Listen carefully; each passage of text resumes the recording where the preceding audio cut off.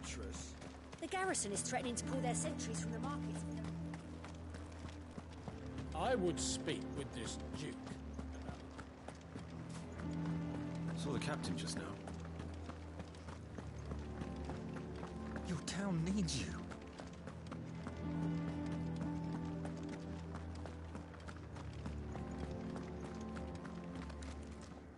Do you have a moment, Clive? What is it? It's the Duke, unsurprisingly. His Eminence has assumed full control of the garrison and put every able-bodied man to work on the fortifications. The town was left all but unguarded, so Philippe was compelled to form a citizens' watch to fill the void. And though my dear boys have been characteristically willing to assist him in this, they want for bodies. So I was wondering if you would lend them your strength, that the people of Northreach might sleep easier, if only for a few nights.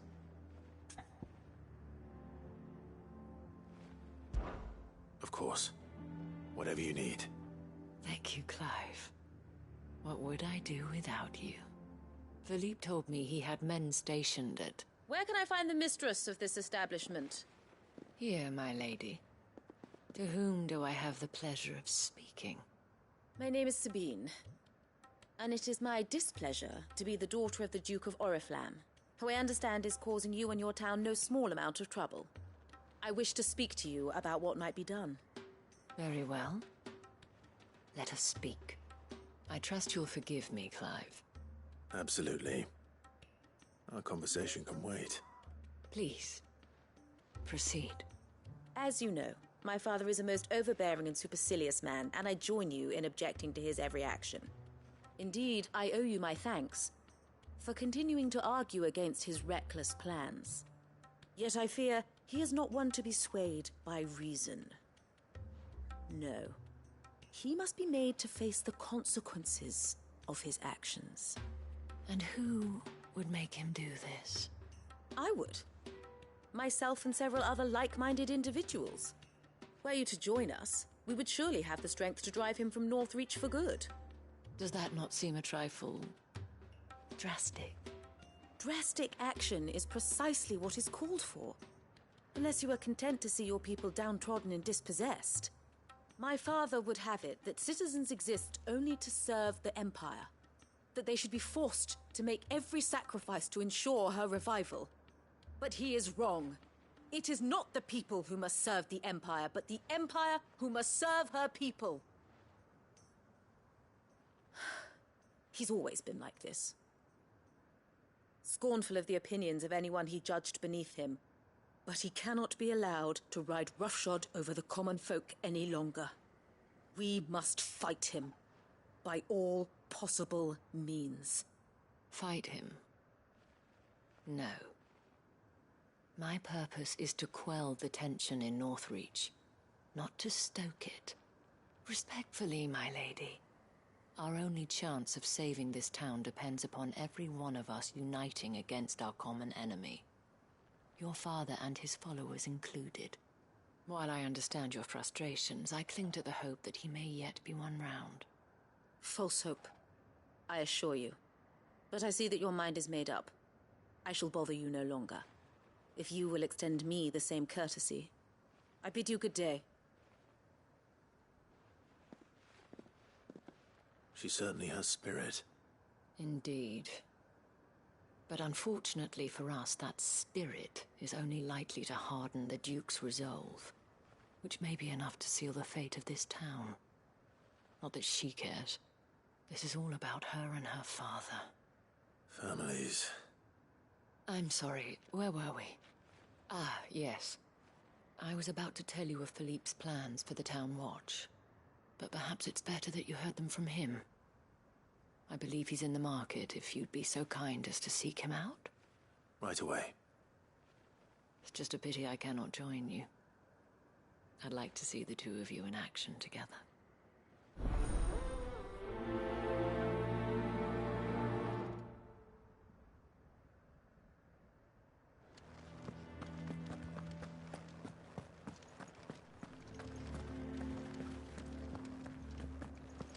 Your town needs you.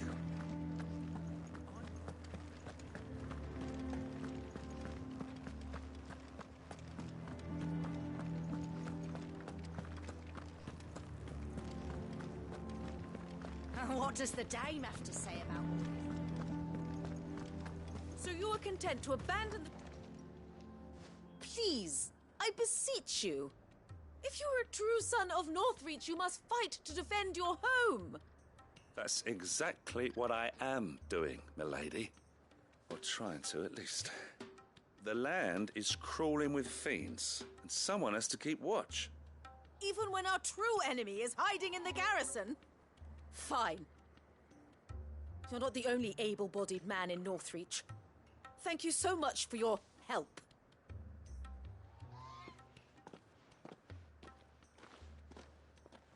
She cornered you too, then? Could hardly get a word in edgeways. Like father, like daughter, eh? She made an uninvited appearance at the Vale earlier, hoping to convince the Dame to join her in fomenting rebellion. I bet that went well. Her ladyship seems to have a way with people. Anyway, what brings you here? Our mutual friend thought you might welcome some help. Oh, she did she? Right as always. In fact, you're just the man. We've had some reports, you see. Sightings of, you know what. They're back. Seems that way. All over, too. We haven't been able to confirm anything yet, but if you're willing, you could go and see what's what.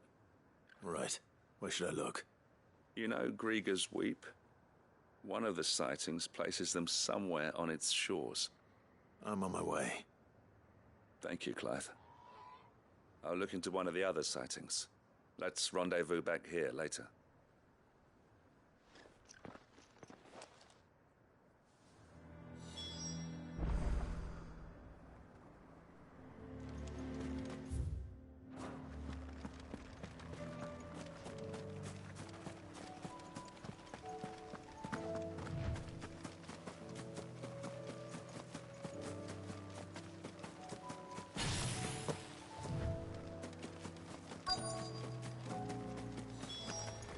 Damn it. The reports were true. I need to stop them before they get to the town.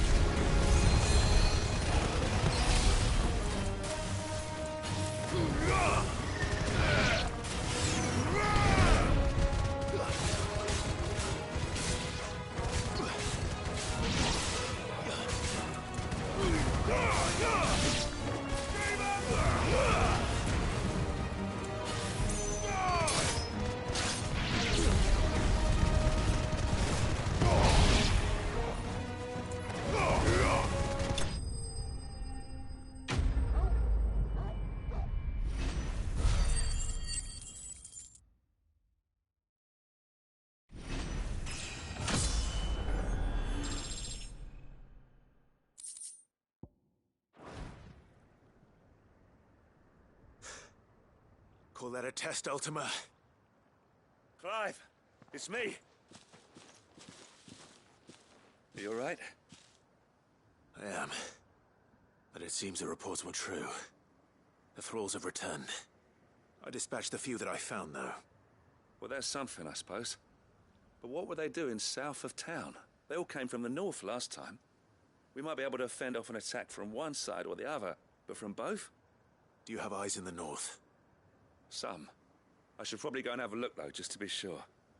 You head back to Northreach. I want you there just in case war breaks out while I'm away.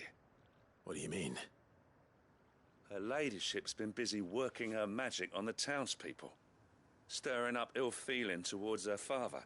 She'll have her marching on the barracks if we're not careful. What? This is exactly what the Dame was afraid of. I'll do what I can to calm things down. Be careful out there, all right? Don't worry, I'm not like you. One sniff of those things and I'm running back to town screaming blue murder.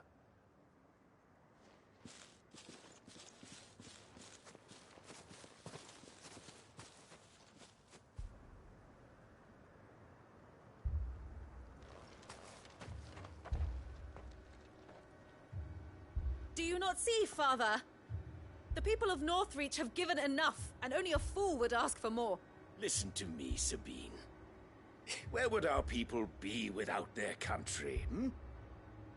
The Empire is their sword and their shield. It is she that ensures they can live without fear.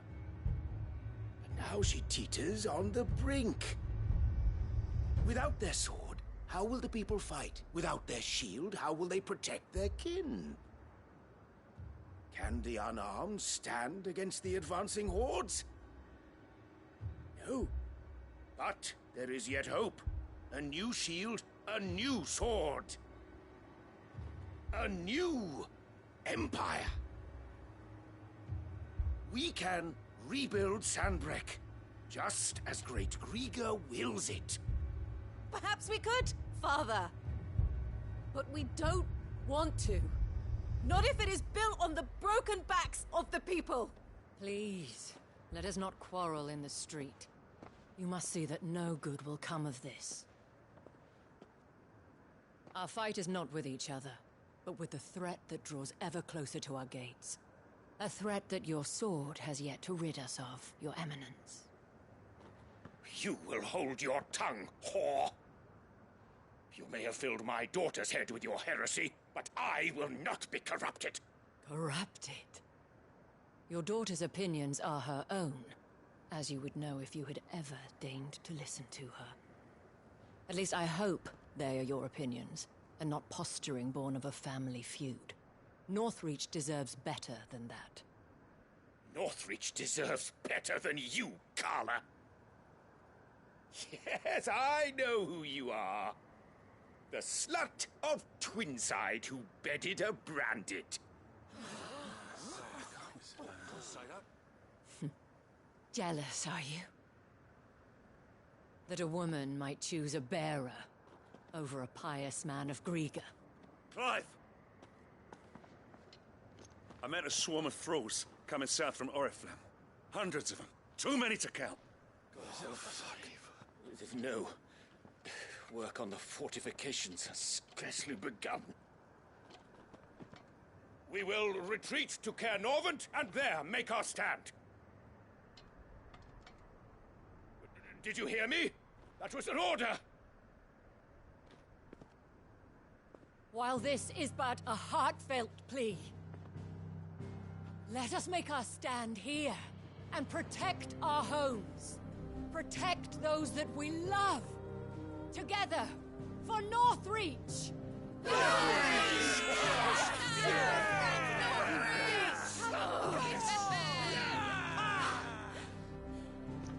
You heard the Dame. What are we waiting for? Pikemen to the gates. Archers to the roofs. Quickly, come on!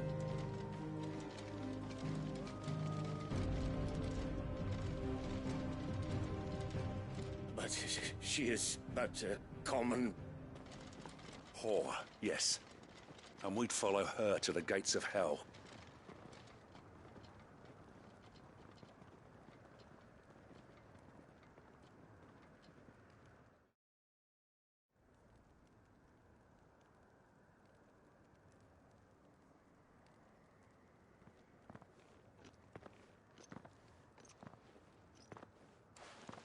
The men have their orders, and they look like following them. I got them spaced out at regular intervals. Whichever direction the thralls strike from, there'll be someone there to meet them. Thank you, Philippe. Rest assured the people will play their part. The herbalist has donated her stock of medicines to me. Should any of your men be injured, take them to the Vale. We'll see to them there. Thank you, milady. I will. I'll play my part too. You still won for numbers. Unlike the enemy. I only hope I can go some way to evening the odds.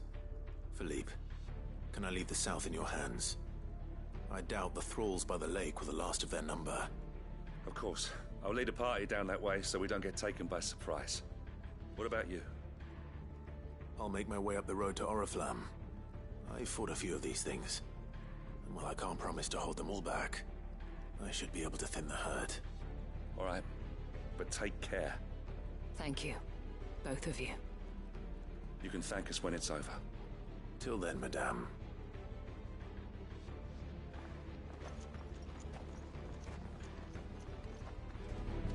When the fight begins.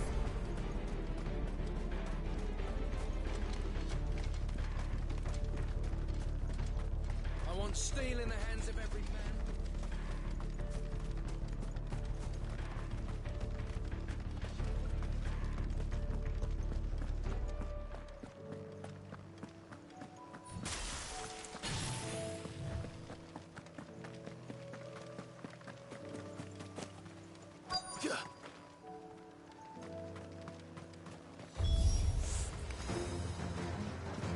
This is more like it. Come on then. Test me.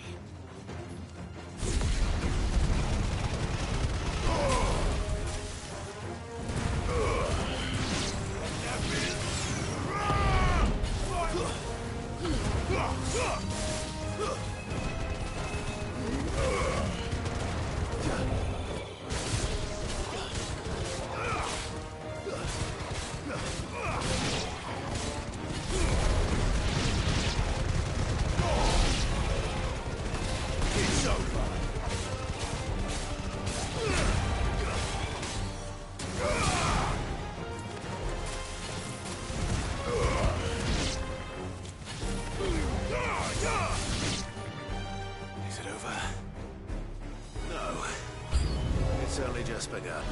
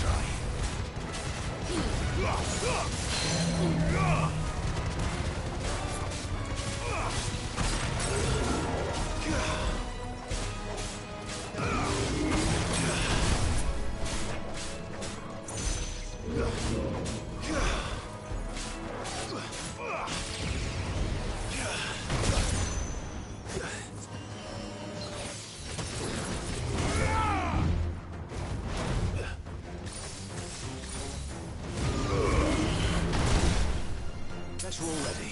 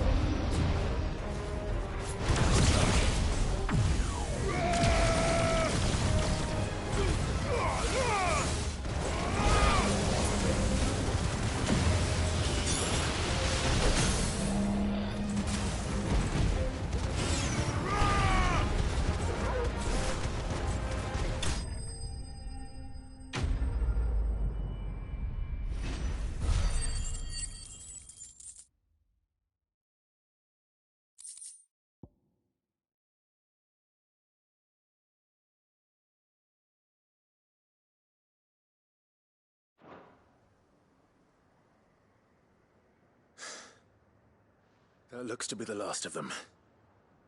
I wonder how the others fared. Better hurry back to town. Come on, Torgal.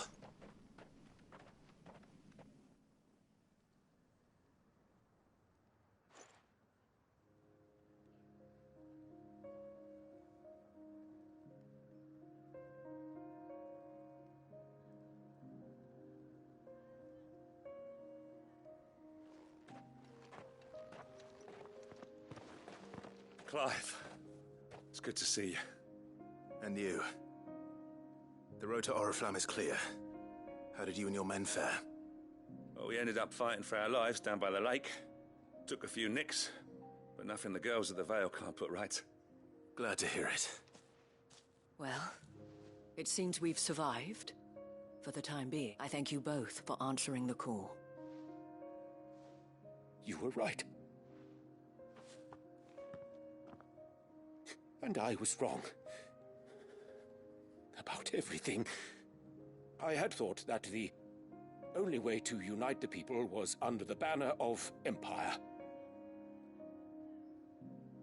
That without a strong hand to guide them, they would drift apart. To be borne hither and yon by the eddying currents of fate. But you brought them together. Not by force, nor by the exercise of goddess-given authority, but by simply being one of them.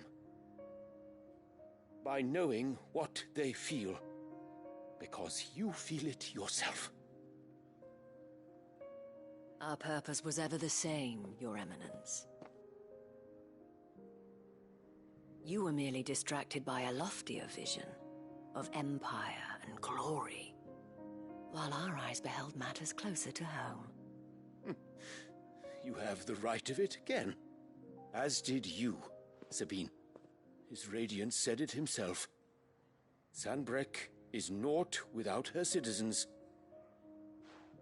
I forgot that, and I am sorry. I'm sorry too, Father. I should never have taken things so far. I only wanted you to understand how the people felt. How I felt. But my anger got the better of me. Do not blame yourself, my dear. This was my doing. I should have listened to you. To all of you. Your Eminence, your Ladyship, I do not doubt that you came here with the best of intentions. But I believe the same could be said of us all. We all want safety, security, prosperity.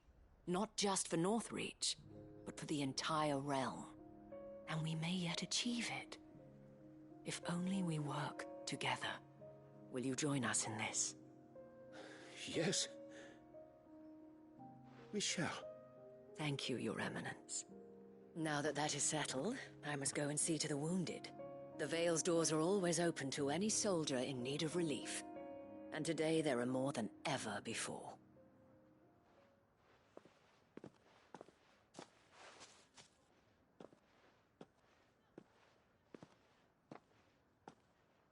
Madame Isabel is a rare soul indeed. In these dark times, I see that it is not men like me who should lead the realm, but women like her. You're right. If only I'd listened to her when I had the chance. Forgive me for saying so, milady, but you still do. The Dame said it herself. We can turn things around. We just have to work together. And that goes for you, too. You're one of us now. One of you? Well said, Captain. Let this be a new beginning. Not only for Sanbreque, but for us. Well, since there's nothing more to be done here, I should see if Isabel needs any help moving the wounded.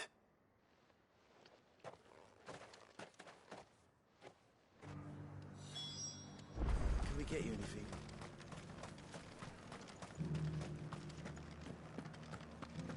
There's no need to worry any longer.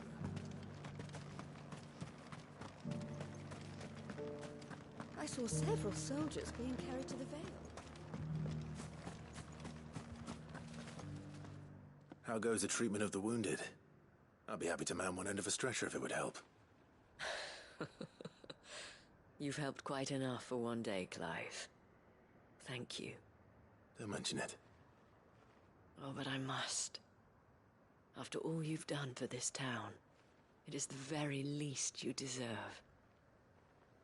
Tell me, if Northreach had fallen, what would you have done? A woman of your means could find a home anywhere in the realm, but I sense you would rather have died here. It's a long story. For you, madame, I have all the time in the world.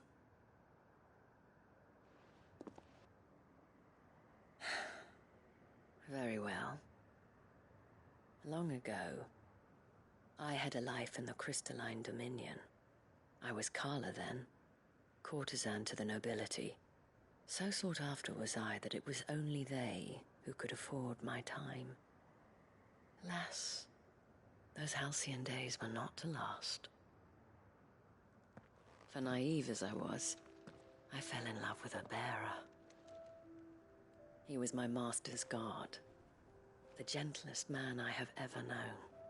After they discovered us together, he was whipped bloody and forbidden from ever looking at me again. And so we fled. Not that we had anywhere to flee to. We wandered, aimless and starving, half dreading, half praying that the next day would be our last. Until we found ourselves here, in Northreach. It was the Vale that took us in, that fed us, clothed us, and healed our hurts. Those that could be healed, at least. My love was already too far gone. He passed away. He did. Not long after we arrived. But at least we were able to share a few moments of peace before the end. It was the greatest gift I have ever received. But the generosity of this town and her people did not end there. The men and women of the Vale supported me through my grief. Shared in it, though I was still a stranger to them. They treated me like a sister. And so I swore that I would always do the same. That I would return the kindness that Northreach showed me. That I would repay my debt to the Vale.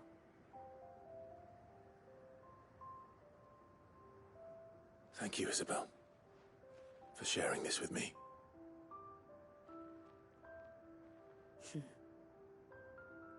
You're a lot like him, you know. Perhaps that is why I have such a soft spot for you. Never stop fighting, Clive. And I shan't either.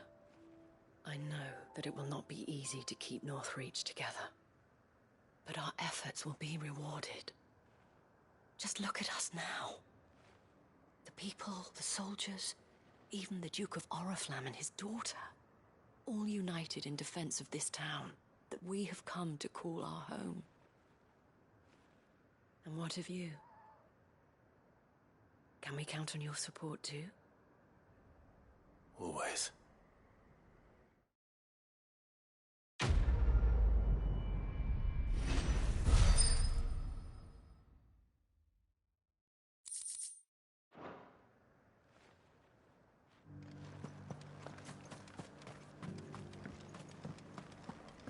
I saw several soldiers being carried to the Vale.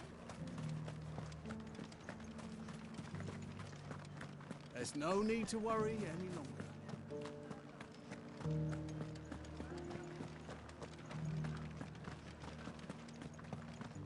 Will you lend me a hand? They're still injured in the markets.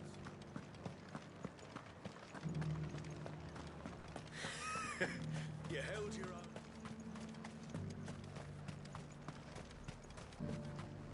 Do you see anything you like? An excellent choice. Come back again.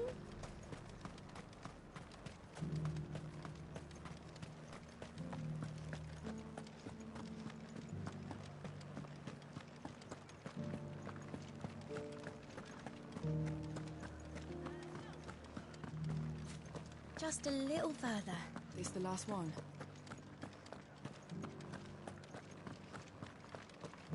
We have brought Northreach together. Now the fight begins to keep her together. For if this town is to survive, we must all play our part. Including you, Clive.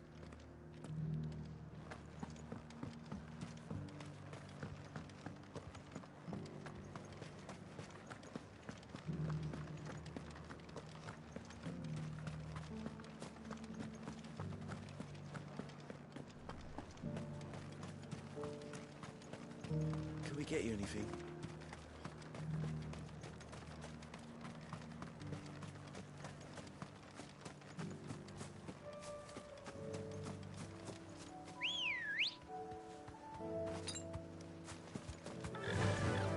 Run like the wind.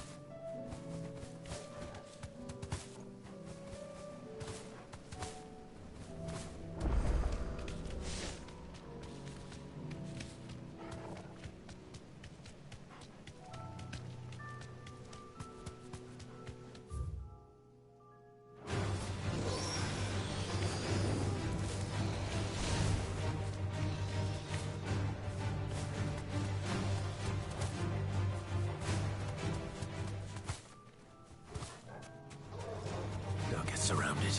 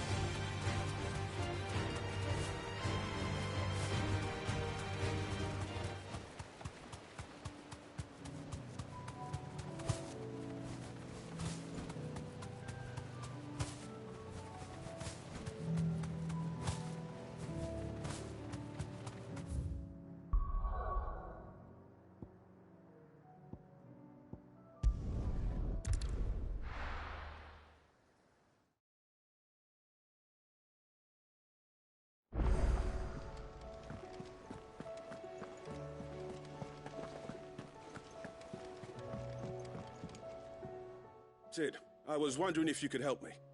It depends what with. A bearer, but recently freed from his bonds, is keen to join the Curse Breakers. As you know, the work we do is not easy, which is why we test every volunteer's suitability. I was hoping you could oversee this one's evaluation. I was wondering where it was. Why this one? Because he wants to be a scout. Our ranks are filled with men and women capable of breaking chains and putting slavers to the sword. But scouting, we're few with the nose for that, which is why we still rely so heavily on Gav. And since he accompanies you on so many of your missions, I thought you might be better placed to recognize the traits in him that we should look for in those who'd fill his boots. Sounds reasonable. So you happy to oversee the boys' test, then? One can never have too many scouts. Truer words, Sid. I'll let the initiate know that you'll be attending his trial, and that he is to proceed directly to Northreach in readiness. No time like the present, eh? No time like the present. I'll await you there.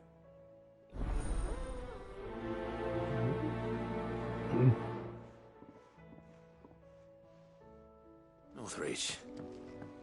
I don't suppose they could have chosen somewhere closer.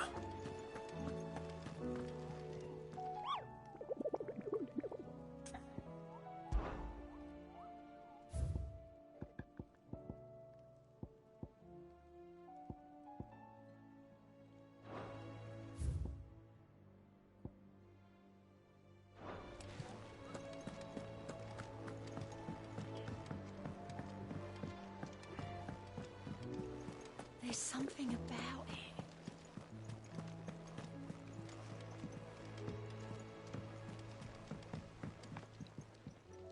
Ah, Clive.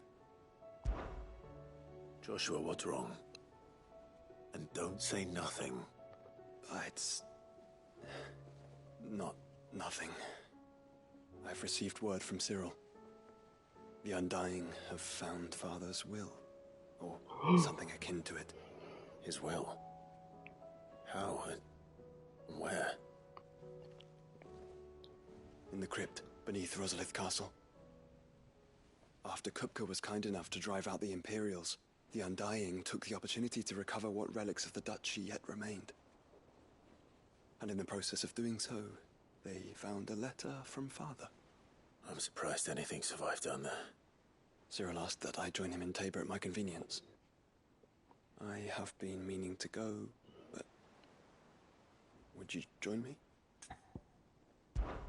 Of course. I want to know what's in that letter as much as you do. Very well. I'm ready to leave when you are.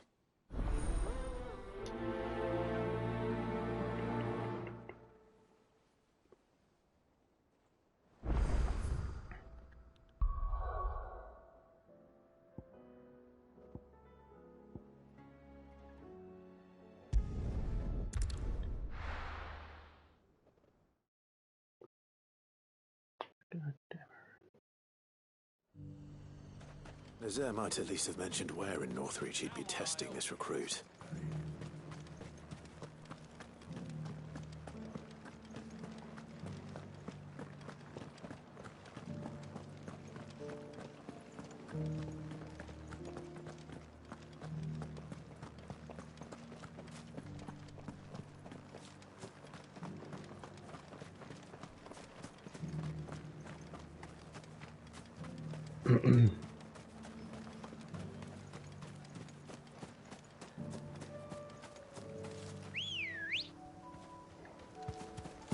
Ready, go?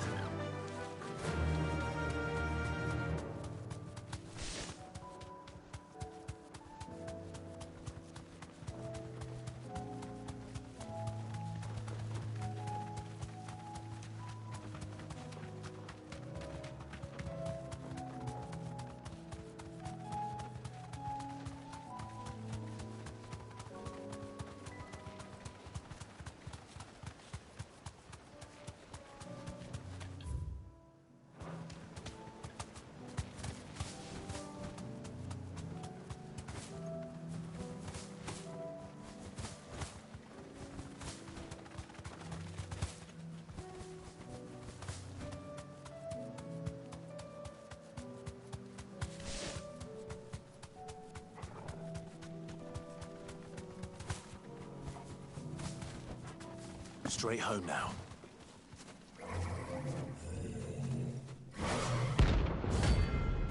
Not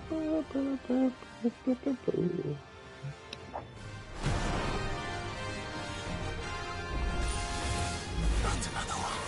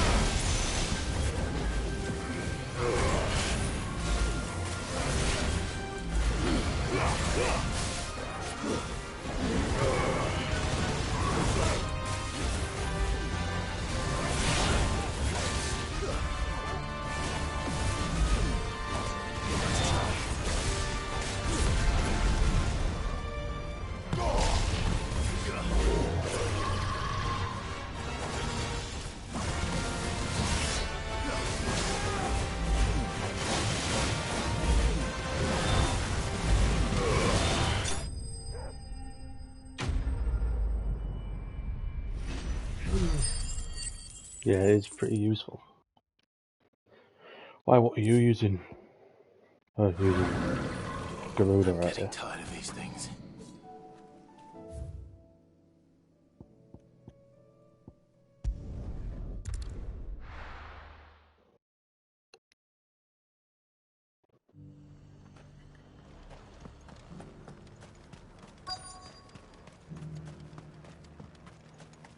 I'm nervous. Is it alright to be nervous? Fine, I was gonna do this first, but I guess I'll go get the motherfucking sword.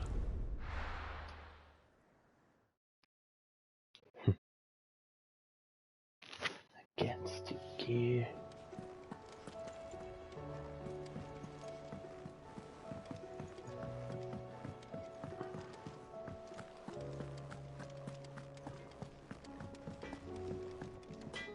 So what do I owe the honor?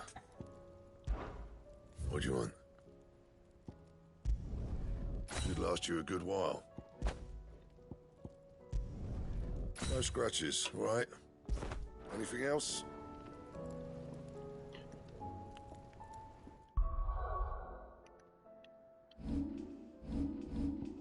I'm surprised they're in a trophy for making this one rather than the goddamn ring.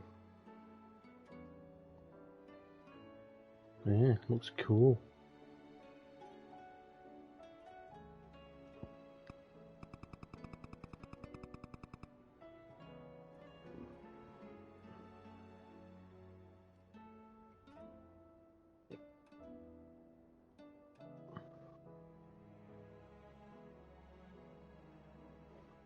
Basically a crystal with some blight juice on it, isn't it?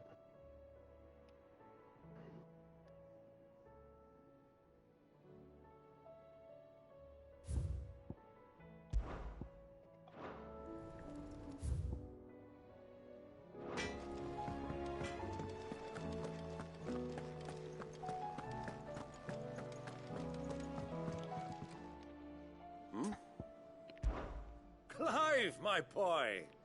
Rutherford informs me that we owe you our thanks. Hadn't intended for you to get involved, but such are the times we live in, huh? I would have done the same for anyone else. Yeah, You're that's what I far said. too modest, Clive. You'd make a terrible nobleman. But tell me, Is the realm truly in as dire a state as Rutherford suggests? Is it From noticeably what I better? saw, you were right to be worried. I suppose I should have expected the worst. But I was rather hoping the great and good of the realm might have things a little more under control. Alas, it seems that firm leadership is in short supply these days, and without it, the people are bound to lose their way. We must move quickly. But where do we start? True, the challenges that face us are many. But in my estimation, there are two key areas to be addressed before any other. The realm's armies and her larders. As you've seen firsthand, it's every man and woman for themselves out there. Certain cities have banded together to try and maintain some semblance of order, yes? But such cases are few and far between. You better one-shot And yet, everything. the only remedy for the chaos that faces us is unity. Like A Steiner's unity that ultimate weapon. transcends even the borders laid down by our ancestors. In short, if Storm does not stand together, she will fall apart. But how would one even begin to unite the realm? The armies, my boy. As I told you already, we begin by restoring order among the ranks of those sworn to maintain it. Sadly, I doubt I could convince even the lowliest gaggle of privates to dig a latrine together. But I do know someone the High Commanders have been known to listen to Yeah, on occasion. sure, I believe that. Field Marshal Eugen Havel. I thought he was retired. He was, until an Akashic army tore through Randalar and killed most of the rank and file. There is no man alive more capable. Literally. And as luck would have it, I've already spoken with him on the matter. Of course you have. And he's agreed to help. On one condition. That he first speaks with you personally. Havel has always been a man of frustratingly rigid principle. No, And he they has did put certain iconic qualms bonus about damages clasping for him. arms with, well, with an outlaw. I extolled your many virtues as best I could, of course, but the old goat was adamant that he be allowed to appraise you in person. You don't mind, do you, my boy? Of course not. As long as chaos reigns, we will never build a better world. I'll do whatever it takes. And if the Field Marshal wishes to speak with me in person, then so be it. That's the spirit. I'll leave for Randalar at once. Would you send a Stolas? Of course. Rutherford is already in the Dalmekian capital. I'll have him tell Havel to expect you forthwith. Excellent. Thank you, Uncle. No, thank you, Clive.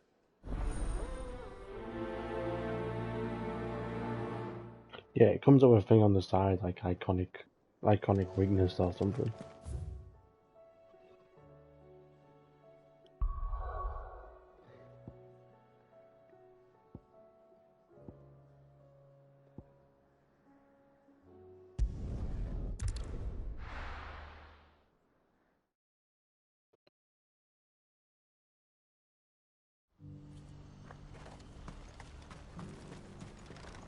Well met.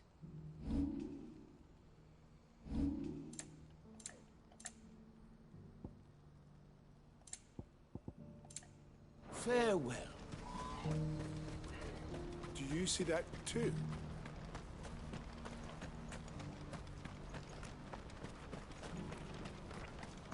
Papa?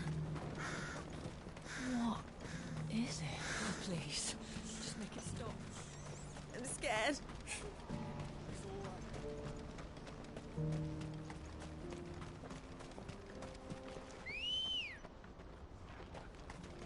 Good girl.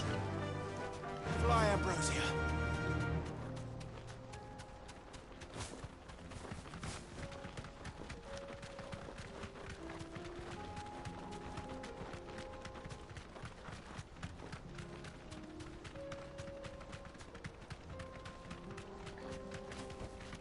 Straight home now.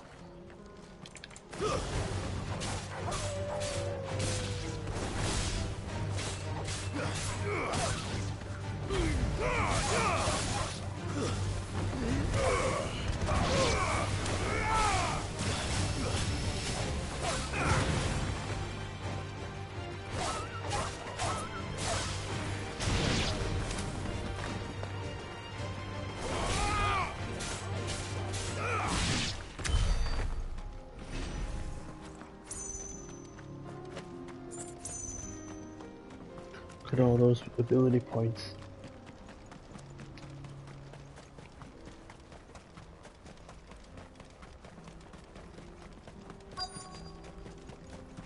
It can't be Rutherford, can it?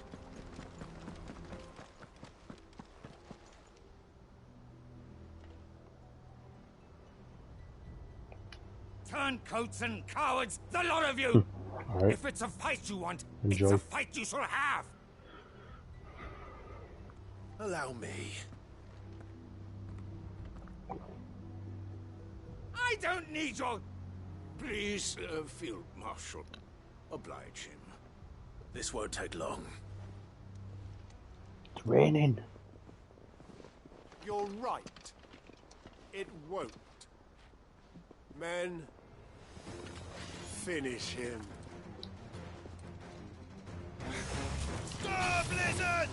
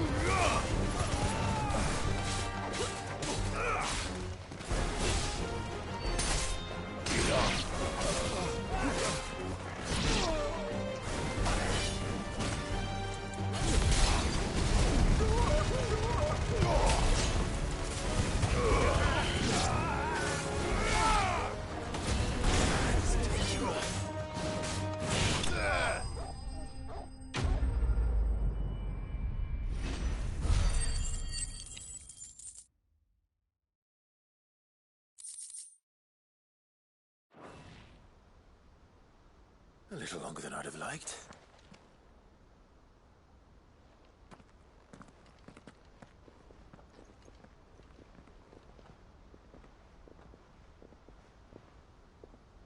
Field Marshal Havel, I presume. Are either of you injured?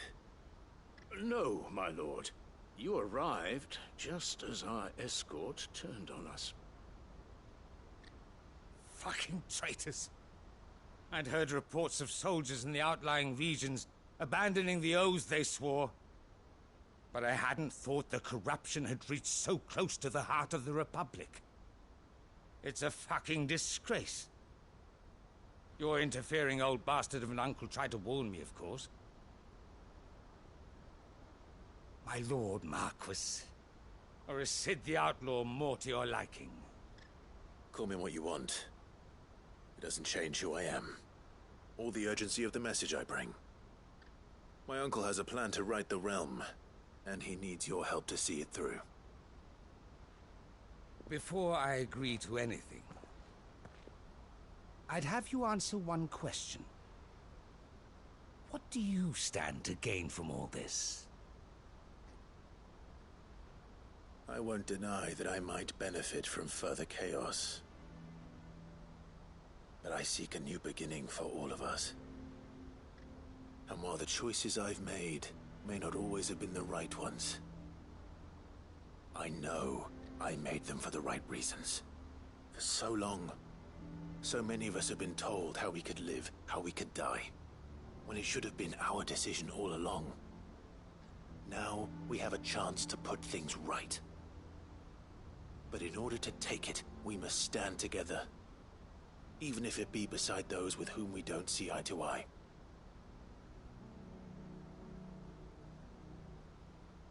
Certainly not the words I expected from an outlaw.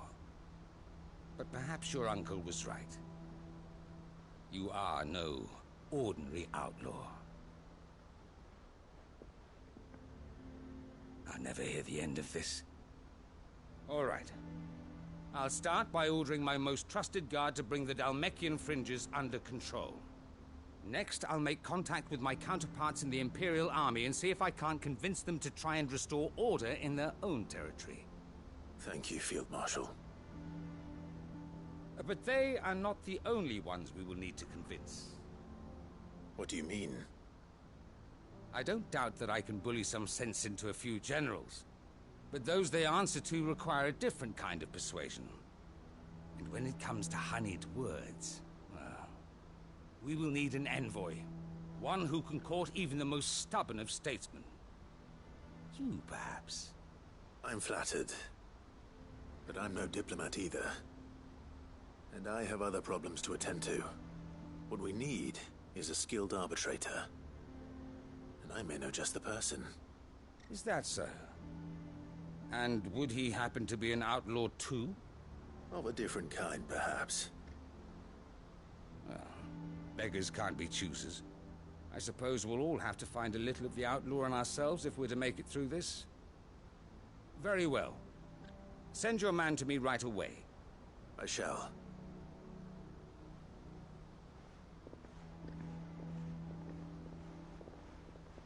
My Lord Marquis. Your Lord Uncle bade me escort the Field Marshal to his manor in Port Isolde. And I will see that my associate joins you there. Very good, my lord.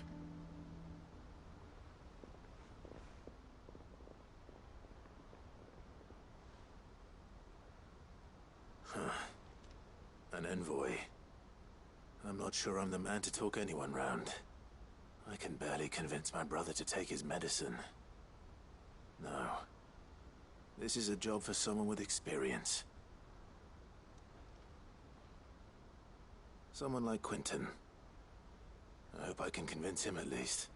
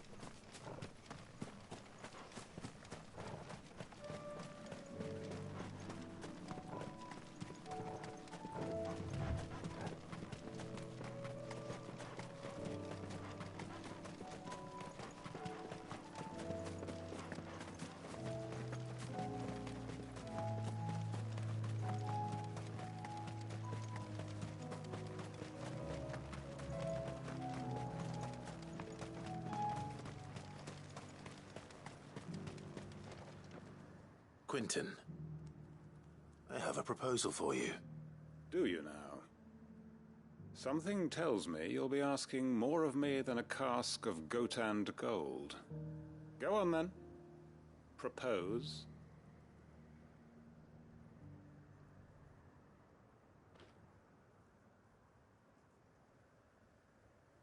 You'd have me convince the chiefs and chamberlains of the realm that they should simply swallow their pride and do the one thing that has proved impossible for thousands of years. Was there anything else? Perhaps I can fetch you a meat pie as well. I know it's a lot to ask, but I can think of none better suited to the role. And you'd have me give up what little I have left to do it. I told you, Clive. The people of Lostwing are my family, and I cannot abandon them. You'll have to find someone else. I'm sorry to hear that. So am I. And why might that be? What he's asking. How's it any different to what you've done so far? They want you to speak for those who can't speak for themselves. That's what you do best. If it's the vineyard you're worried about, we'll see that the grapes are picked and the tons filled. You know we will. It's not that. Then what is it? You said yourself we're family. Don't you trust us? You know that's not what I'm... Then what are you saying? That only we are worth saving? Why turn your back on everyone else? You convinced us we could build new lives for ourselves, and if you can do that, who's to say you couldn't convince the entire realm? A stirring argument. I fear that any rejoinder I make might fall somewhat flat by comparison. So you'll join us? Where do you need me? Field Marshal Havel will want to speak with you in person. He's currently in Port Isolde. I can arrange for a party of Cursebreakers to accompany you there. That would be very much appreciated. I hear the roads are far from safe these days. Hopefully not for long. My uncle will want to know that his plan is taking shape.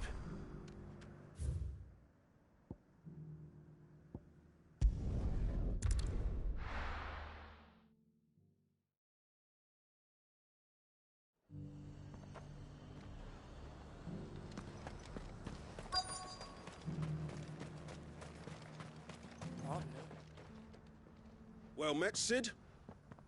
This is the Initiate. Ember, present yourself. At your service, Master. Please, just Sid. There are no masters here. Your life is your own.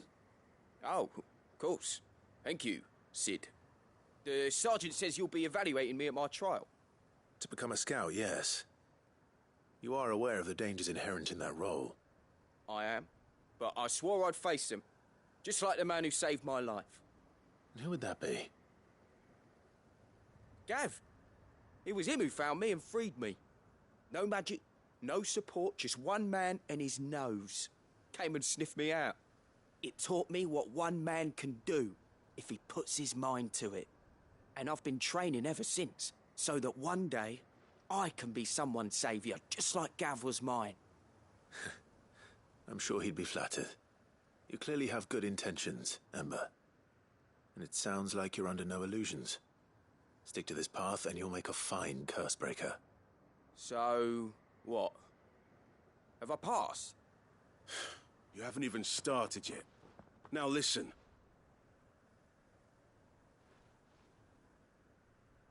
Not far from here is an Imperial lookout, Eastwatch. The guards there record all their sightings in a logbook. You are to find it and bring it here. And bring it here, right. Anything else? No. Sneaking into a heavily guarded Imperial outpost and stealing the logbook would be quite sufficient. You'll need to assess the situation, determine a point of entry, create a distraction and effect an escape, all without being discovered and thrown into an Imperial oubliette. Ember, Gav isn't our best scout because he can do everything. It's essential that you know your limits. Know my limits, right. I won't let you down.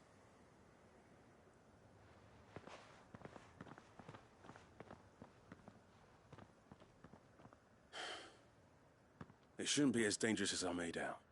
But keep a weather eye on him all the same, would you? On my way. All right, Ember. Impress me. Come on.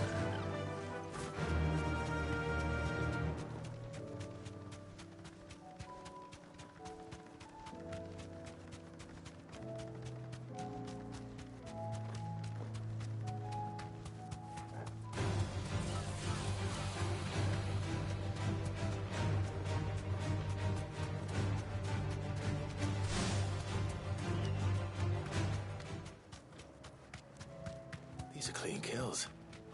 Perhaps young Ember really is ready. Or maybe not.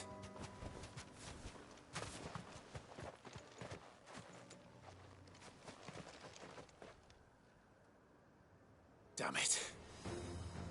Ember, draw your sword! I can't! Then run! If you want him, you'll have to go through me.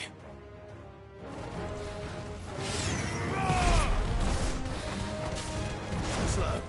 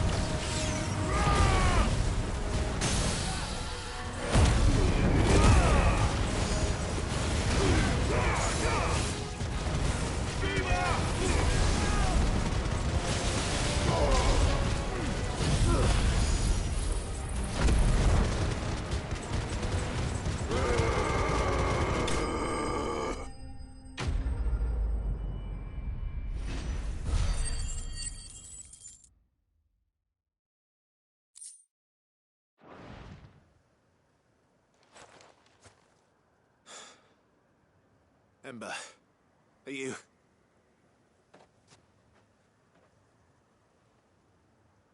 Gone. Of course. Scouts really are a rare breed. Back to Northreach it is, then.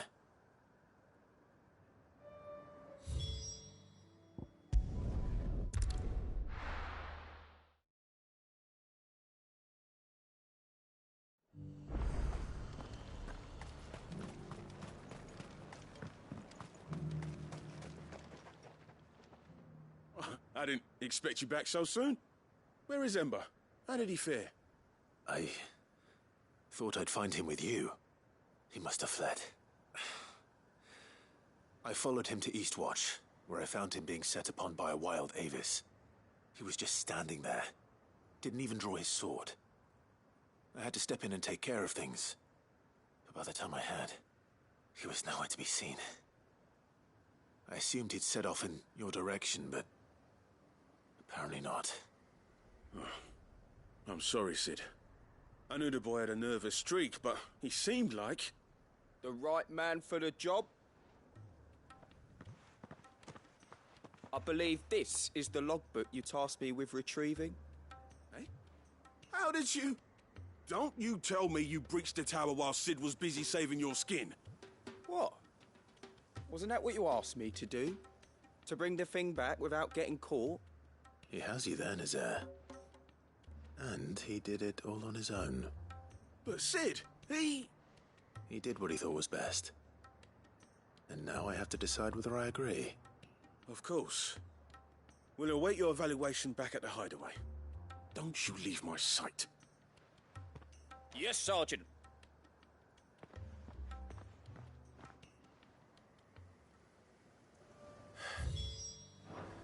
This won't be an easy decision.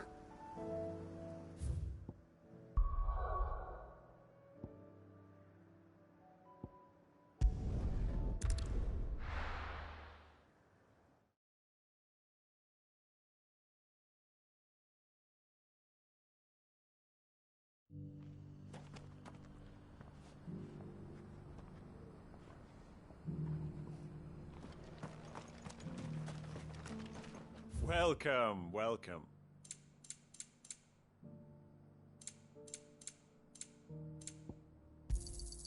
Of course. Take care.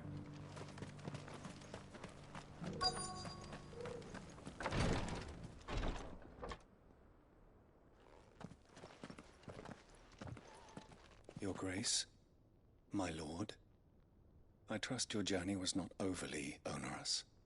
Cyril, you found a letter from Father? Yes, I have it here.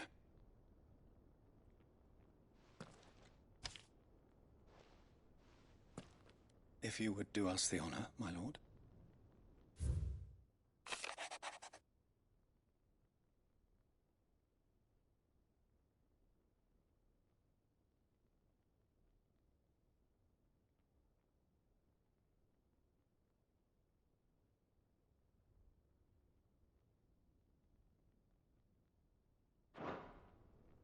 An inheritance. It would seem the late Archduke penned this missive shortly before his passing. The day before we left for Phoenix Gate. What are these plans he spoke of? His plans for the duchy, Your Grace. Your father entrusted them to my predecessor, the former bearer of the Burning Quill, who entrusted them in turn to me. The complete emancipation of bearers is their stated aim. But your father's dream did not end there. His Grace also spoke of building hospices to care for those stricken by the curse, and the founding of a new university to further the development of non-magical technologies. With the blight spreading ever more widely across the twins, Archduke Elwyn saw this as the only means of securing Rosaria's survival. He wished to see men and bearers treated as equals. To see centuries of common wisdom overturned. Small wonder he did not think it achievable within his lifetime. But he thought it achievable nonetheless. Had he not, he would never have written this message. Nor would he have entrusted his vision to his most faithful aides, those who would have stood with you, shielded you from the machinations of the less benevolent personages at court. It's a pity only they are still with us. 'Tis true that those most loyal to your father were the first to suffer the Duchess's wrath. But one at least remains, and she has come bearing gifts. What do you mean? Mayhap it is better that she explain, my lord. After all, the duties entrusted to me by my predecessor extended only to recovering His Grace's will and arranging a meeting with the one who might execute it, or a part of it at least. And where is this woman? She awaits you in the archive, Your Grace. Thank you, Cyril. Shall we then?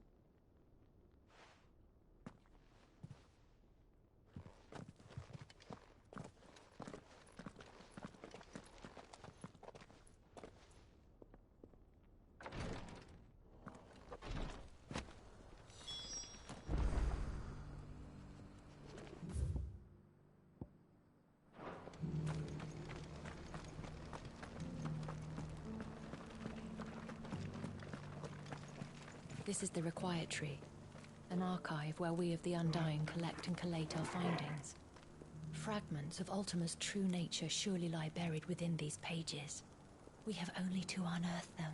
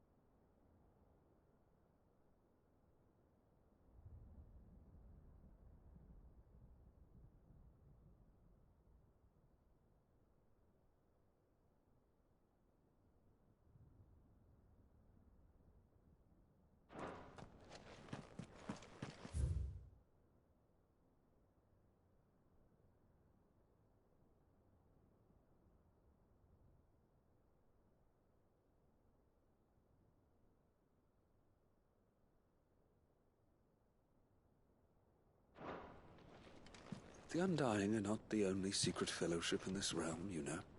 There are others, each working for their own ends. Why, not so very long ago, a society committed to discovering how one might cast magics without a catalyst was found to be operating throughout Valisthea. They were denounced as heretics, rooted out, and driven from our shores, never to be seen again.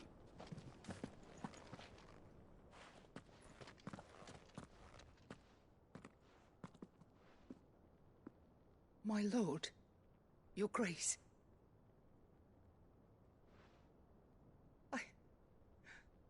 I hardly recognize you.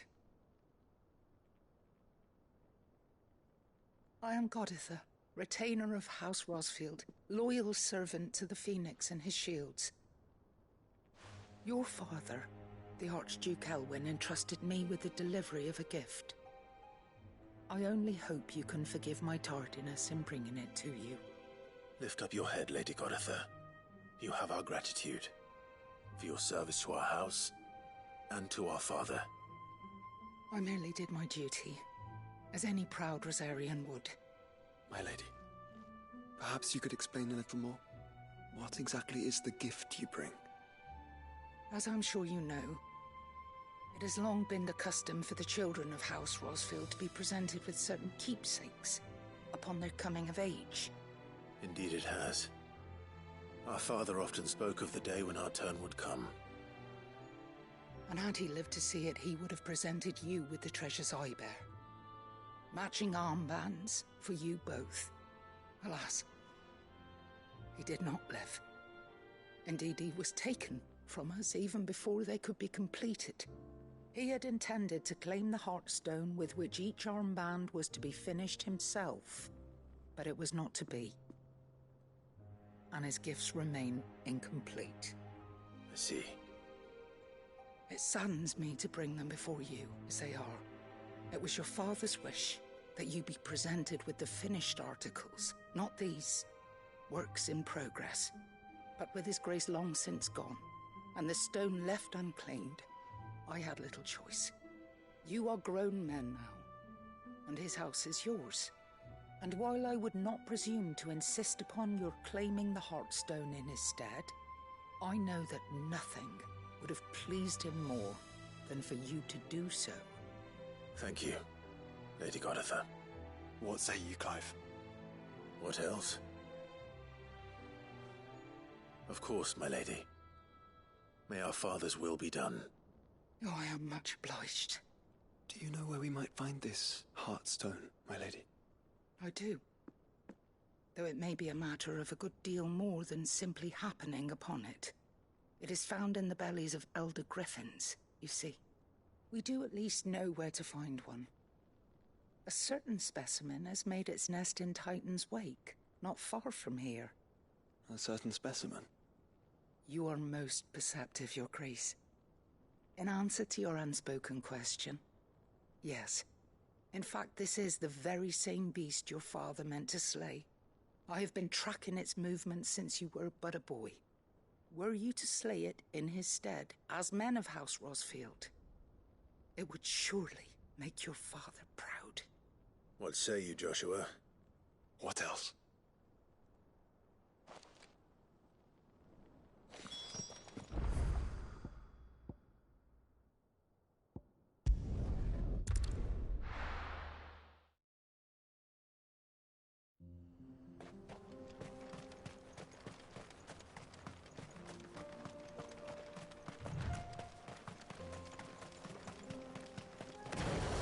Eyes peeled, Joshua.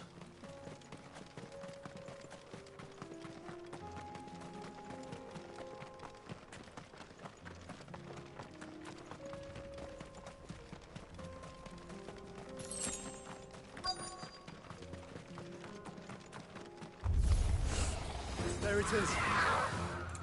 The House Rosfield.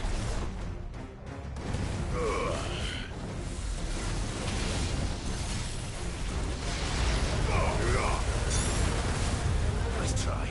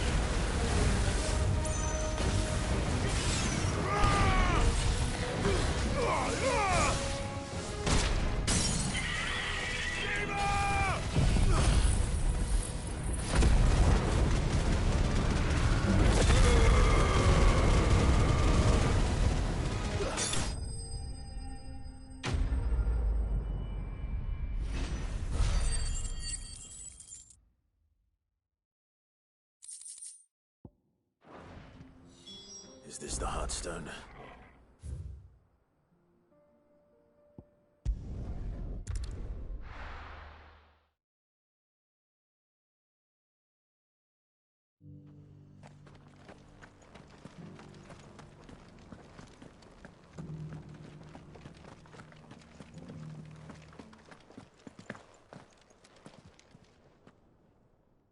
Thank the Founder you were safe. The Griffin is slain then? And the Heartstone claimed.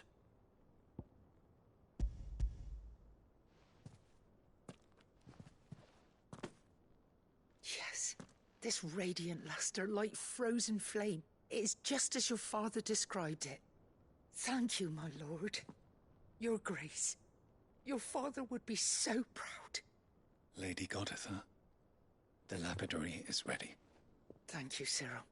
I will be with him shortly. If you would excuse me, I shall have the stone cut and set forthwith.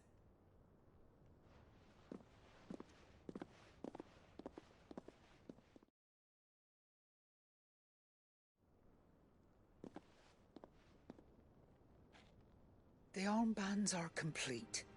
Pray, take them. They are yours, after all. Heartstone is harder and more enduring than garnet, or even ruby. It symbolizes unwavering will and devotion, and the graven vines encircling the stone represent the unbreakable bonds between you. It's a message. Father knew we had enemies both inside and outside the duchy. Enemies who would thwart his vision. Only with unwavering devotion would it ever be realized. And only if we stood together, as Phoenix and Shield, as brothers in arms.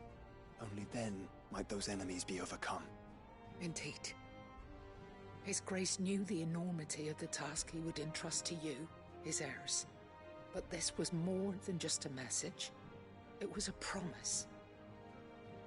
That he would always be with you. Thank you, Lady Goditha, for remaining the steadfast custodian of our father's will. Forgive me, my lady, but there is something I don't quite understand.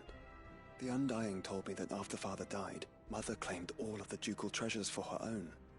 Even if the armbands were incomplete, she would surely not have overlooked them. So, how were you able to keep them from her? Because I was the keeper of the vault. Though I was but a lowly servant, your father spoke to me of his intentions for the bands, of the deep love he had for both of you, and his hopes for your future. In the days before the disaster at Phoenix Gate, I discovered that the Duchess had ordered her jewelry be sent away from the castle. It was then that I knew she meant to betray us. I tried to warn your father, but it was too late.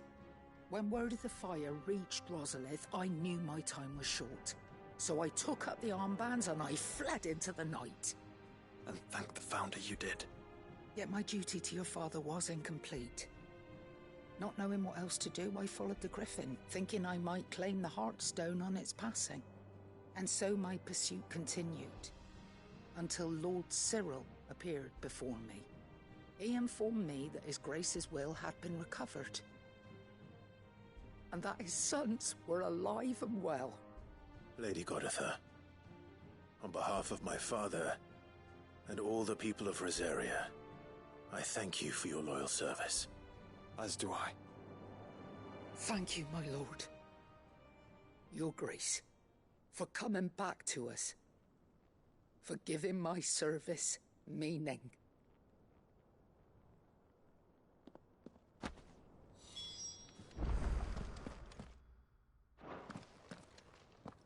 The bands suit you well. It must be gratifying to finally receive the inheritance that was denied you for so long. It is. And we thank you for the part you played, Cyril. If you would permit me to play my part a little longer, might I suggest that you make your way to your father's memorial atop Hawk's Cry Cliff? Let him see that you have received his blessing, and that his vision lives on in you. I suppose it would be churlish not to. What do you say, Clive? Should we pay Father a visit? I think we should. I was hoping to be able to offer him my thanks before we left for Origin. Your father's helm is enshrined there. It has been since the day we recovered it from Phoenix Gate. I prithee claim it, for it too is a part of your inheritance, and I do not doubt that your father would prefer it in your hands than perched upon some lonely rock.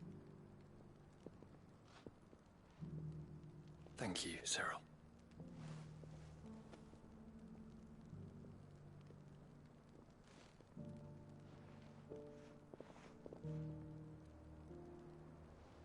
Come on, Clive. He's waiting.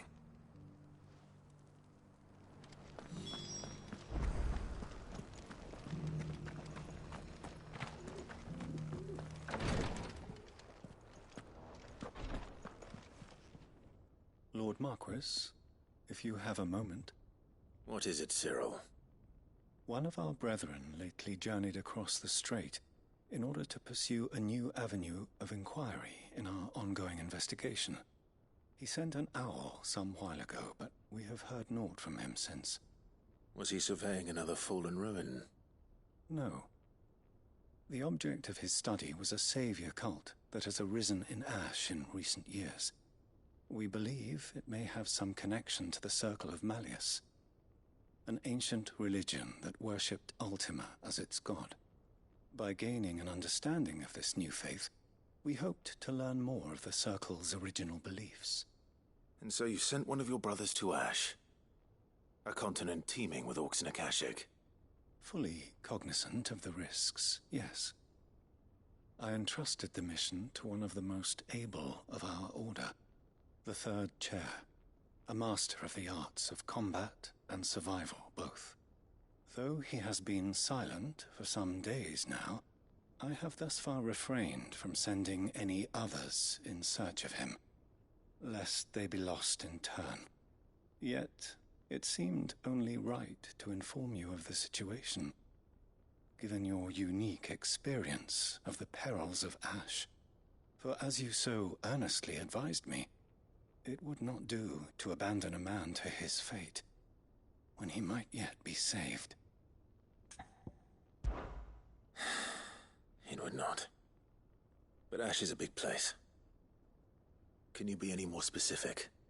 Perhaps.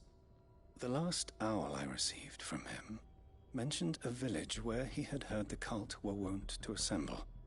Mickleburg was its name. It lies in the southern reaches of Waloed. If aught ill befell him, I expect it did so there. All right. I'll see what I can do. You are much too kind, my lord. Go then, with my hopes, and may the Firebird's flame ever burn in your heart.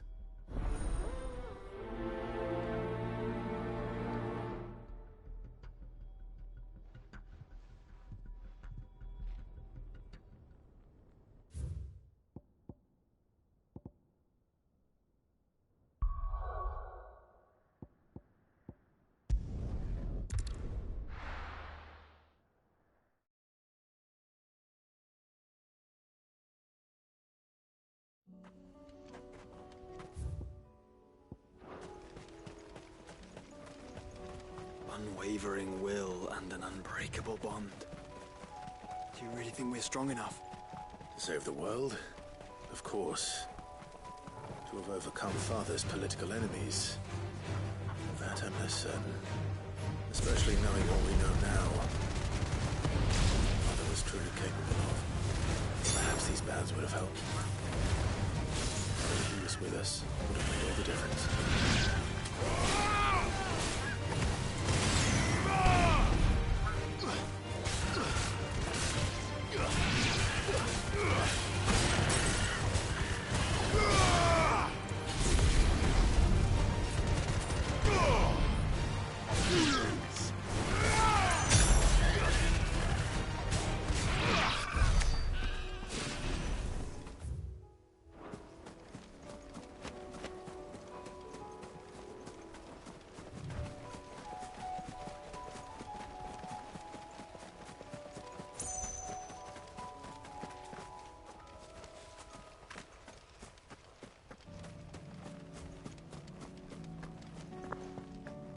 He's just back there.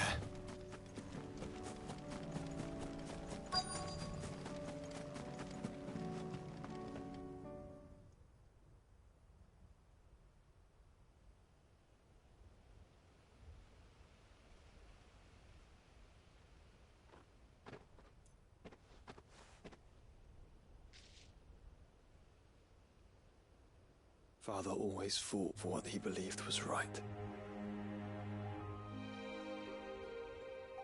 It wasn't until that night at Phoenix Gate that I realized I had never fought for anything. I always had someone else to do the fighting for me.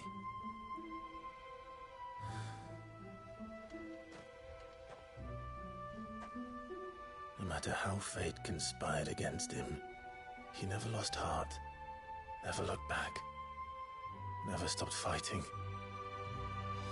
To me, he was the greatest of men.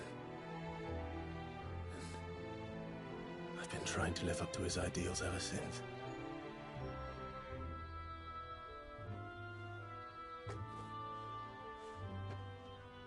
We all have, Clive. We all have. And we'll keep trying. Because that's what he would have wanted.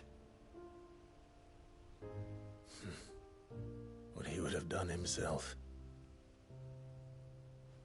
Even if it meant standing against the very gods in the heavens. I shall be borrowing this, Father, if I may. That you might watch over us as we follow in your footsteps.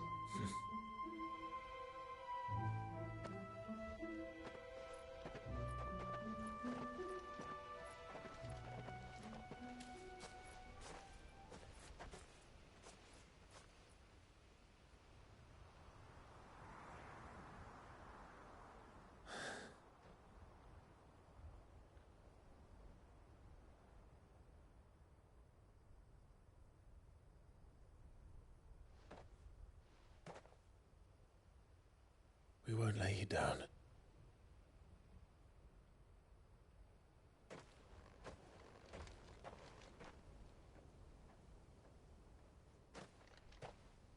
Onward then. Onward. To the end. And to a new beginning.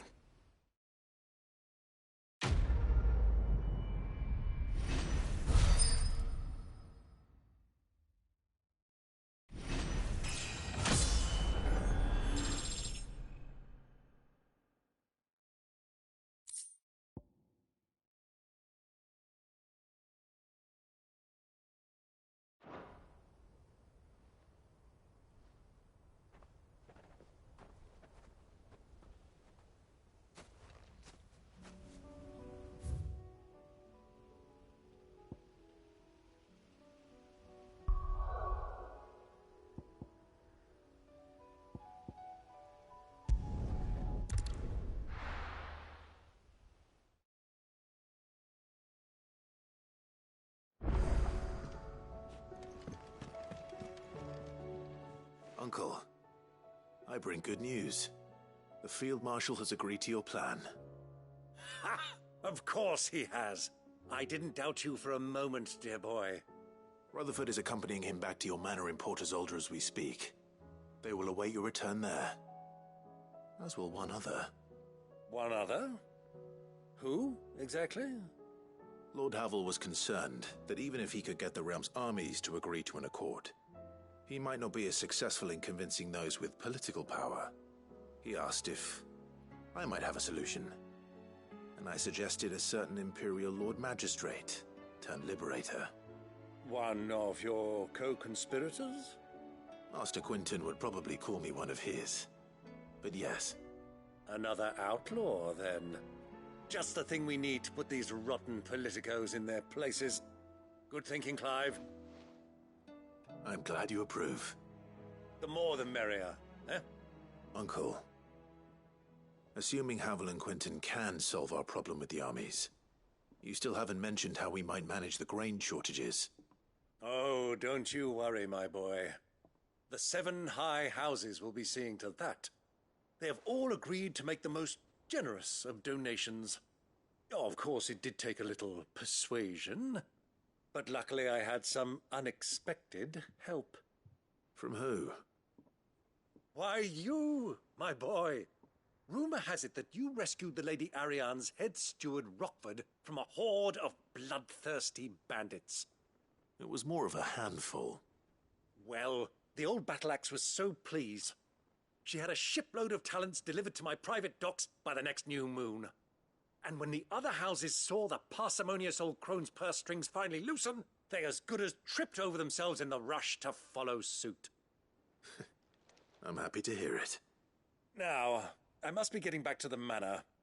Join us there at your earliest convenience, would you? Of course, Uncle.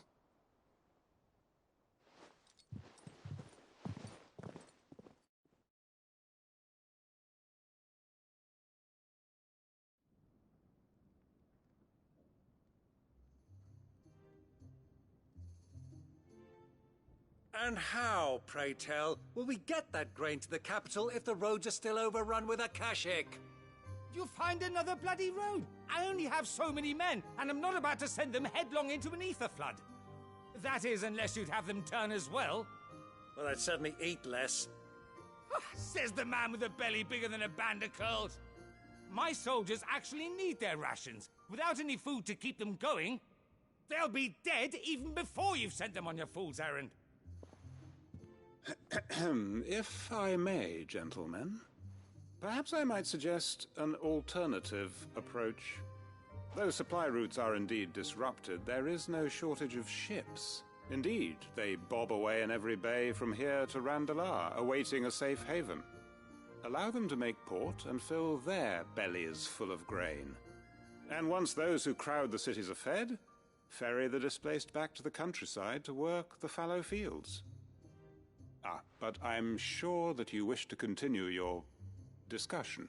Forgive the interruption. 2 such firm friends as yourselves need no help from the likes of me. Rutherford spoke fondly of the great bond between you. Us? Friends? I can't stand the man! Clive, I'm beginning to question the quality of the company you keep. And what kind of company were you expecting him to keep? The man's a criminal! Criminal? How dare you? You are not fit to breathe the same air as this fine, upstanding young gentleman. Upstanding? He calls himself Sid the Bloody Outlaw! Once more onto the breach.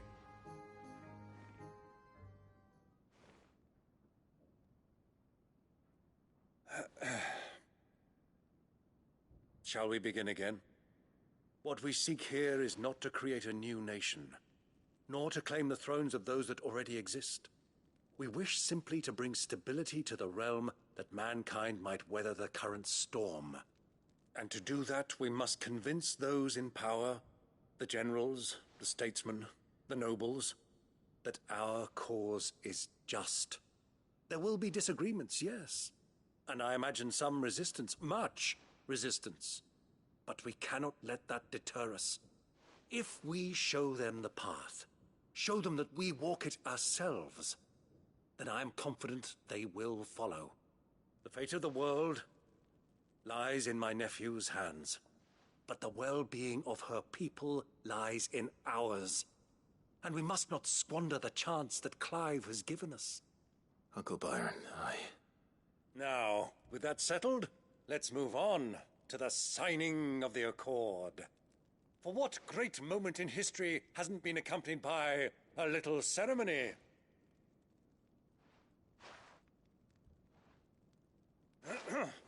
Citizens of Valisthea, I present to you the Triunity. Rutherford, Mike Will.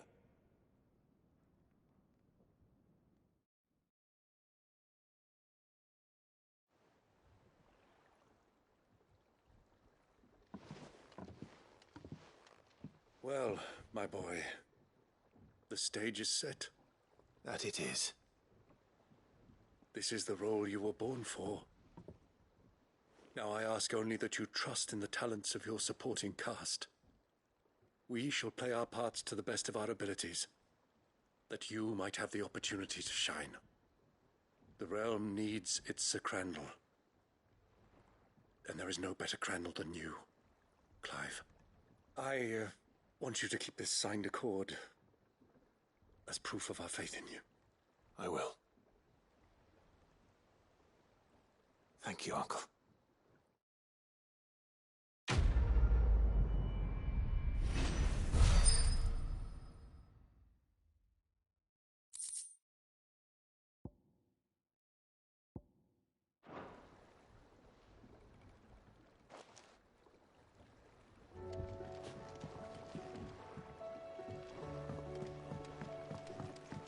What do you think that thing is? And how the hell is Sid gonna do it?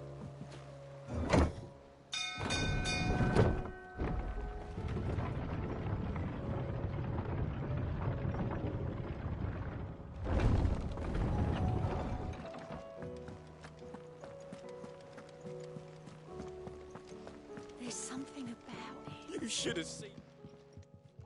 Welcome back, Sid. Welcome back, Sid. Yes. Welcome back. Trip wasn't too much of a pain in the arse, I hope. Truth be told, it was me who suggested roping you in to help with the trial. But from what I hear, things didn't go quite as planned. No, they most certainly did not. Ember lost his nerve in the face of a beast of prey, but he didn't lose heart. He pressed on, and he achieved his aim. And is that not what we ask of our scouts? Indeed it is. Thank you for your honest appraisal, Sid. The fact remains, however, that Ember will not always have a battle-hardened warrior on hand to pluck him from the jaws of peril. All I have gleaned from this trial is that without someone watching his back, Ember is little more than a liability. Wait, Sergeant. Ember still has much to learn, it's true. And this time he was found wanting. But I'd say he's due a second chance, nonetheless. After all, he did do as you asked. With a bit of hard work, any hand can be made to hold a blade, and any mind can conquer its fears. But a scout's nose is different. You've either got one, or you ain't. And by sniffing out that log, young Ember here has shown he has a conk and a half. Wouldn't do to waste it now, would it? Fine. One more chance. I'll do whatever you ask. I'll spend my days and nights in the pit if I have to. I'll show you. Just you wait. Daft as a brush, that one. But his heart's in the right place. Just like someone else we know. And if you ask me, we've been leaning on him for far too long. About time the Cursebreakers took some of the weight off his shoulders, I reckon. It couldn't hurt. Just don't tell Gav I said so, will you? I won't have him thinking he's been hard done by. Next thing you know, he'll be asking for a day off. Chance would be a fine thing. Back to work. Forgive me, Sid. This did not play out as I expected. Things really do these days. But that's why we need men like Ember more than ever. Men who can make the best out of a bad situation. Remember that. I will, Sid. Thank you.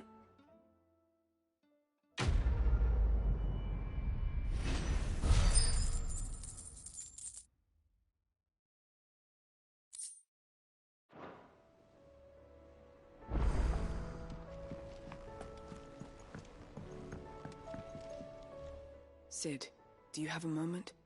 By all means. It's my old master. Seems there's no escaping her. She found some way to send me a letter. And something else. Records from a Waluda prison. Seems they were keeping a lot of bearers there. How did she come by such a thing? Finding bearers always was her strong point. And it seems the cells of Balmung Dark are full of them. Foreign captives, the masterless. Bearers no one would miss.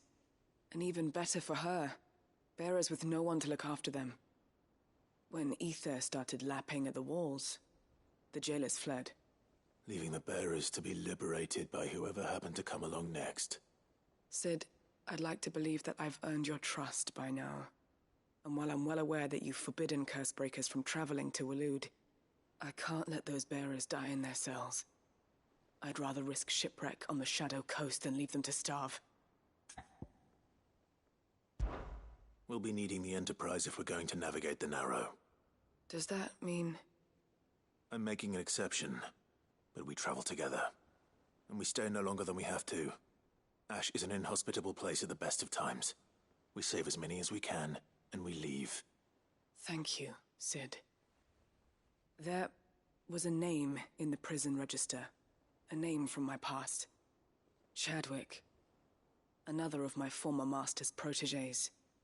A gifted soldier, and the closest thing I had to family. The thought of him held captive in that place. He must be very important to you. He was. Is. Then we find him. The entrance to the prison lies in the shadow of Ravenwit Walls, just beyond the portcullis. We should head there as quickly as we can. I only pray there are still bearers alive to save. As do I, Doris.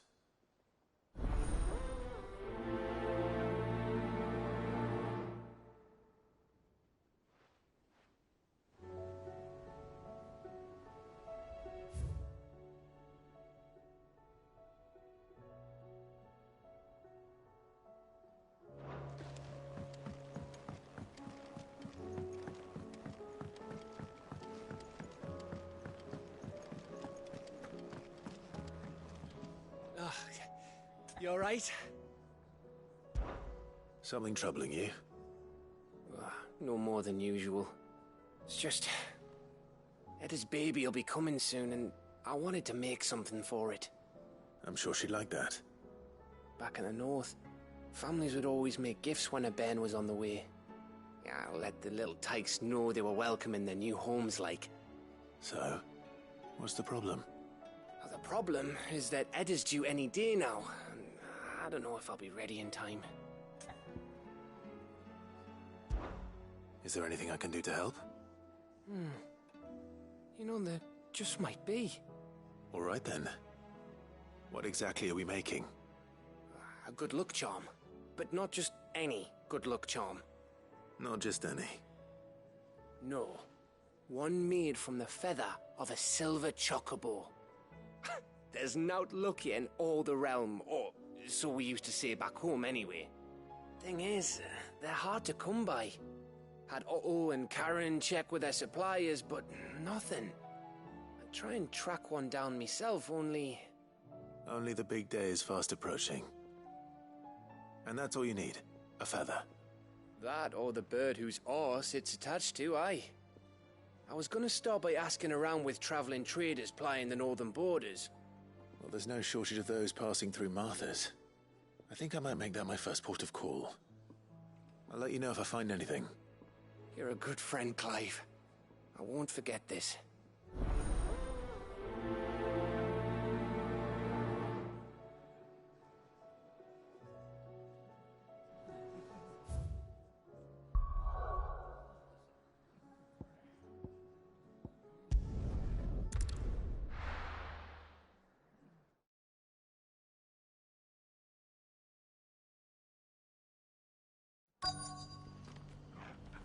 Let's hope one of the merchants here has what Gav needs. Excuse me. I'm looking for something. Oh, well, then I'm your man. A silver chocobo feather. Oh, or maybe not. Though you're not the first to mention the bird around here. There was a man stopped by the rest not long ago claiming he was attacked by a silver chocobo. Near some gutted hovel not far from Eastpool. Most took him for a braggart and a liar, but who knows? Perhaps there was some truth to his tale. We'll see. Thank you.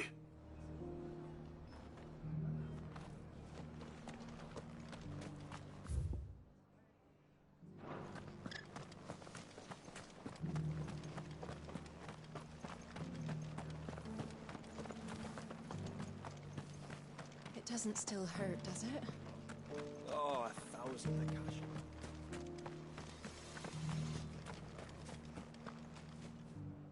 How do, traveller? You've the look of a man who could do with a new whetstone. Or perhaps a bawdy etching of the Vicerine. Maybe another time.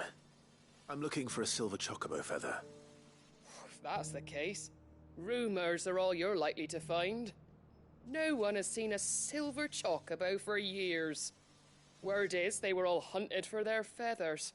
Some northern nonsense about bringing good luck. Didn't bring them much, nor their bows. If any are still out there, I reckon they'll be doing their damnedest not to be discovered. You're probably right. Thank you anyway.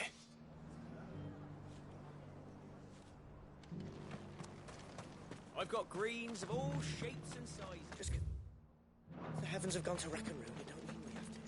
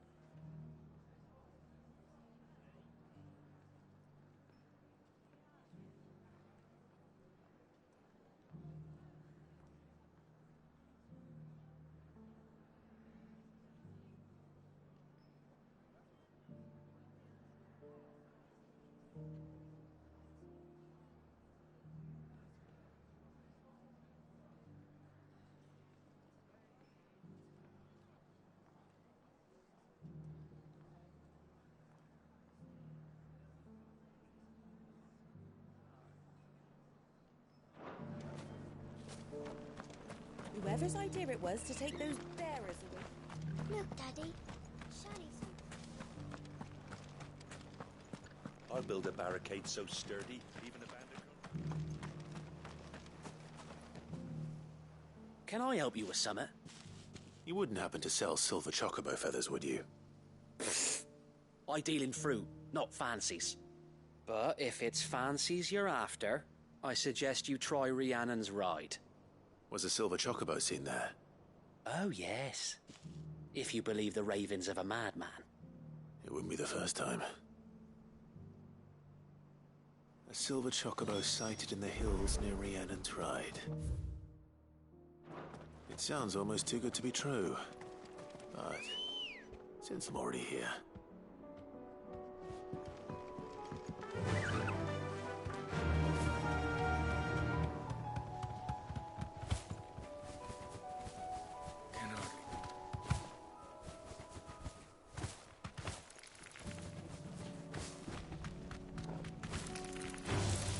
Someone's brave.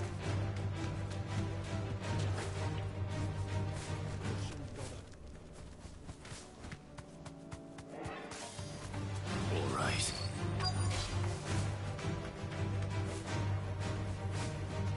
Tracks. We won't live by bandits for a change.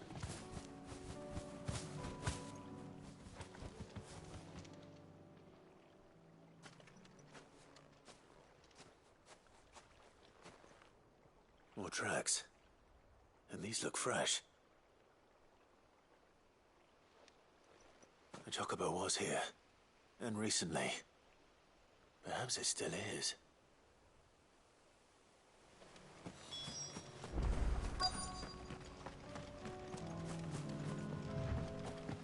I don't hear anything.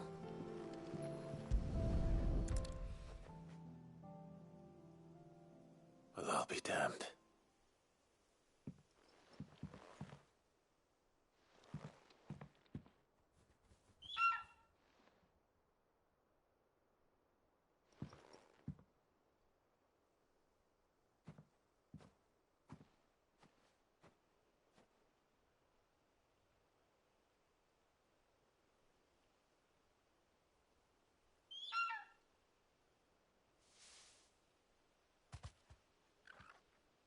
It's all right. I'm not going to hurt you. Just borrowing a feather for my friend.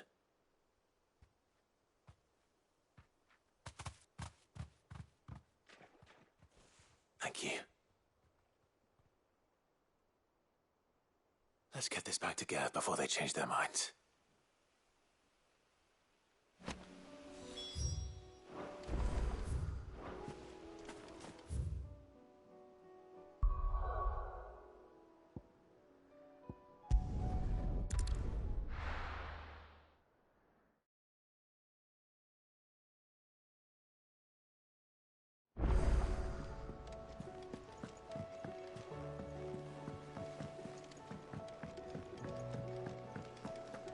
It was no trouble at all. Still, I appreciate it.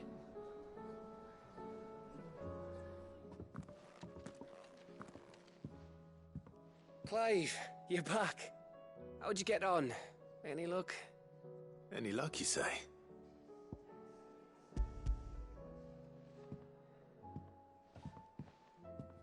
Crystal's crack. Is this what I think it is? Where in the hell did you find it? It's a long story.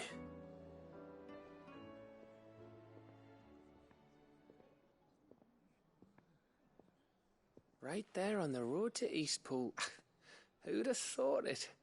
Everything up there's been abandoned for years. The empty cabin made for the perfect shelter. Though I fear my presence may have forced the poor creatures to look elsewhere. Don't blame yourself, Clive. The Blight's right on Eastpool's doorstep. They'd have had to move on before long, even if you hadn't have turned up. They'll find a new home. Trust me. After all, that's what us endangered animals do. Anyway, what matters is, you managed to nick us one of their quills before they could run off. And now all that's left is to fix it to the carving. I didn't know you could carve. Reckon there's a lot you don't know about me. Like the fact I'm as good with a whittling knife as I am with a sword. And that bone Ember gave me's a dream to work with. What did you say it was from again? An Avis? But it weren't your Avis, Sid. I slew one of my own at last. So all those long nights in the pit finally bore fruit. I'm proud of you, Ember. Don't speak too soon. I ain't done my trial yet. There we go.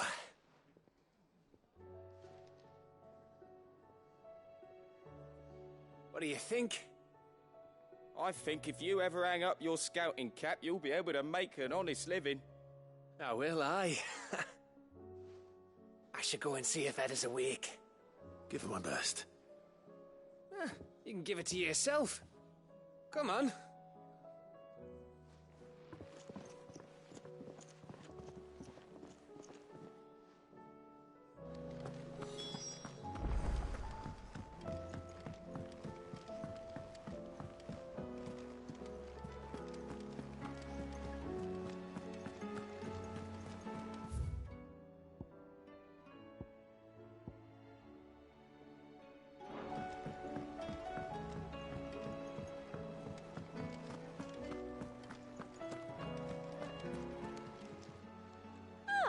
I wasn't expecting you back so soon. Here's everything we've received and everything promised. You earned this. Come again. I may have more for you. I was just about to go in. But then I thought it might be better if you went first. What with you being the head of the family and all.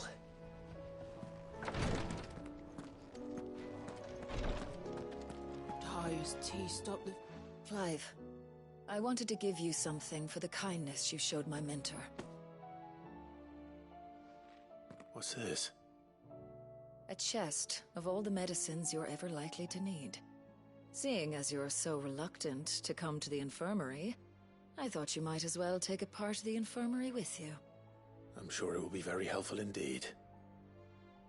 And Tyre, try not to work too hard. And work Rodrigue all the harder, you mean? He's a quick study, but he's got a long way to go yet. I'll take that particular piece of advice when you heed it yourself, thank you very much. Besides, who else is going to see that your brother takes his medicine? Who indeed?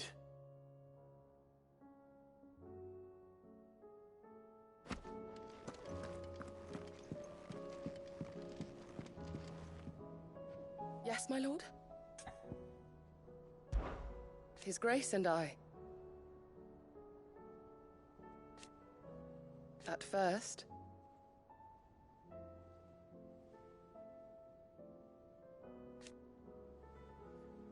it was my duty to him.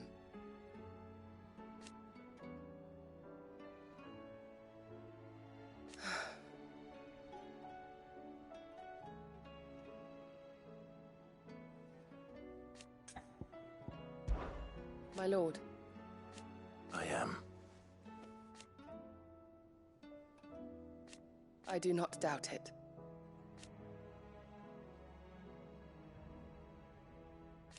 Thank you, Yode. May you return safely. May the Firebird's flame burn ever in your heart.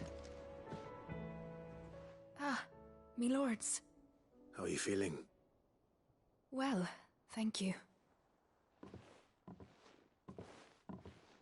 Is something wrong? Wrong? No, nothing like that. What it is... Go on, please.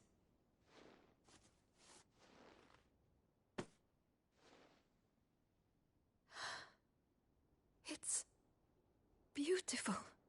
Did you make it? We did. Aye. It's from all of us here at the Hideaway. Your new family, like. It's a good luck charm. We may come up north when a band's on the way. I mean a baby. To let him know that they're part of the family too. Oh, I hope you like it. I don't know what to say. I thank you, me lords, for everything. If there's anything you need, just let us know. I will. Clive, fancy a swift off? I'm thirsty. I could be convinced.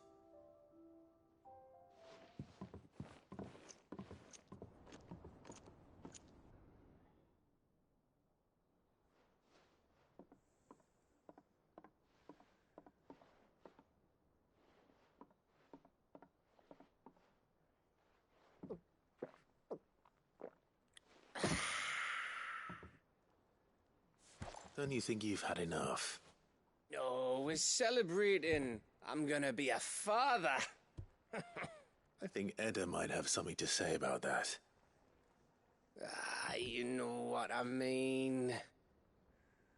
Bit of light in these dark times.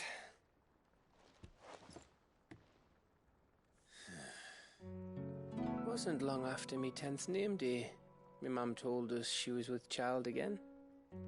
I was over the fucking moon. I was looking forward to having a little one to lord it over, what with me being the runt of the litter.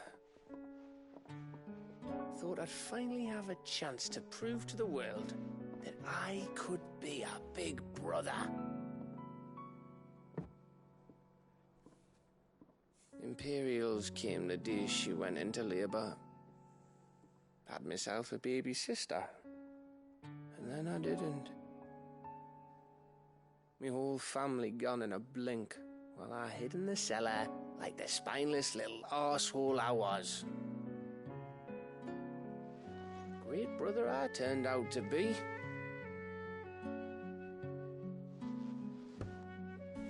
I'll never be a leader.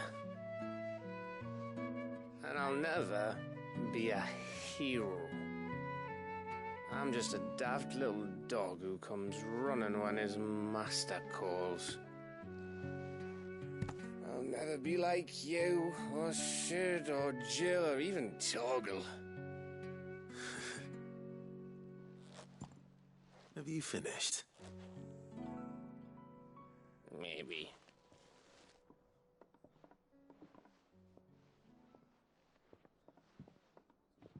Do you know why you're our best scout? Because you don't need anyone to hold your hand. Without your resourcefulness, your courage, your determination, I don't know where we'd be. Maybe hanging off a cliff like, That was only the once. Exactly. You learned from it. And here you are, after Founder knows how many missions, stronger for everyone. And let's not forget Rosalith. Who was it who freed me from the dungeon? Who was it who ran to Jill's rescue? That would be me. Because you're our brother, Gav. My brother.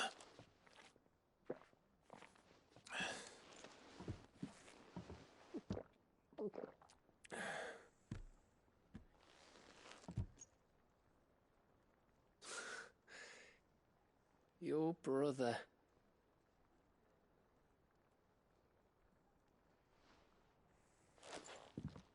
Which means that when the time comes,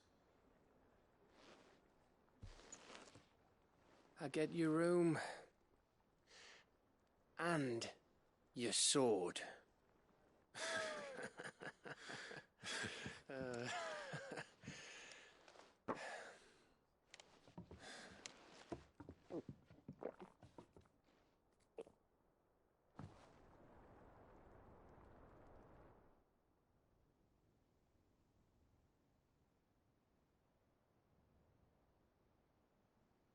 I may have had one too many. You may have had 10 too many. I said I was thirsty. Better get back to work anyway. After I walk this off. Clive? What is it? Thanks for, you know. I know.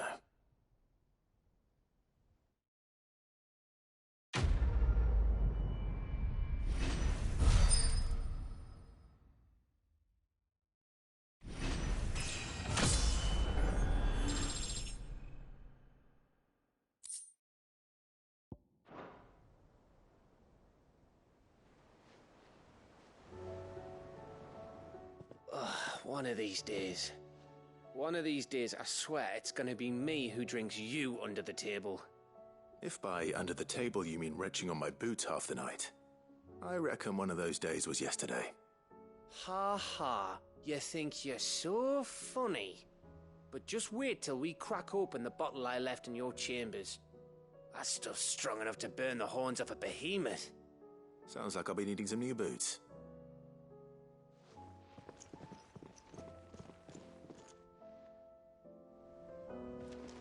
Do you think they'll come back? Of course they will.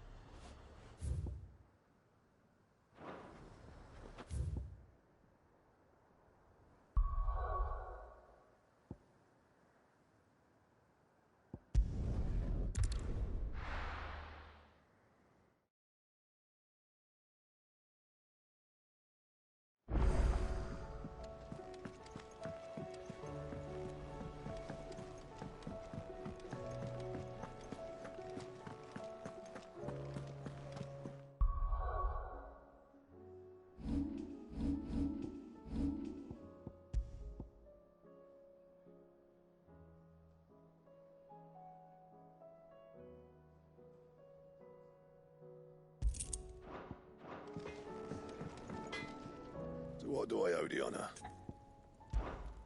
What do you want?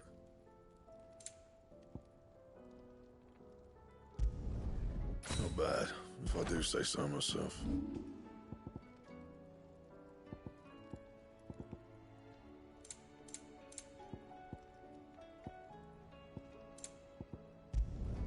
Not my best work, but it'll do.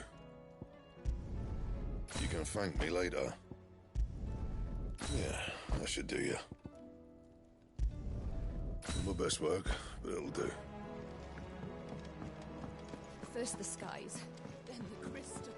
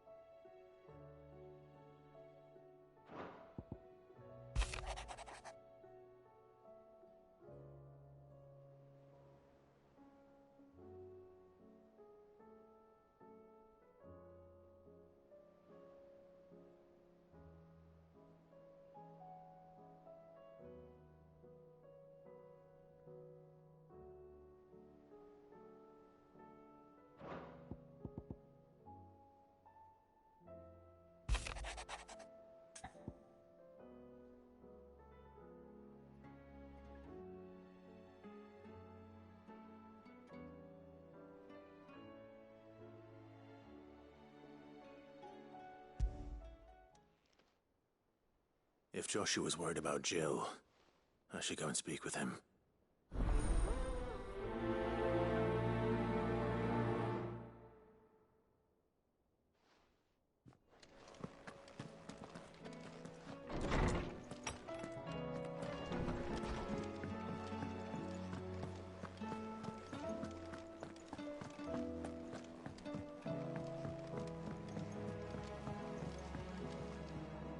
Joshua, I read your message.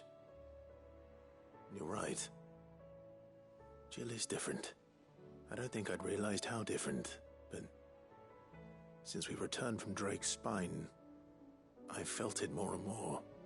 I suppose it's not hard to imagine why. She doesn't think she belongs anymore. And that's why we need to remind her she is still one of us. To let her know that we still need her, now more than ever. That you still need her. But how to do that? When last we were truly close, we were but children. Of course. Do you remember the time we accompanied Father on his annual tour of the Duchy? And Jill and I broke from the procession to ride up Man's Hill. To see the snow daisies, I remember. It was the first time Father had allowed us to join him. And when he realized you were missing, he had the entire retinue down to the pot boys combing the countryside. In the rain. A thunderstorm forced us to take refuge in a grove of oaks before we'd even made it halfway there. It was the Lord Commander who finally found us, and needless to say, he was none too pleased. Then it seems you and Jill have unfinished business. What do you say? Man's Hill. It's not that far. Oh, true. Though I suspect it is also much changed. Little in southern Rosaria remains as it was when we were children. You're saying I should go and scout the area for bandits? I'm saying we should first go and see if there are actually still any snow daisies left. What would you do without me, Clive?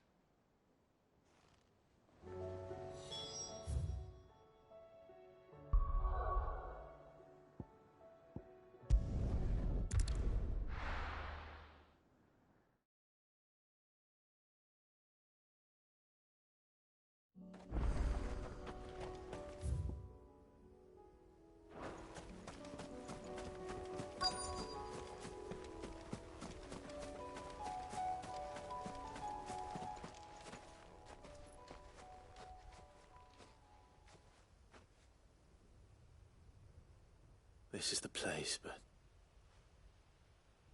I'm sorry, Clive.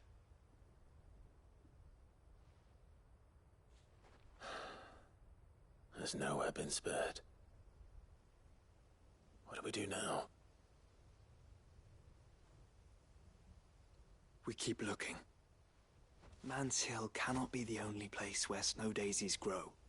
Perhaps, but it's the only place I know of. Knew of. Then why not ask someone who might know of another?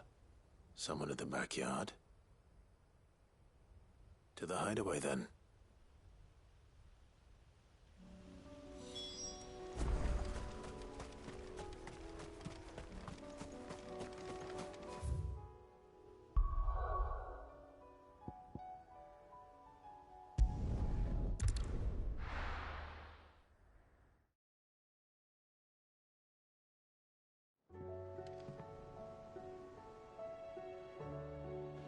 Let's hope one of the gardeners knows where to find snow daisies.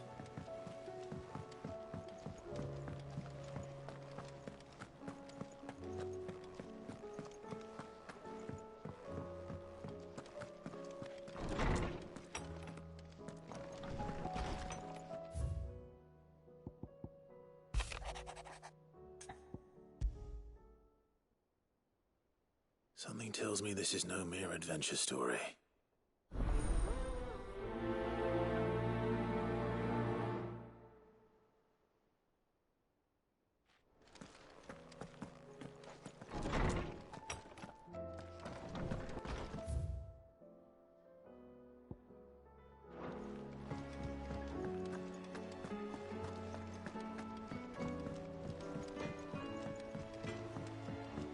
Say what you will, Lady Karen has seen us. There should.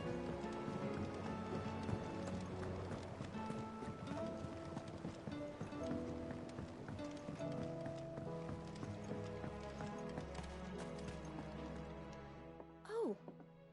What brings you down from the heavens, Sid? I need your advice. Joshua and I are looking for a place where snow daisies grow. Preferably in abundance. Snow daisies. Then you'll want somewhere not too hot and not too cold, and where the winds are strong enough to carry the seeds. I reckon Man's Hill would be a good place to start. There in the Royal Meadows, perhaps? Both have similar climbs and the right elevation. If the Blight hasn't claimed them yet. Right. Thank you. Did you learn where we might find our flowers? The gardener here mentioned the Royal Meadows in Sambrak. The fields beyond Northreach. Well, if that's the case, then Yote was right. I recalled that she kept a record of our travels, you see. So I asked her if she'd perhaps noted anywhere that snow daisies grew, and she mentioned Oilafeist Bay. Whose shores border the meadows. Off we go then. The winds that blow across the Royal Meadows from Oilafeist Bay are strong indeed. Strong enough for snow daisies, it seems.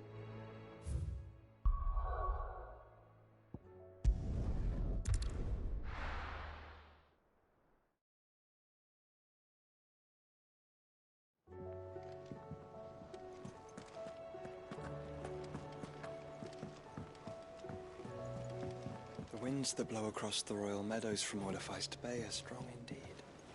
Strong enough for snow daisies, it seems.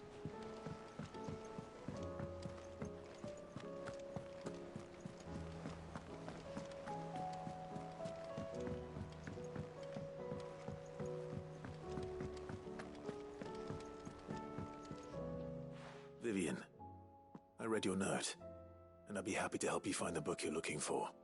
Thank you, Clive. But tracking it down will not be easy. Are you sure? Please. You have always granted me your wisdom and insight whenever I asked. It's only right that I return the favor. Or at least attempt to. You are too kind. Alas, what I ask of you is rather more trying than delivering the odd lecture. I spoke with Harpocrates to see if he had any inkling as to where another copy might be found, but perhaps it is best that you hear the details from him. If you say so. Forgive me, Clive, for asking this of you. But this book, it set me on the path to becoming who I am today. Its importance cannot be overstated.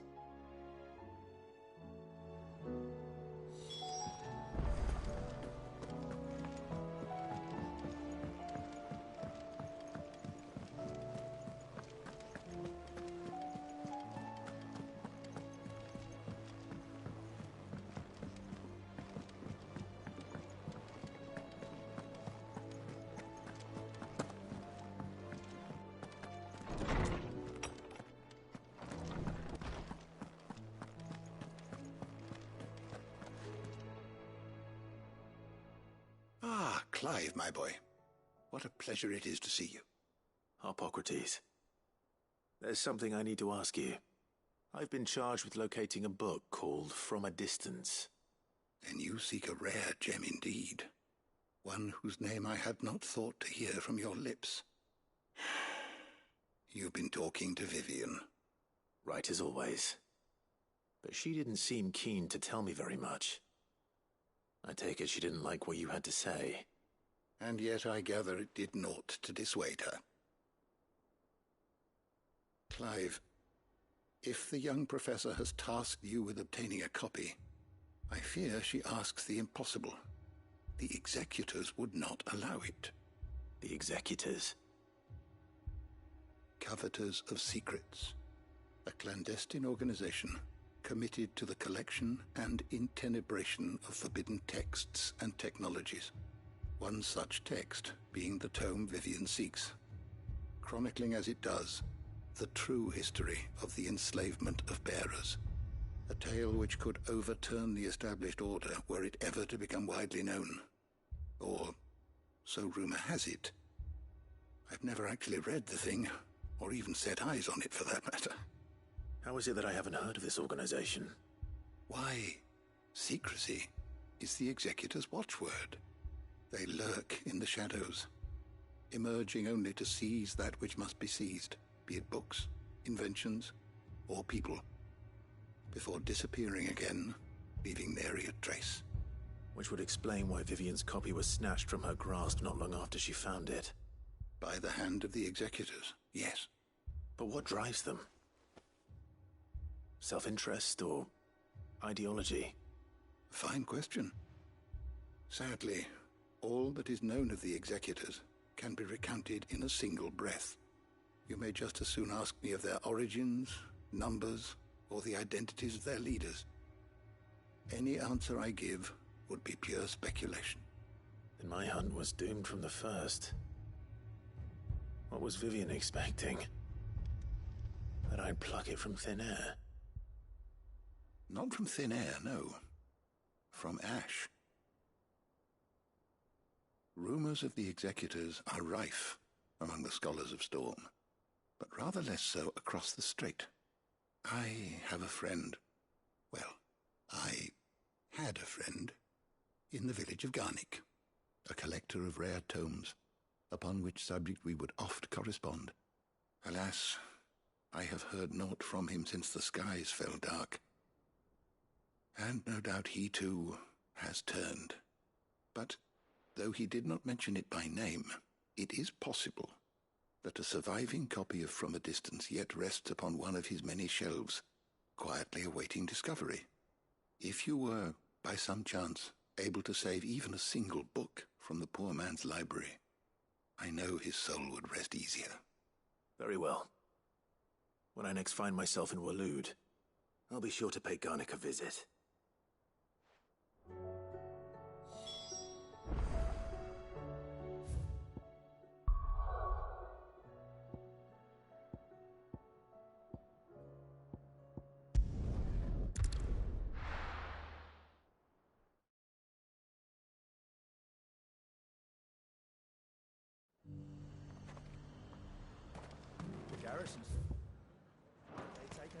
And how might I help the garrison today?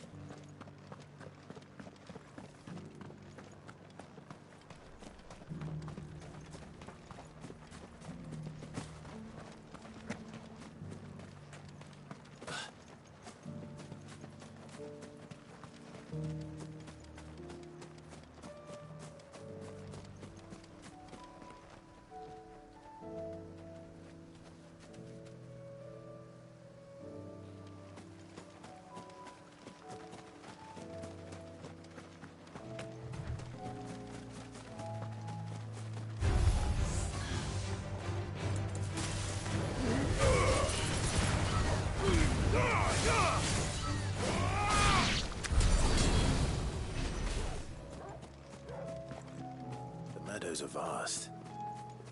Where do we even start? Yote mentioned the coastline. We can start there.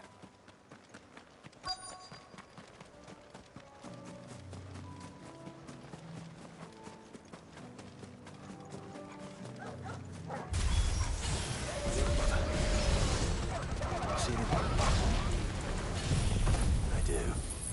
Us and our friends.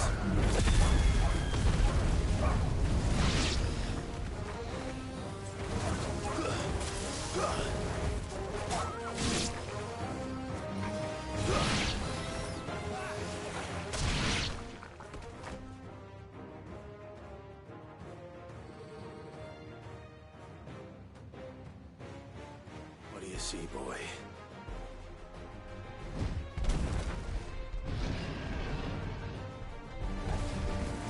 Let's hope this is the last one.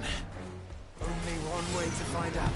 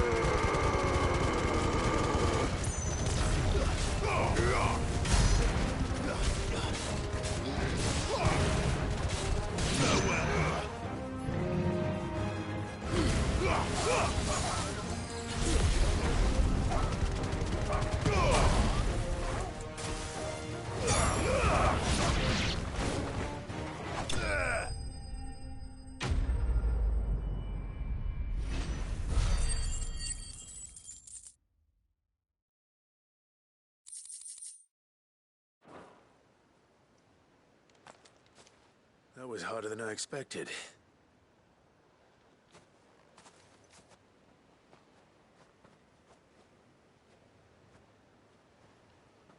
But found her. It was worth it. They're beautiful. Do you think Jill will like them? She'll love them. Come on. Let's go.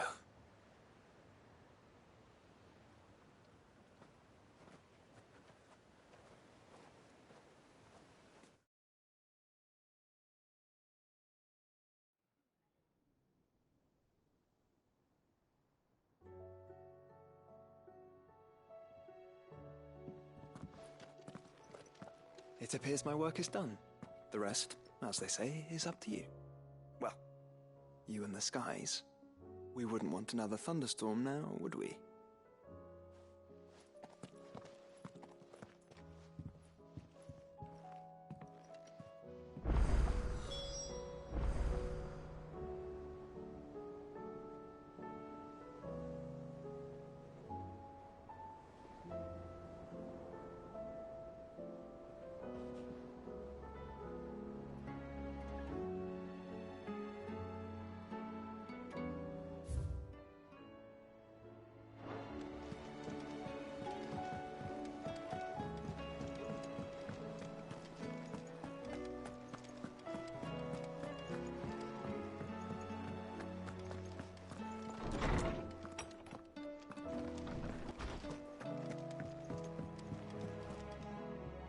Jill, there's something I'd like to show you. There is? And where might this something be? It's, not here. Now, I know this is sudden, but how would you fancy a trip to Oriflamme?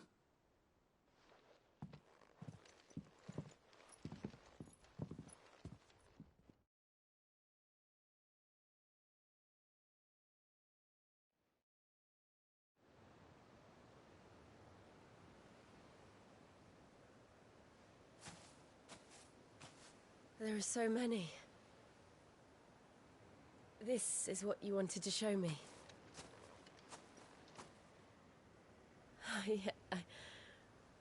I don't know what to say. You don't need to say anything.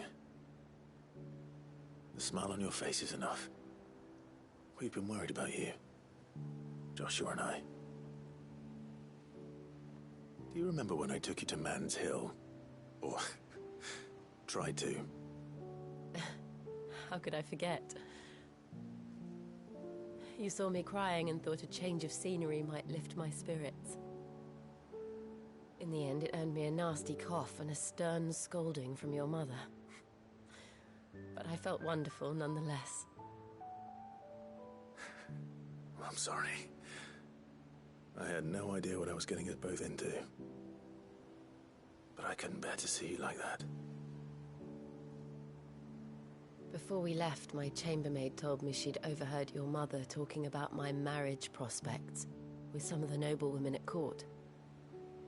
They were debating whether it would be more profitable to marry me off to one of the high houses instead of saving me for the ducal line. No one thought to ask me what I wanted. I was nothing to them. A pawn at best. I felt so trapped. So lonely. I didn't know. But I wasn't alone. You were there. Your hand in mine as we ran for those oaks. And I knew then, no matter what happened, I would be all right. I'll never forget that feeling.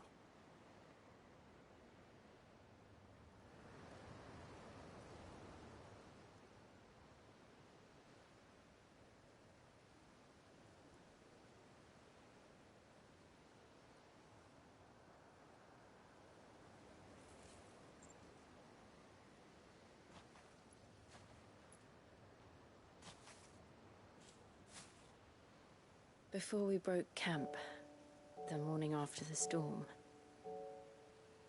do you know what I did? No? What? I slipped away from my governess to climb the tor.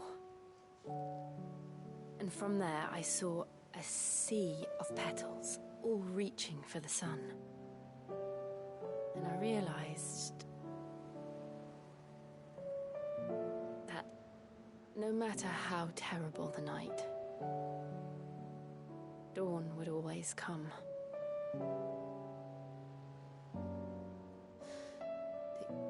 That you would always come for me. And you have. Again and again.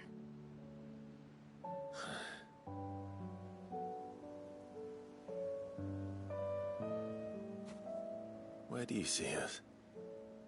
When all this is over?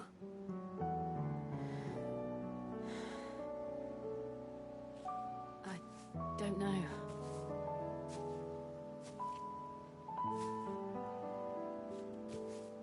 Not here, though.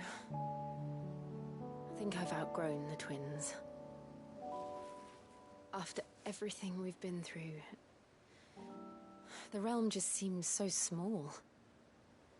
I'll need some space to spread my wings. Then that's what you'll have. And I'll stop at nothing to see that you do.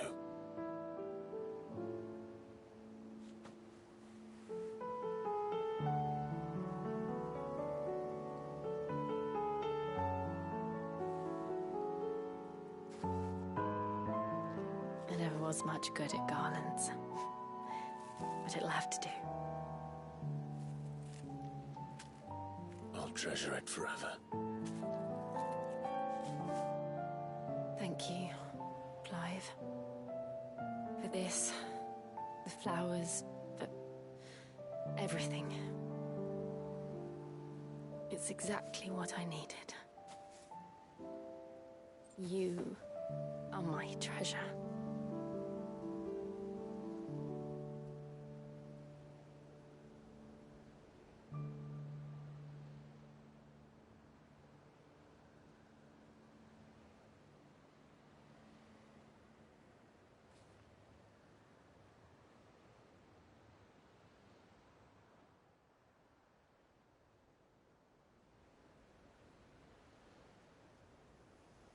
We should probably be getting back. I expect the others are wondering where we are. You're right. There's still much to do. And we'll do it together.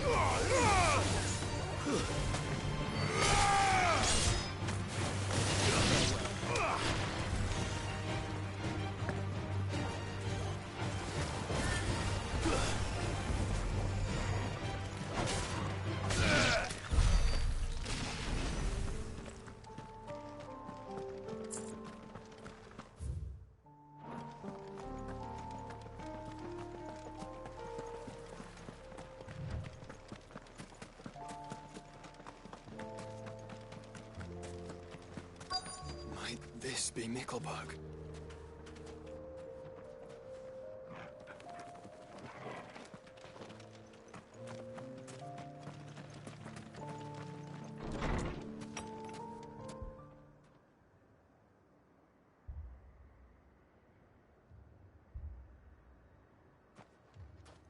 These people aren't turned.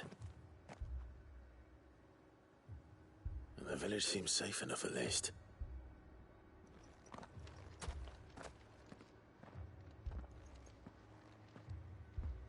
What is going on here? Ah. Did you, too, heed the call?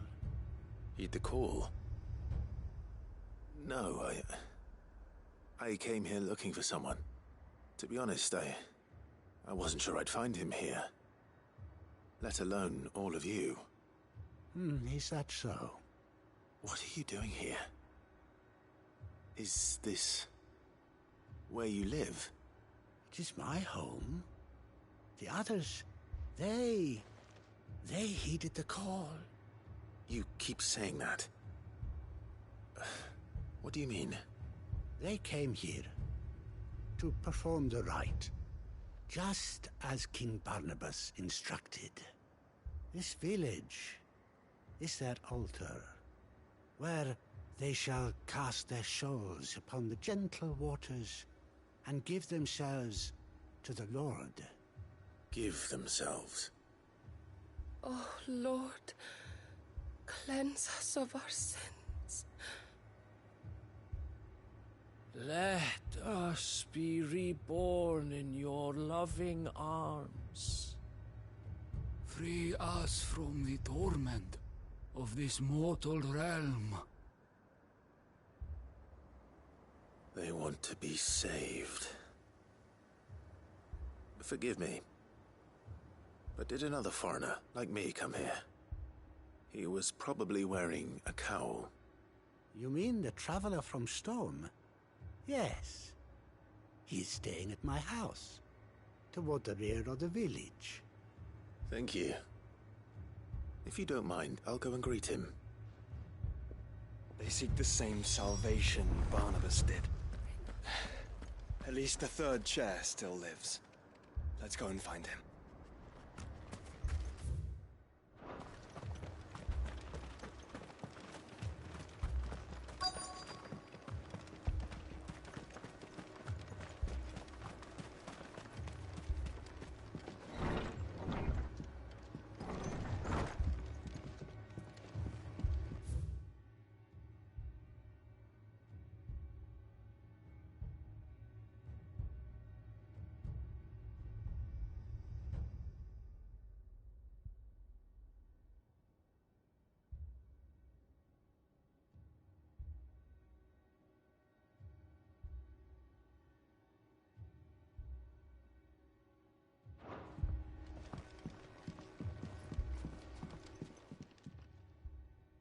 Excuse me. Are you with the Undying? I am. And so it would appear, are you? Lord Rosfield, if I am not mistaken. That's right. And you must be the third chair. I am. Cyril was worried for your safety. He sent me to find you. Then I must apologize. I did not mean to trouble the bearer of the burning quill. Much less you, my Lord Marquis. He said that you had failed to report. Is there a reason for that? I came here to study the followers of this new faith. But the more I learned of them, the more my own faith began to falter. You You've seen them at their prayers, have you not? They devote themselves to the veneration of their Lord with a fervor I have never seen before, praying night and day that they might be rid of their wicked wills and reborn in their Saviour's light. Not that they might be granted respite from their worldly woes, but so that they might continue to serve him.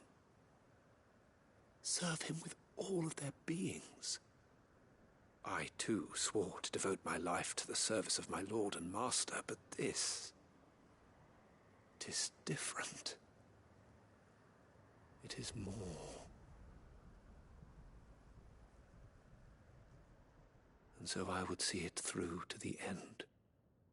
See these people safe, that they might achieve their dream.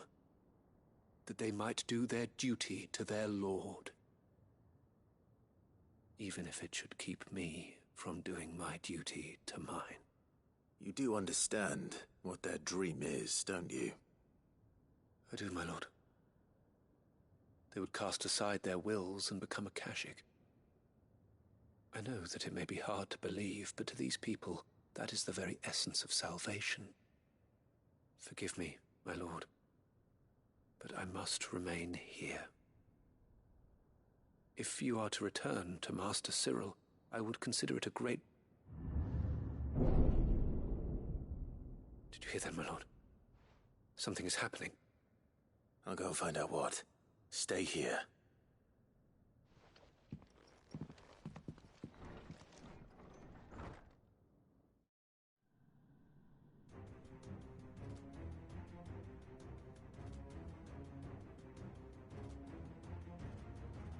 Beneath the flood. Oh no. There must be something I can do.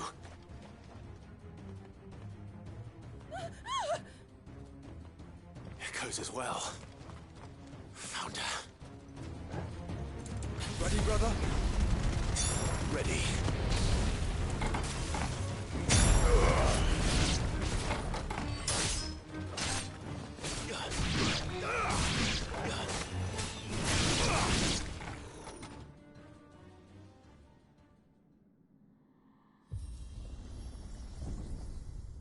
What now?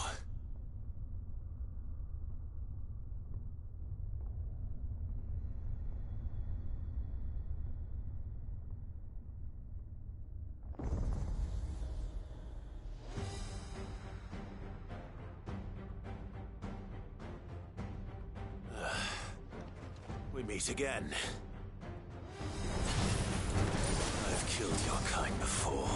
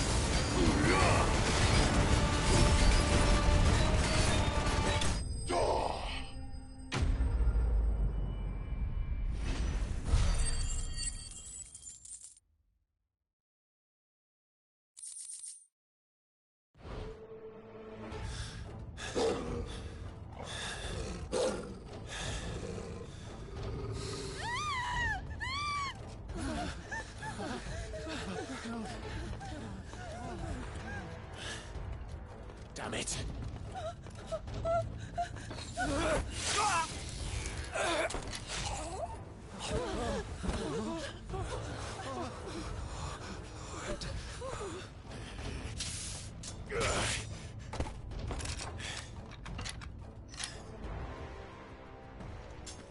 Don't you die. Come on, speak to me. I had to save them, that they might have a chance to find true salvation by devoting themselves to the service of their Lord. Just as I did when the Undying plucked me from the gutter and gave me a cause to believe in, a duty to serve was everything to me, and I would not deny them that fulfillment, even if they must become a Kashik in order to achieve it. Forgive me, my Lord Marquis. I did not mean to trouble you with this. My findings. Could you deliver them to Master Cyril for me? Of course. Your duty will be done.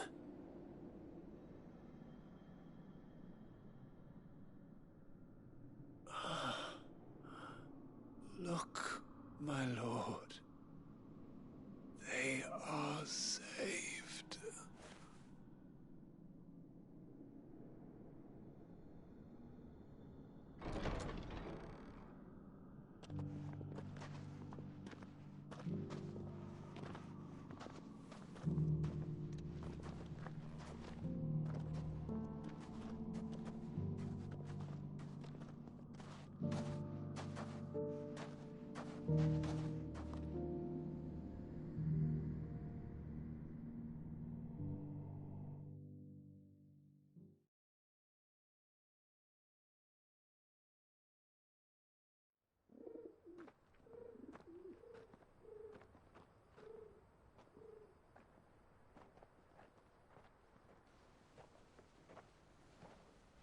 They are saved. Founder. I should get this report to Cyril.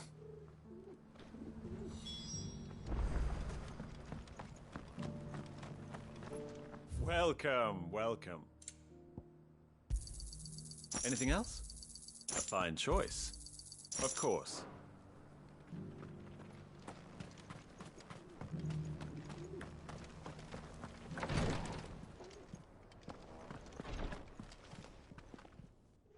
My Lord Marquis, welcome back. I am glad to see you hale and whole. I met with your third chair, Cyril. He bade me deliver his findings to you.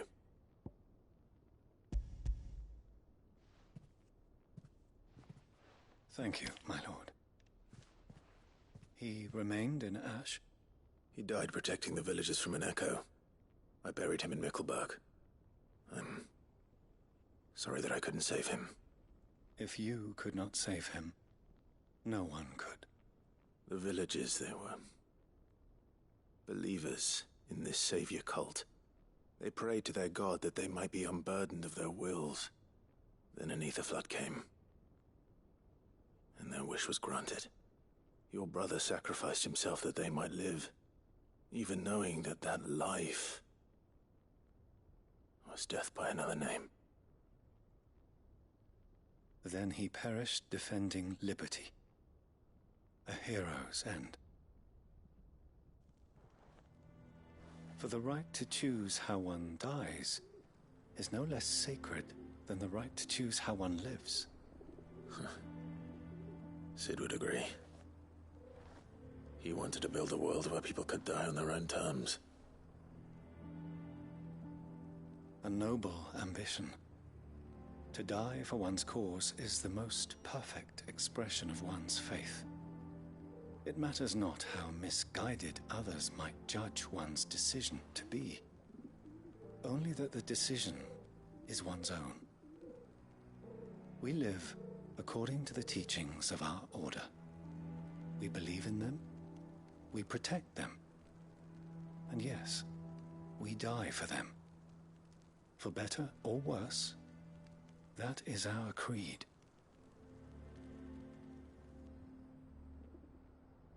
But he didn't die for your creed. He died to save them. And you still believe that what he did was right?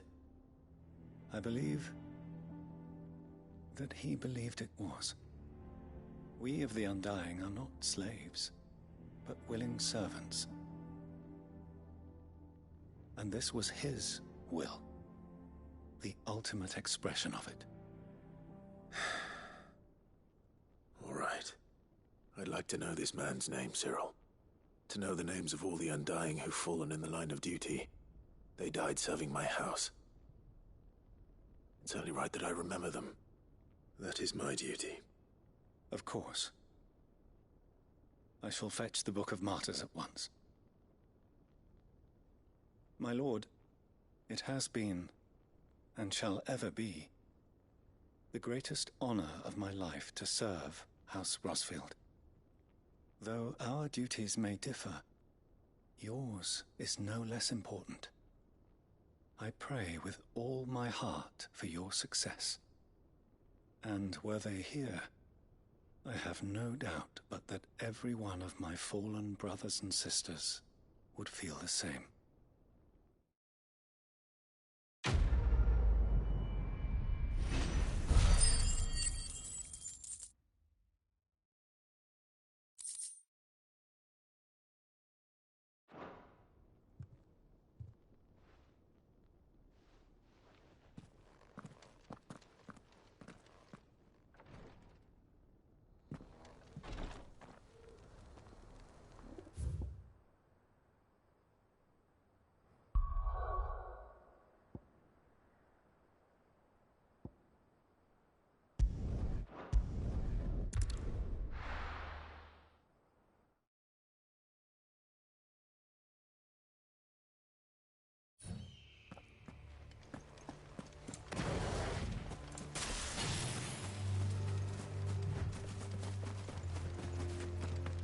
Doris is waiting for me near Balmung Dark. The longer she's out in the open, the more likely she is to be found by a Kashik. I need to hurry.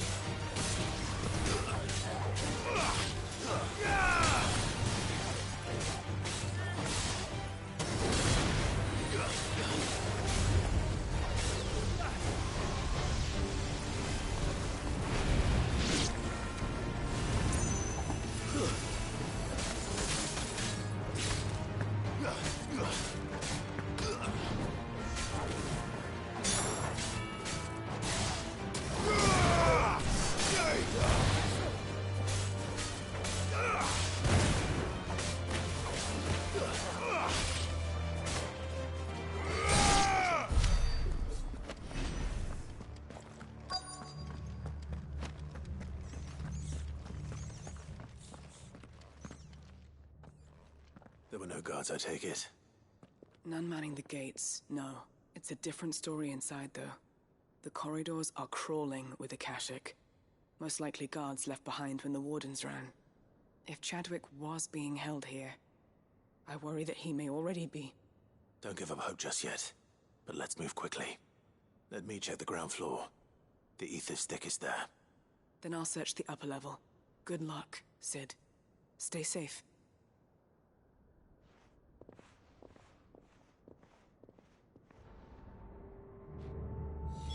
Just how bad are the floods inside the walls? Bad enough to turn a bearer? I hope not. We're risking a lot just being here. Gotta keep my eyes open for signs of life.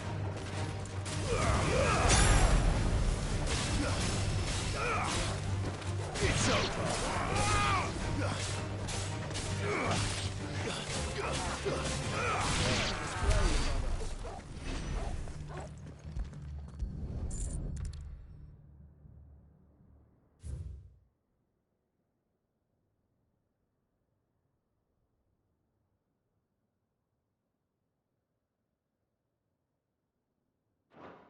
So this place was no ordinary prison. And I doubt they'll have taken the creature with them when they fled.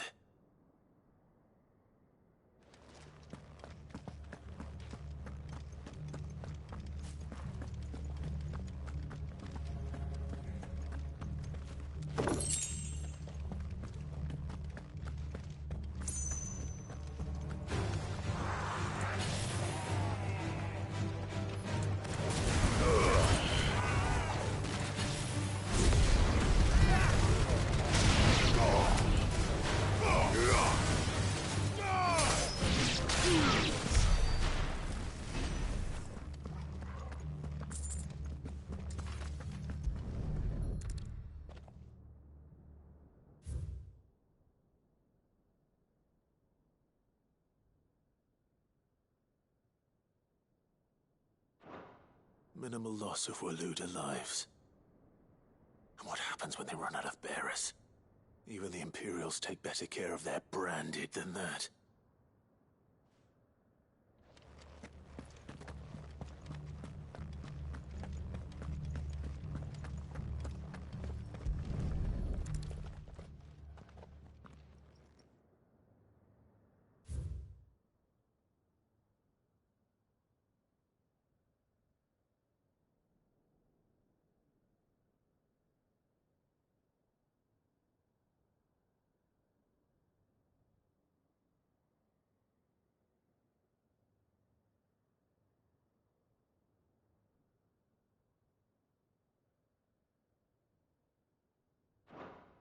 They were feeding bearers to it. This is even worse than I'd feared. Nothing but a caching down here. Hopefully things are looking better upstairs. I should go and see how Doris is getting on.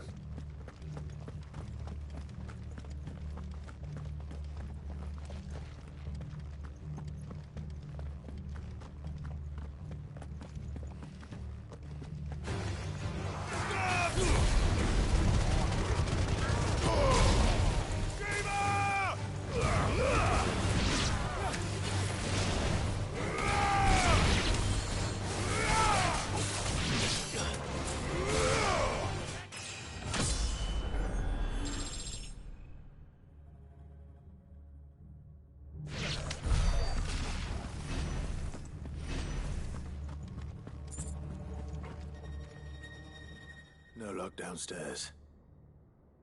But I did find out that this place was more than just a prison.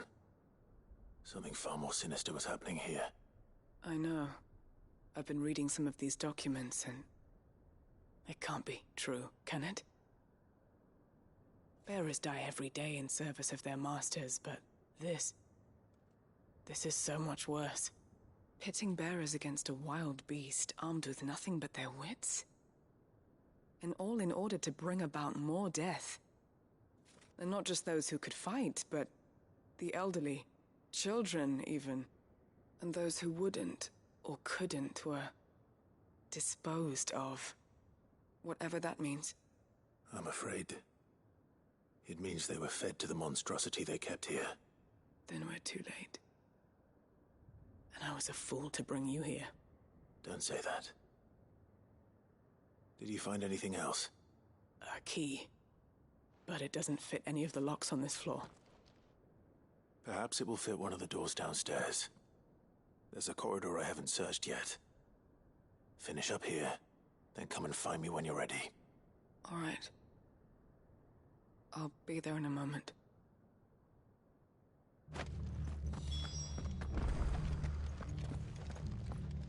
If we don't find any survivors, we we've risked our lives for nothing.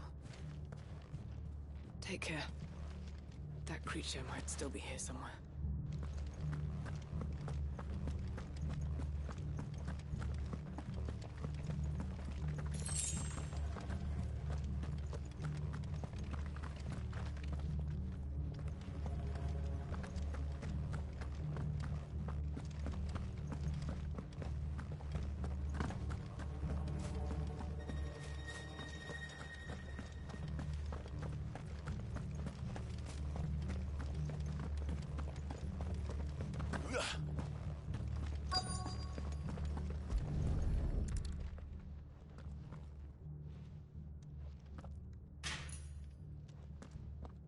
Let's see what we can find down here.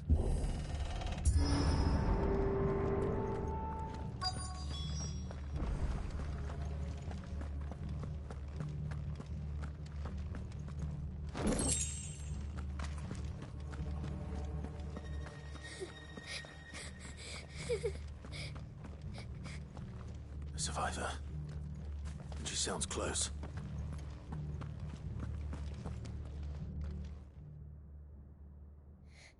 Who are you? There's no need to be afraid. Are you alone? Are there any other survivors? Some of the guards. They're still here. But something's wrong with them. Everyone else was eaten by the monster. Of course there were. Thank the Founder. It was worth our coming. But I'd rather we didn't linger. Are you ready? Ready when you are. You poor thing. He must have been terrified. Did Chadwick send you? What? He fought the monster. Distracted it so I could run away. He must have sent you. He promised to free the others too. Where is he? He opened your cell, didn't he? He wouldn't be here otherwise. Chadwick.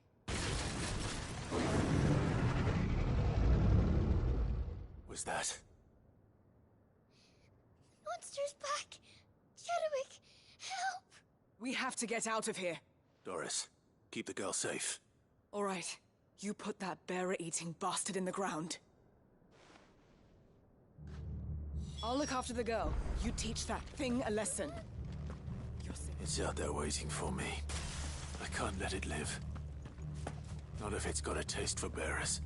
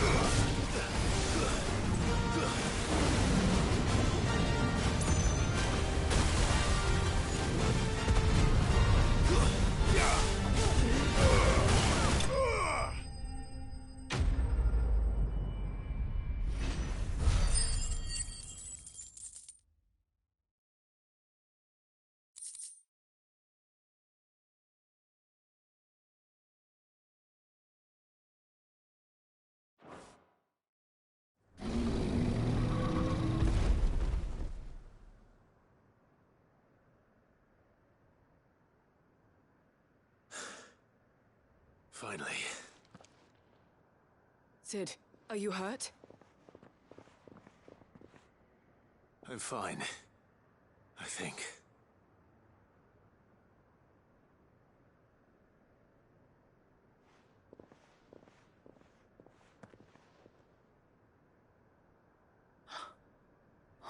No. What is it? A diary. I gave it to Chadwick before we went our separate ways. He was here. Do you think that creature? I'm sure he fought bravely to the last. The girl is safe thanks to him. Chadwick.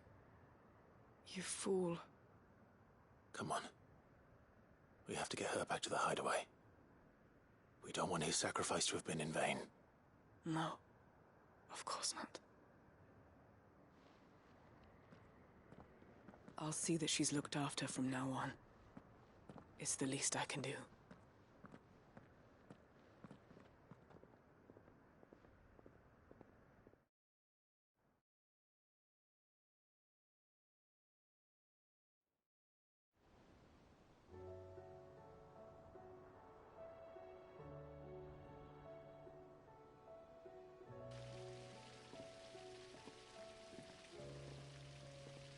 From what I hear, you've barely left the girl's side in days. I hope she's recovering from her ordeal. She is.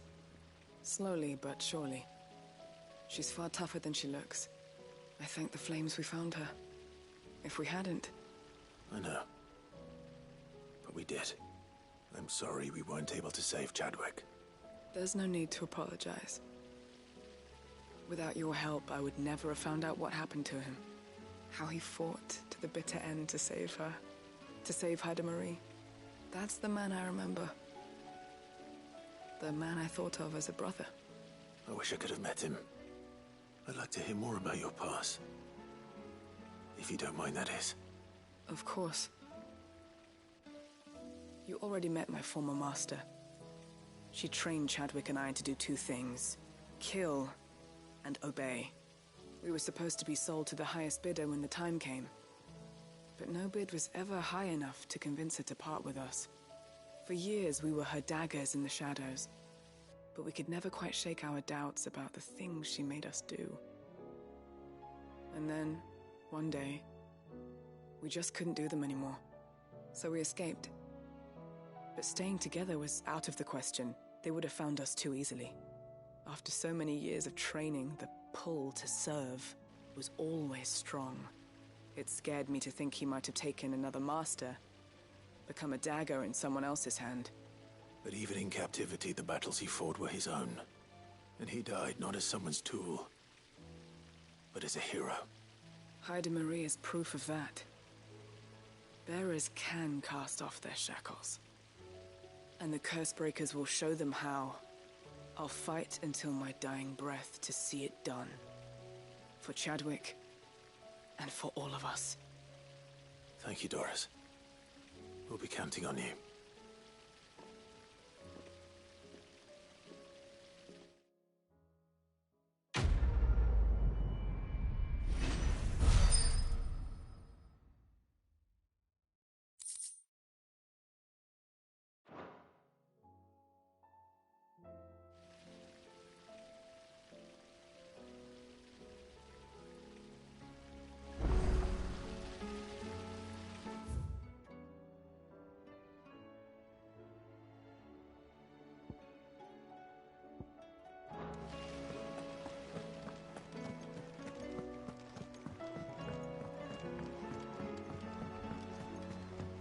What do you think happened to me?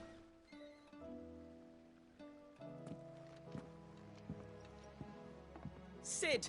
You have to help us! With what? You didn't take apart another of Mid's contraptions, did you? No? Well, yes. But that's not what we want to talk to you about. It's Miss Mididol. She's been acting strange. Very strange.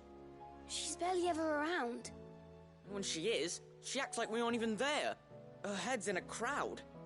In the clouds. That's what I said. In the clouds. Well, she does have a lot on her mind. When did you last see her? Not long ago.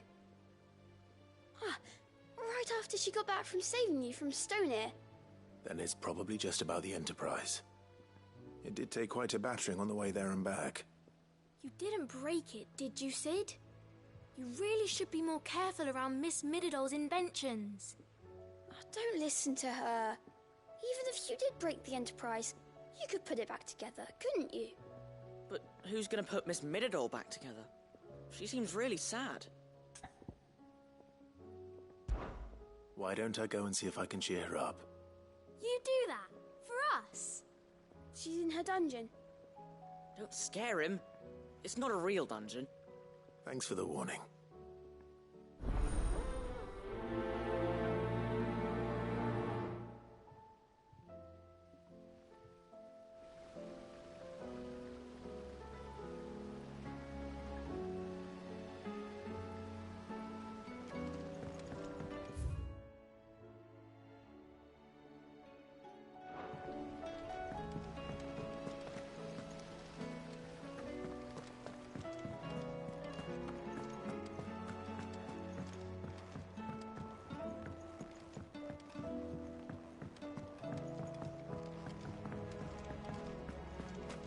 I will not let them be forgotten. Sid, may I have a moment? Of course. It is an honor to finally speak with you. My name is Herman. I've been with the Cursebreakers for some time now, and I wish to be deployed to Ash. Any assignment will do. No. The lands across the Narrow are too dangerous. I will not send good men and women to risk their lives needlessly. Why would you want to go back? I need to retrieve something. Something important. I was raised in an orphanage. The Badbach Conservatory. Or rather, I was held captive there. It was not a place of nurture. It existed solely to turn bearer children into mindless weapons. We were tortured until we feared no pain. Tormented until our hearts turned to stone, and few ever survived long enough to become tools of the last king. I can't imagine. I lost so many. I can't even remember all their names, but they must be remembered. They cannot fade away, faceless and forgotten. The Institute was run with military precision. Every child measured, every name recorded, every death logged with meticulous care. Sid, allow me to travel to Ash and recover the registry so that my brothers and sisters might live on. You are a good friend, Herman. But the fact remains that Ash is simply too dangerous. Sid, please. Even should it cost me my life. Too dangerous for you, Herman. But not for me. I'll go to Badbach and find the registry. You will? I won't let you risk your life. I don't know how to thank you. You can start by telling me where I'll find this orphanage. Vida Grace. Hidden in a forest, overlooking the plains. All right. I'll see what I can find there. May the mothers guide you.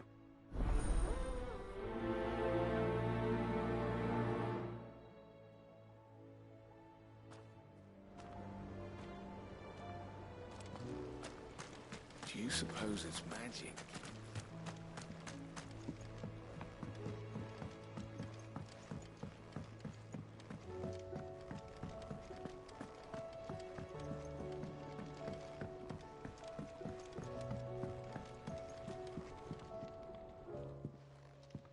Mid, if you have a...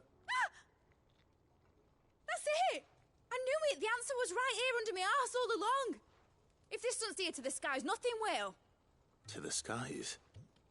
You aren't trying to give the Enterprise wings, are you? What else would I be doing? The children seem to think you're avoiding them. They're worried about you. Is this really so important that you need to shut yourself away from everyone? The Enterprise is already the fastest ship in the realm, and that's with the sea beneath her. But what if she weren't bound to the waves? What if she weren't bound to anything at all? It's not fair. The gods get the skies all to themselves, so I'm gonna do something about it. The Fallen had their chance, but they relied too much on magic. And see where that got them? But not me. I've discovered how to do it without. Well, almost. First, I need to make a prototype. And is that a one-woman job? Are you volunteering? I'll have you know the Enterprise is my baby. But if her godfather's offering to lend a hand, I'd be happy to take it. First, I'll need oil, and not just some old drippings from Miss Molly's spits in the Tub and Crown. Refined stuff, like they make in Ordil. Then I'll need some bone, or shell. Light, strong, preferably no longer attached to the beast it belongs to. If it's beast bones you're after, I'm sure the Cursebreakers will know where you might find some. No, they'll know where you might find some. You're the one who offered to help, remember? I should speak with one of the Cursebreakers before I set off for Old Hill. See if I can't find this bone while I'm there as well.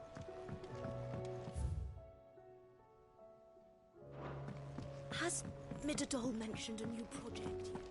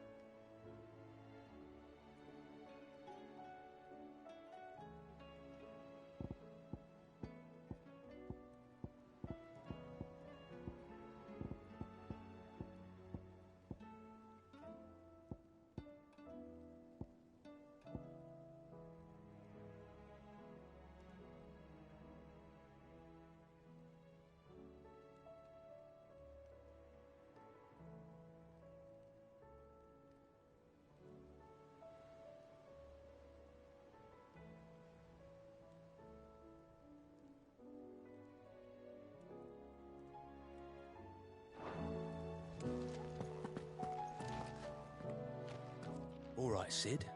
Come to buy us around, have you? Only if you earn it. Mid needs a piece of light but durable bone for her next project. You've encountered your share of beasts on your travels across the realm. Any ideas? Most bones are the same. Whack 'em hard enough and they'll break. If it's durability you're looking for, shell will serve you better. You know what an adamantus is? I do. And I know to give them a wide berth. Will any old adamantus do? Well, with shells, the older the harder. There's a rumour of an ancient adamantus down in Karava, near Old Bidza, or what's left of the village anyway. But don't expect to make quick work of the bastard. There's a reason it's lived as long as it has. I'll keep that in mind. Thank you.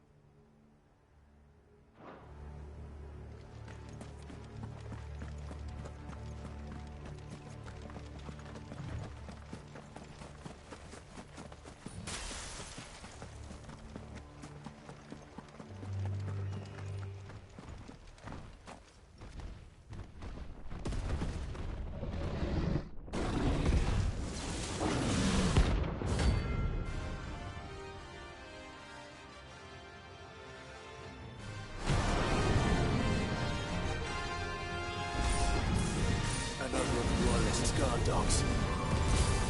Specimen it is, too. Needed that.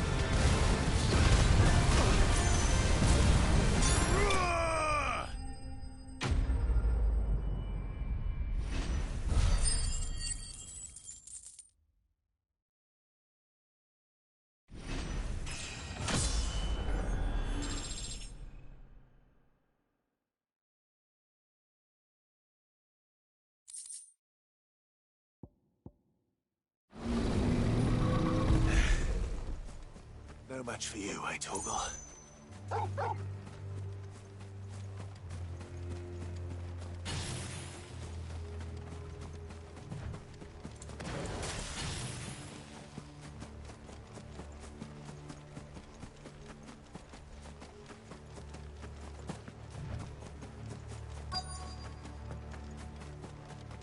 The entire village looks abandoned.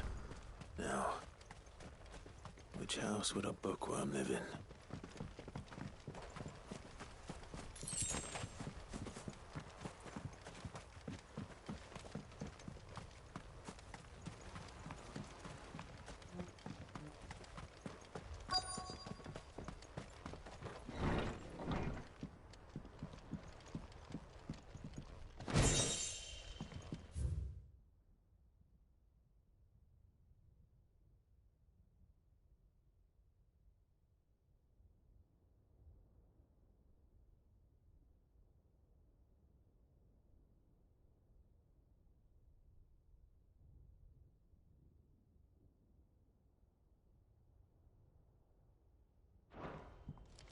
This is a Royal Army logbook.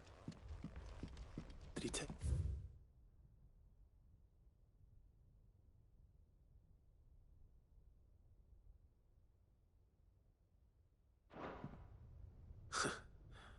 His interests were certainly varied.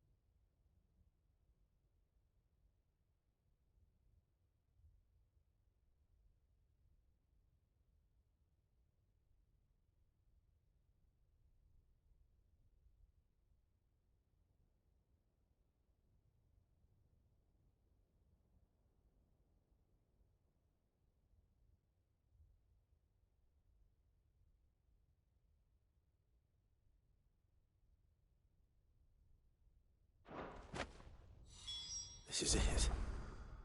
But if what it says is true, I need to get this back to the hideaway.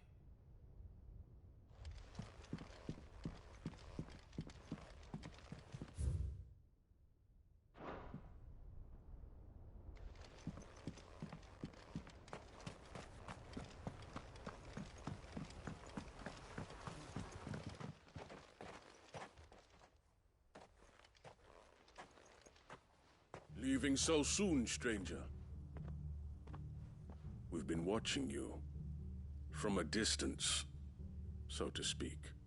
Subtle. I know who you are. Then we need not waste time on introductions. Hand me the book. Leave it in our care and return to your life. Your care? Do you mean to burn it, or bury it? That is not my decision to make. But by one means or another, its contents shall be removed from the common record. Then I'll have to politely refuse. I won't let you erase our history. Then we find ourselves at an impasse. Very well. The book can just as easily be pried from your dead hand.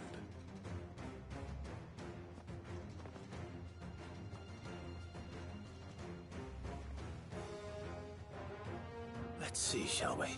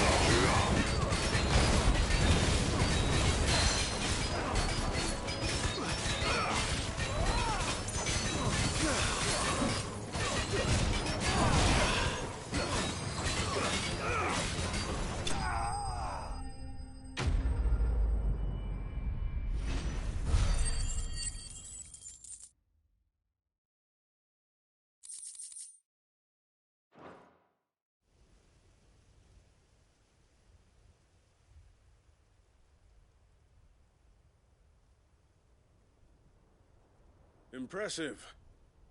But we have other means. We shall claim the book yet. Why do you want it so badly anyway? It lays out in no uncertain terms the vanity and avarice of mankind. It tells the shameful history of the persecution and oppression of a gifted few by a giftless many. Would you say that this interpretation was correct?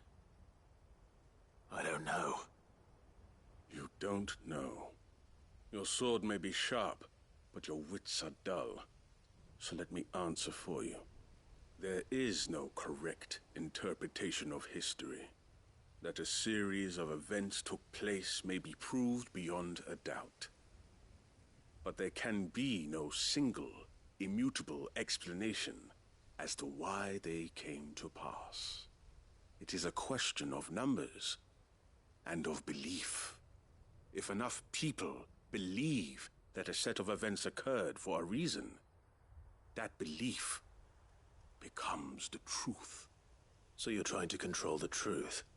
We are trying to protect people from themselves, from knowledge that would bring them naught but pain. That is all. You may keep the book, for now.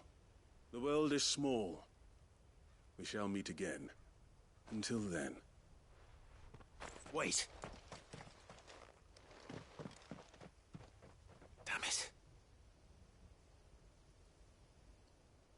Let's get this back to Vivian. Perhaps she can explain what that was all about.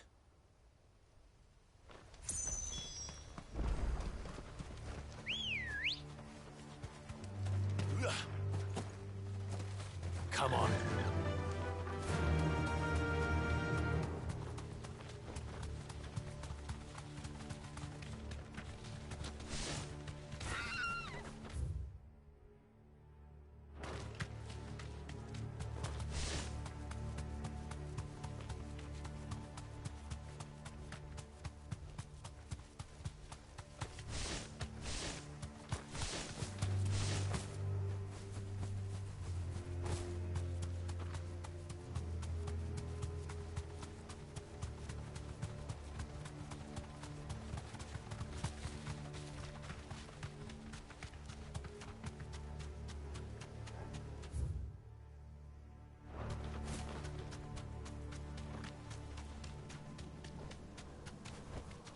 That'll do, girl.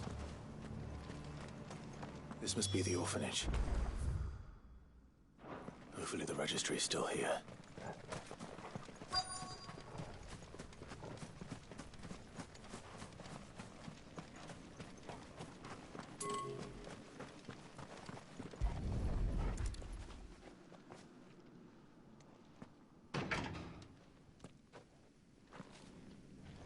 It's locked.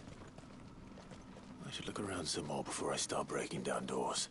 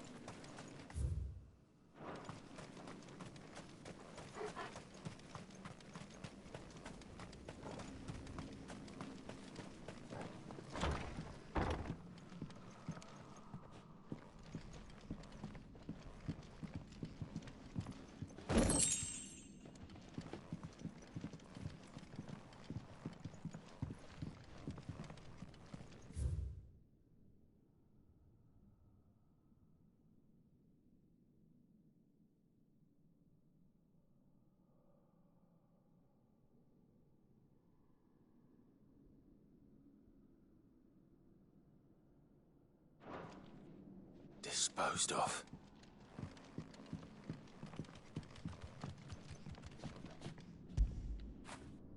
You all right, boy?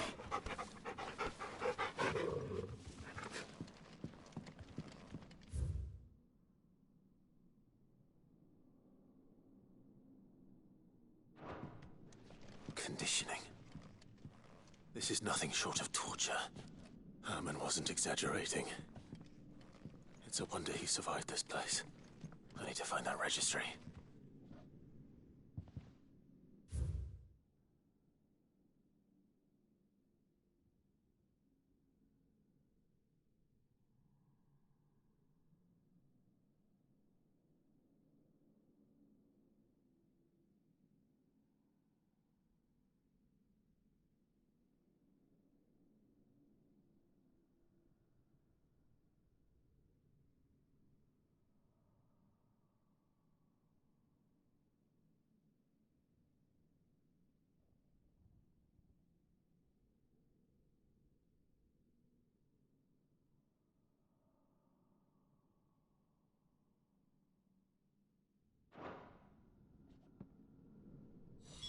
This reads like a suicide note. Did the director go through with his plan? There's only one way to find out.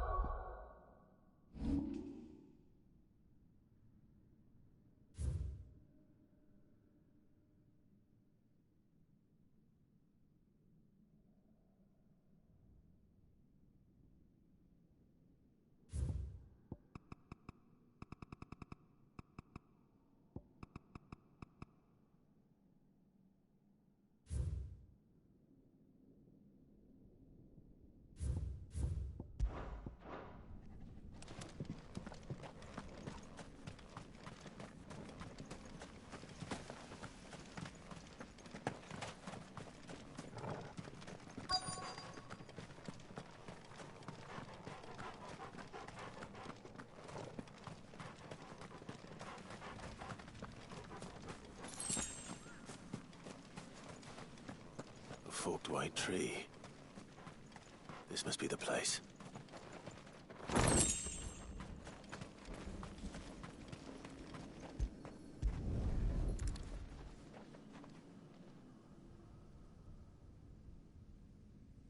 Could he really be buried here? There's something hidden among the roots. Let's see.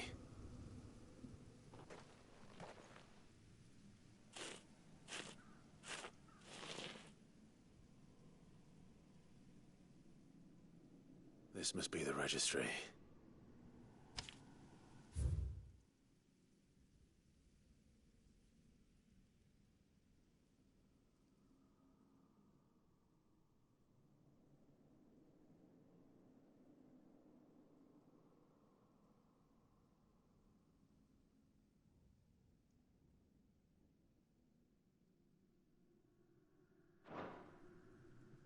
So many names.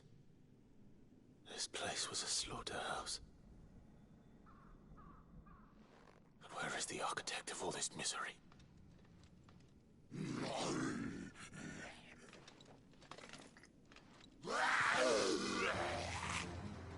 It was only a matter of time, I suppose. This place is cursed.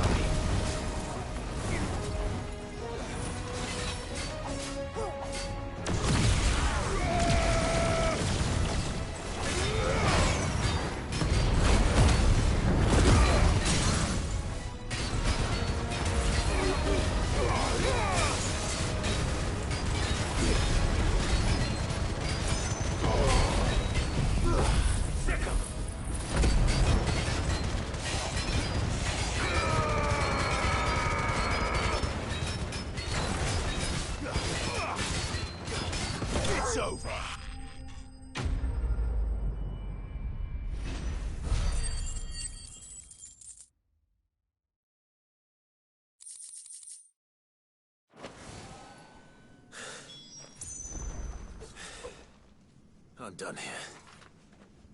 Let's get the registry back to Herman.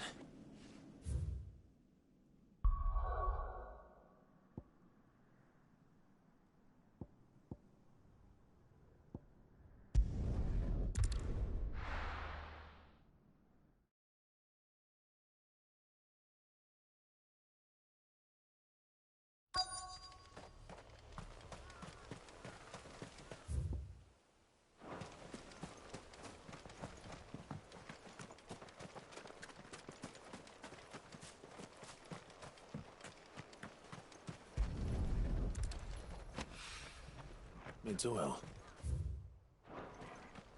After what happened here, it's a miracle there was any left at all.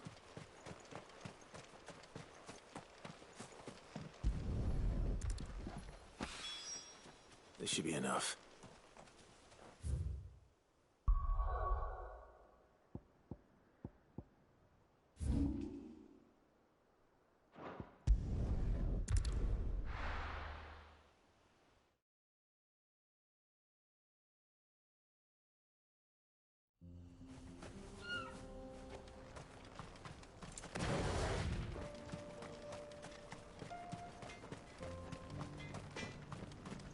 those bellows easy to work then? They, take a bit of getting used to. I feel like an apprentice again. What do you think? I made myself a pair of bellows, just like Blackthorn showed us. Give him my thanks, will you? These things have stoked a fire under our asses just when our spark was about to go out. Good day.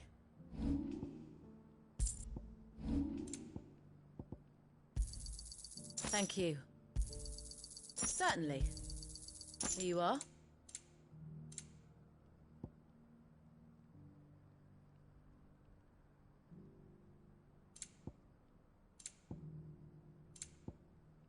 Go safely now.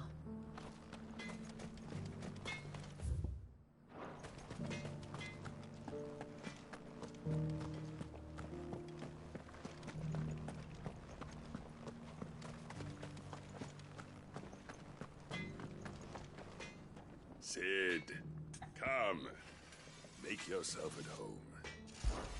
Did Blackthorn ever tell you?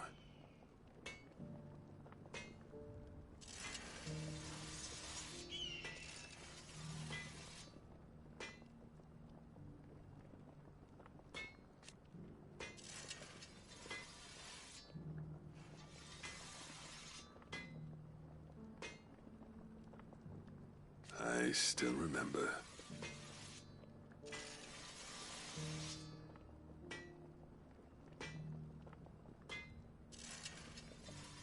Set us straight.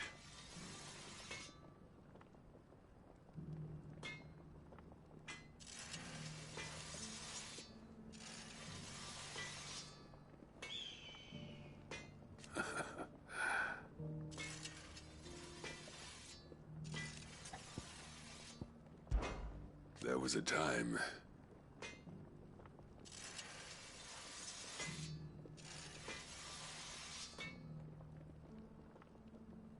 And each one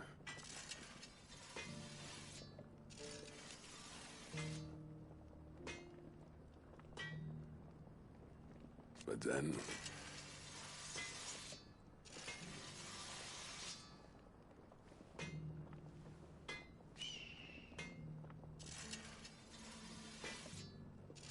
while Blackthorn, in the end,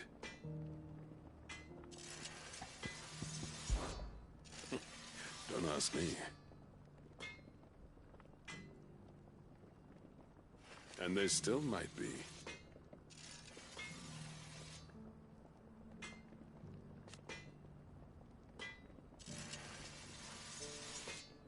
And should those Akashic come calling again,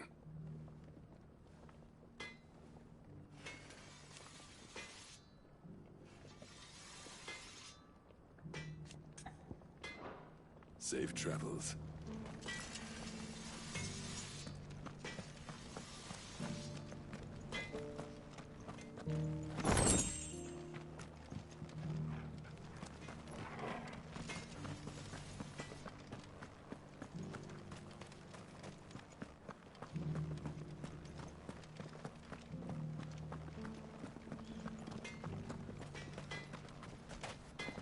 You're the one who butchered those Akashic fiends, aren't you? We're in your debt. Might only be a matter of time before the flood spills into the village, but until that day comes, we're not budging.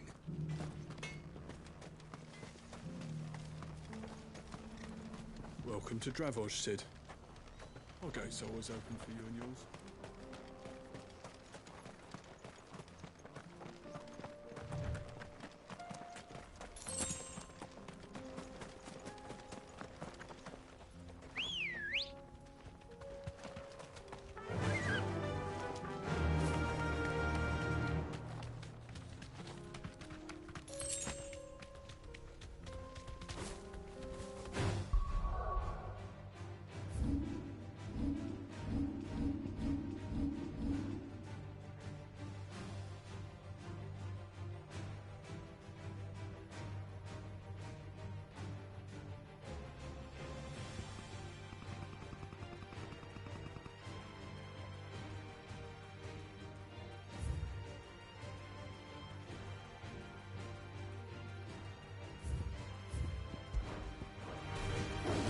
back. Here we are again.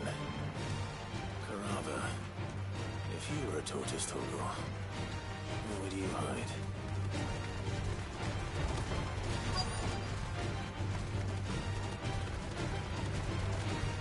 You make it look easy. It looks like we found him.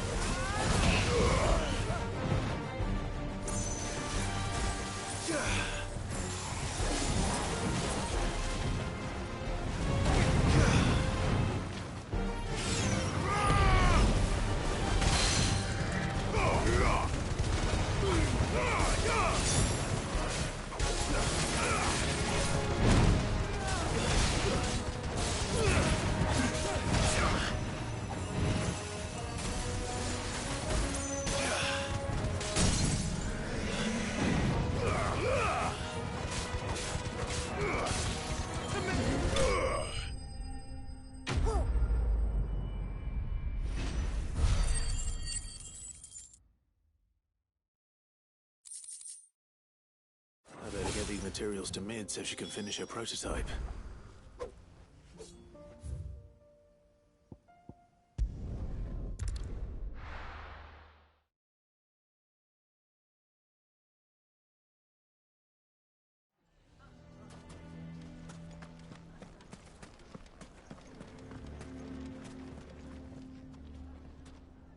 Here to help me pack?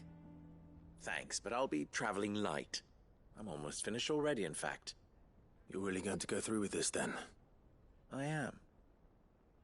But before I go, there is one small issue I'd like your assistance with. Well, two, in fact. If it's within my power to help you, I will.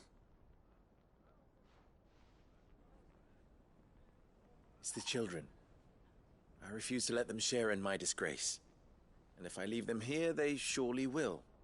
Our friendship would see them ostracized forever. But I can't take them with me either. I can think of only one place where they are certain to be safe and provided for and loved. The Hideaway.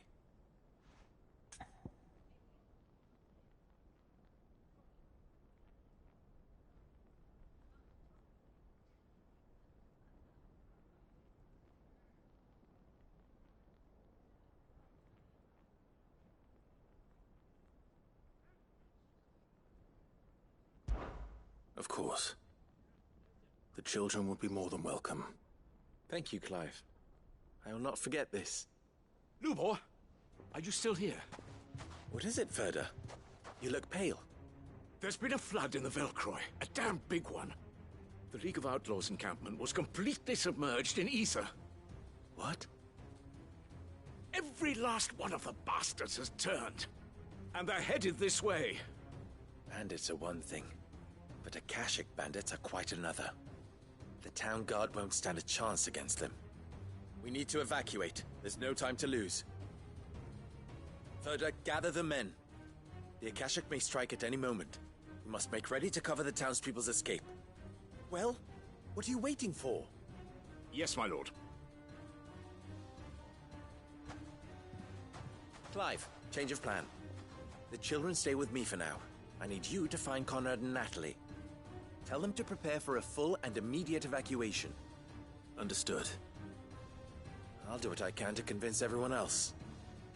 Wish me luck.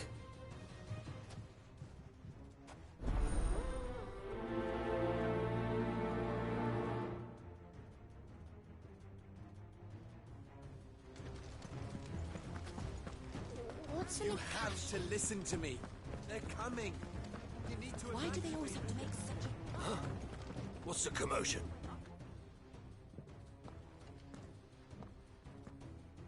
Ah, it's you.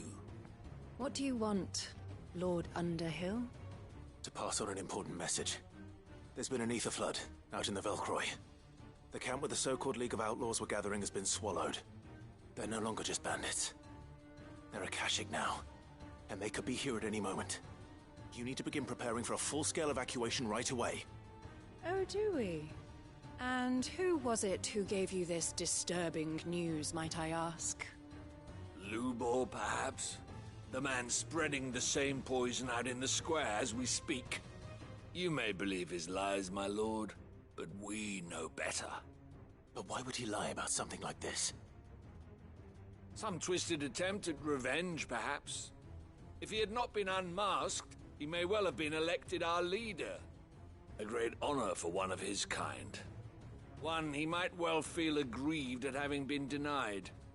Lord Underhill, forgive me, but it has become all too evident where your sympathies lie. Lubor cannot be trusted, and neither, therefore, can you. You may not trust me, but for the sake of your people, ask yourselves if there is any chance that this is true. There isn't. You can be certain of that. Now be off with you. You're making a mistake. It's no use. Words will not move them. Then we must find another way to ensure Dalamel's survival. You're right. Let's speak to Lord Ferda. Evacuate. Know your place, bearer.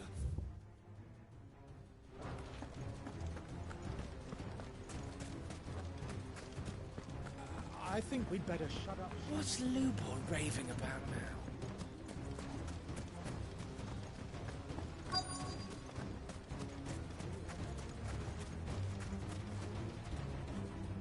Lord Ferda. Sid, what's wrong? I went to warn Conrad and Natalie about the Akashic, but they wouldn't listen. They've convinced themselves that nothing Lubor says can be trusted. The bloody fools. Which means the town guard can't be counted on for support. But I can. If there's anything I can do to help you defend Dalamil, you only have to ask. I appreciate it. Sid! Ferda! I've been looking for you everywhere. Victor? I thought you'd left. I couldn't abandon a friend in need. And Lubor is in need at this very moment. Come quickly.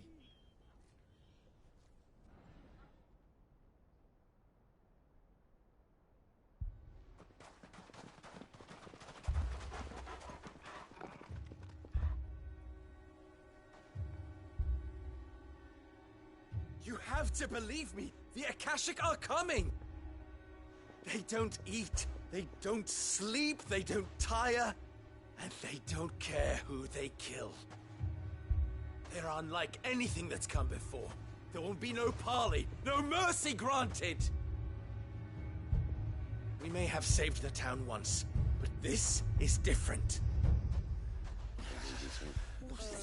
I do not ask that you forgive me, but please believe me. If you do not run, you will die. You will all fucking die!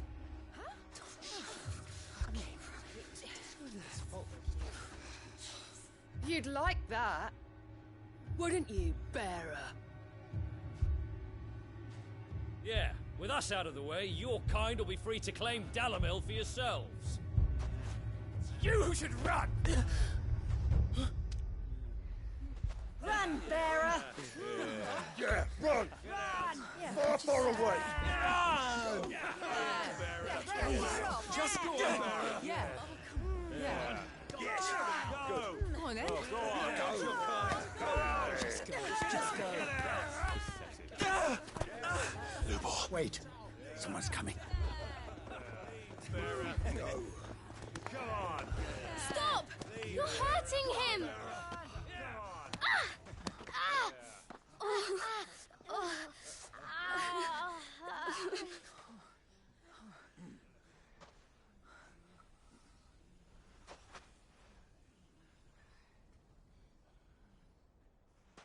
What did Lubor ever do to you?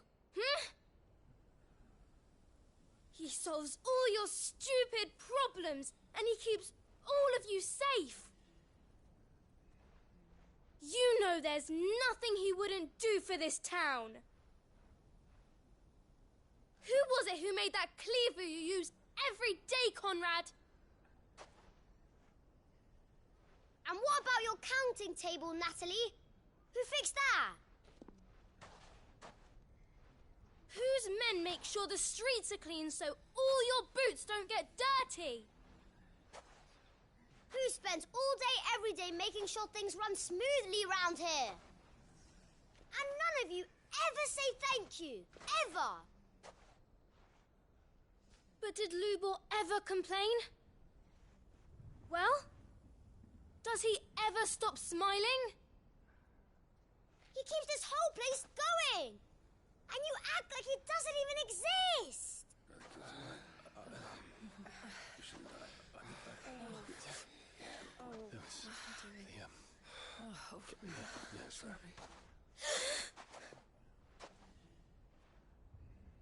Lubor, we've heard enough. Wait! We will not run. The town guard will not abandon the very place it is sworn to protect.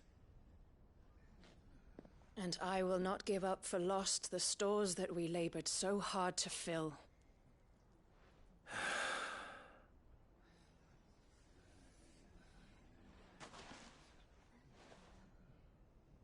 So tell us, how do you propose we deal with these Akashic of yours?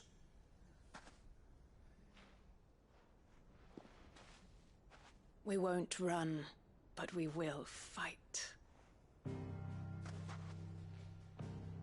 All right, then.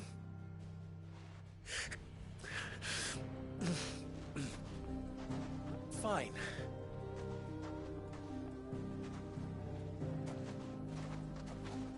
Gather round if you don't want to die.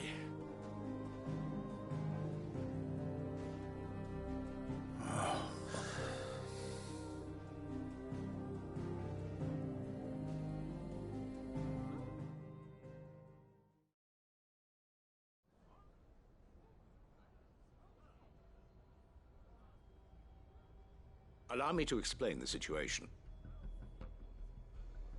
The ether flood occurred near the village of Cheratina, deep in the Velcroy. The place had been abandoned for years, until the League of Outlaws decided to make it their base of operations. Now they're all turned, and if the scouts' reports are correct, heading in this direction. They are mindless monsters, driven only by hate and rage, and they are utterly unpredictable. With the bandits, we at least knew how and where they were likely to attack. When these creatures come, Dalamil will have the bitterest fight it has ever faced on its hands. The town guard will muster at the north gate. The rest of us will take the south. Both forces will provide men to serve as scouts and messengers, ready to spread word of the size and nature of the Akashic Force as soon as it is spotted. And as soon as it has been, we will converge on its position and see that it is driven back from Dalamil at all costs. Conrad, can I count on the support of the town guard? Always. I leave the selection and coordination of the messengers in your hands, Victor. And the command of our men in yours, Ferda. If you would both be so kind. Consider it done. As you wish. Natalie, I would ask that you and your people have the townsfolk barricade themselves inside the bathhouse. And tell the merchant not to waste time securing anything beside the essentials. Preserving life is our one and only concern. As long as we survive, it doesn't matter what trinkets we might lose. Our riches can be regained. And if anyone doubts that, let it be known that the Briar's Kiss stands ready to cover any losses. Very well. I shall tell them. Where do I fit into this plan? Where else but the most perilous place of all? I would like you to travel to the home of our erstwhile League of Outlaws, Cheratina itself. The main host is most likely still there, and Dalamil will not be safe until it is eradicated, root and branch.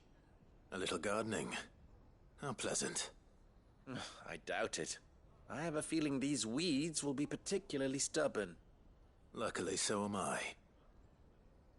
So you are. All right then, we all know what we have to do. Now it's simply a matter of doing it. For Dalamil.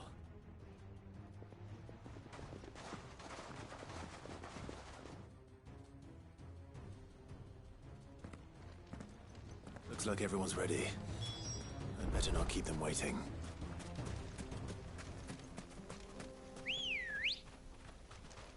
Good girl. Run like the wind. Good. That will keep some of them out. Any man sighting an Akashic is to raise the alarm immediately. The messengers will see that our entire force rallies to that position. We stand together or we fall alone. Do not forget that.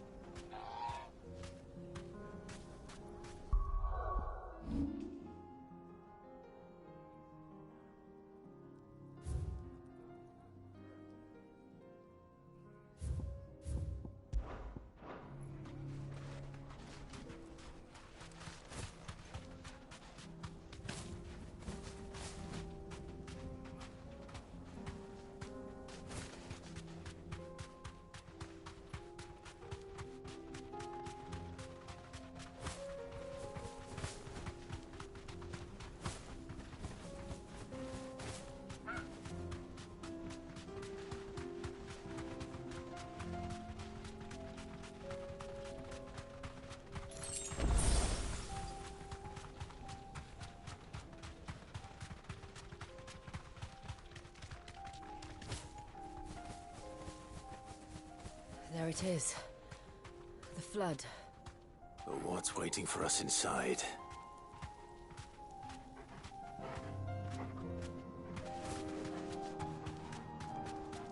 Careful. Thanks, Gal.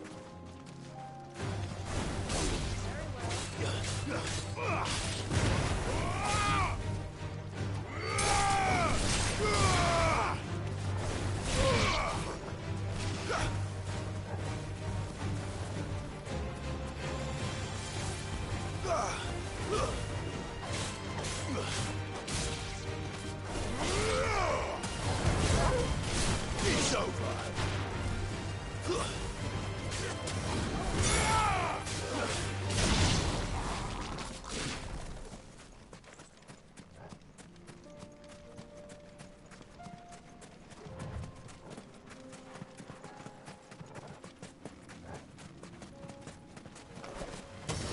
Time to fight.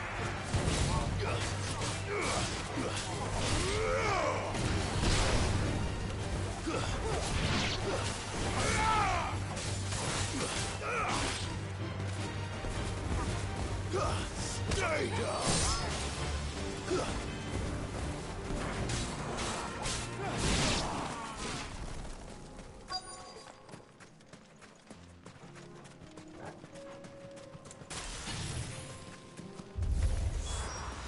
leave a single one alive.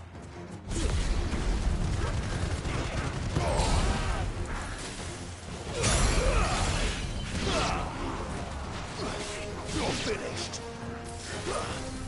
To me, Flame!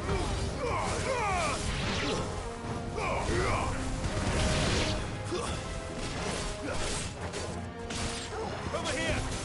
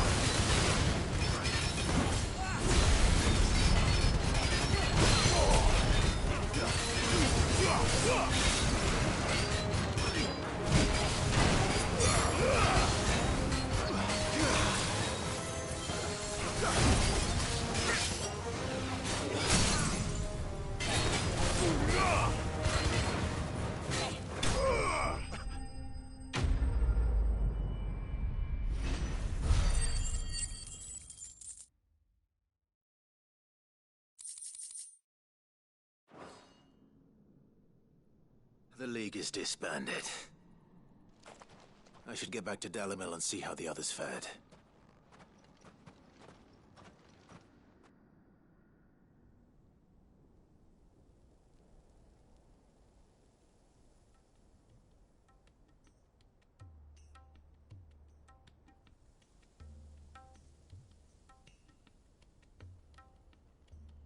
All the Akashic we were able to find have been dealt with. Seems that might be the last of them. Last of them here, perhaps. Lubor, Sir Clive has returned.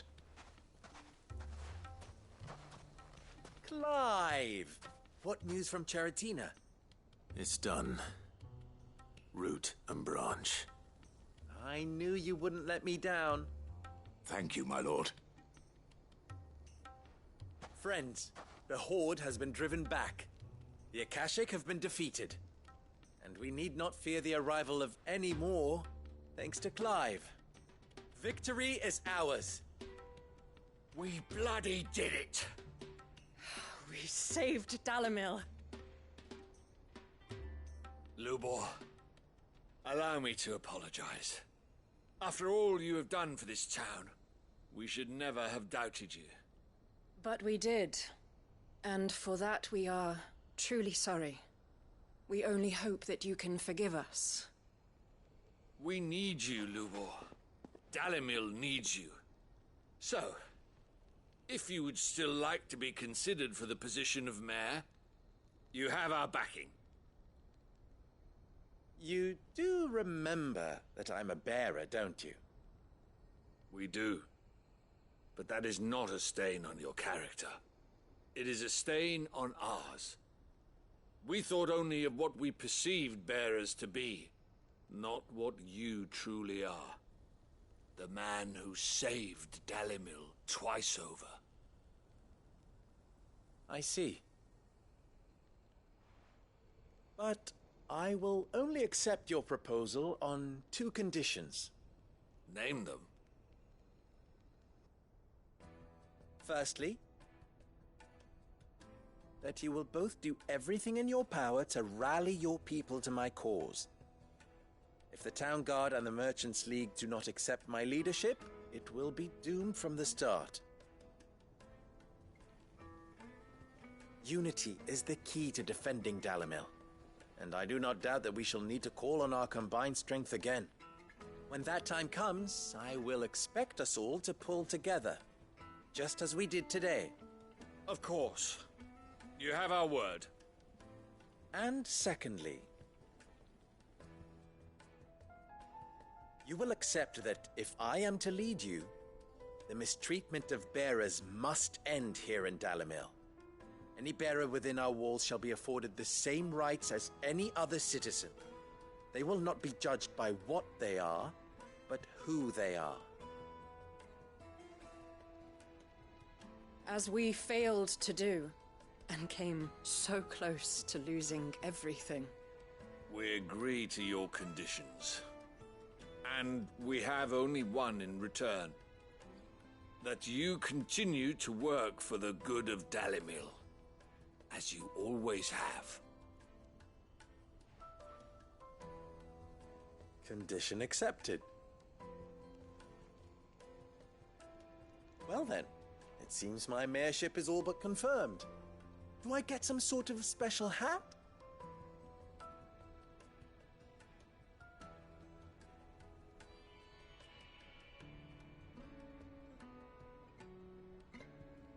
How fickle fate can be.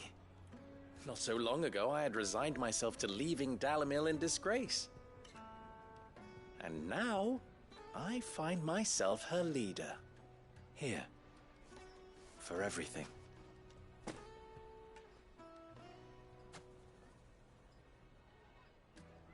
Lubo. About the children. Fear not. You are, of course, relieved of your responsibility. I would sooner face another horde of Akashic than see them brought up as outlaws. I'll make sure they're safe here. I don't doubt that you will.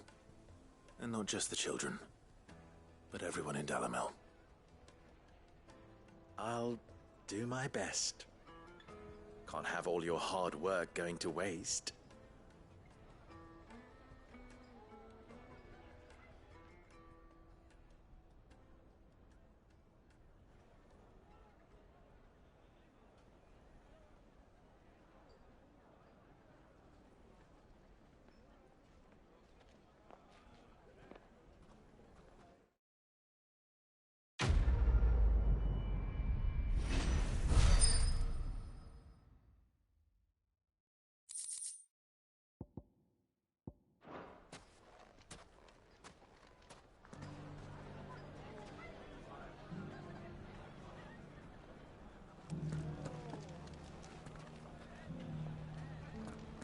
I shall devote my every effort to creating a haven for man and bearer both.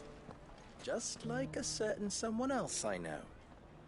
Someone to whom I owe a debt of gratitude.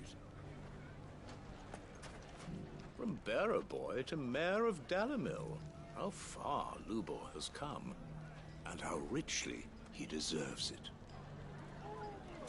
Well, I certainly didn't expect it, but Dalimil seems more united than ever. I'll have to redouble my efforts to bring Costness under control. Can't have Lubo showing me up again.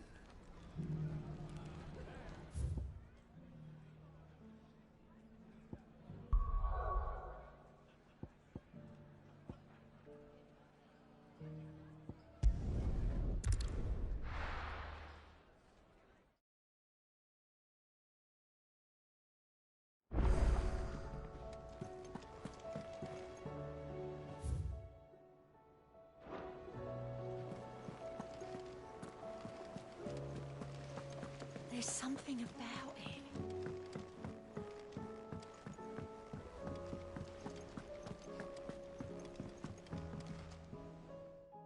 Vivian. I found it. The book you lost.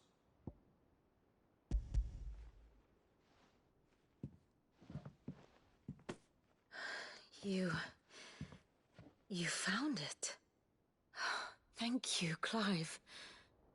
Even though I asked this of you, I was not entirely sure it would be possible. I feared the executors had seized every copy. I met with one of these executors, and I convinced him to let me keep it. He told me something. That the truth is just a matter of collective belief. And that if enough people believe a lie, that lie becomes the truth. It does. But it also means that the truth is not immutable. That it can be changed. Provided that those who wish to change it can convince enough people that their perspective is the correct one. As the sad history of the Bearers proves. You said that the book inspired you to become a scholar. It did. Or its author, rather. She was a heretic, you see. A firebrand and a dissenter. A gallows stood ready for her in every corner of the realm. And by shunning society, or perhaps being shunned by it, she stumbled upon a truth so potent that an entire realm trembled at the prospect of its utterance. I, too, have always felt somehow set apart from the world of men. A stranger to my own species. She taught me that my solitude was not a curse, but a gift. And that, though my journey to the truth might be a lonely one, what I found at my destination would be more than worth the cost. Do you still feel that way? That you're not one of us? Honestly, I'm not entirely sure anymore. Since coming to the hideaway, I find my thinking somewhat clouded. Perhaps the result of studying mankind from a rather closer perspective than I had intended. But the more I study, the more I find value in this perspective. In looking not from the outside, but from within. So if you'll permit me, I'd like to continue my work here. Remember, Clive, when enough people believe, belief begets truth. Give the men and women of this benighted world the gift of truth. Make them believe in you, as I do. I'll try, Vivian. I'll try.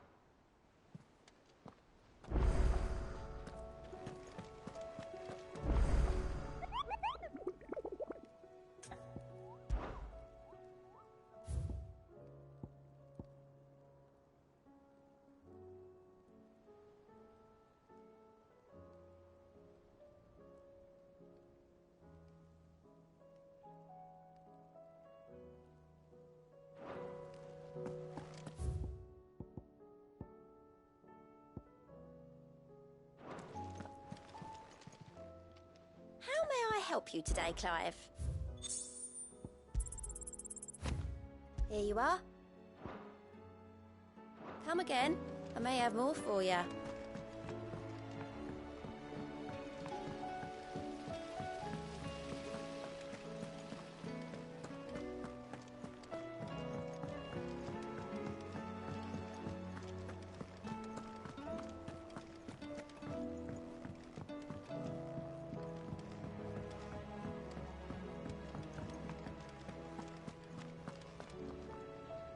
I hear that you traveled to Ash, Cid. Did you by any chance recover the names of my fallen friends? I did. Yes.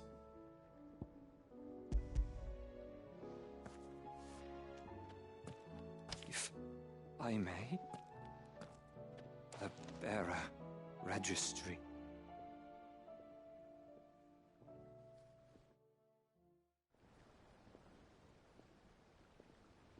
The director was a brutal man. He got no worse than he deserved. The registry was all I found beneath the tree.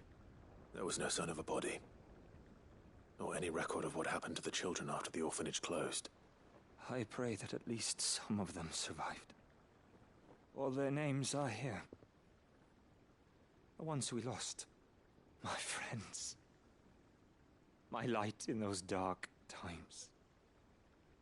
I can still remember their faces, like it was yesterday. Children who were taken from their bunks in the morning, never to return. No explanation ever offered. They'd be happy to know that you survived, Herman. But why did I make it out alive, when so many others died in that awful place? It's not your fault. And blaming yourself won't bring them back. Honor their memory. See that their names live on. That way, at least. They're never truly gone. Thank you. Sid, I'm going to write a book. An account of the horrors of Badbach, and the spirit of those its custodians sought to crush. All of Valisthea will know of our suffering, and in the name of those I lost, I will not let it happen again. Neither will I. These records would have been buried for all eternity, were it not for you. Thank you.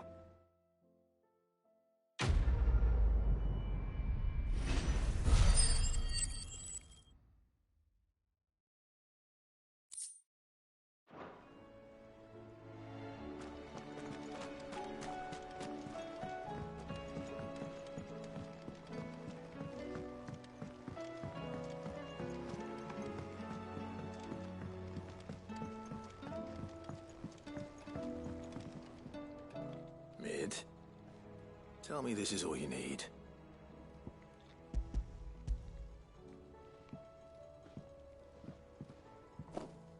Aw, you make it sound like I asked you to save the world or something.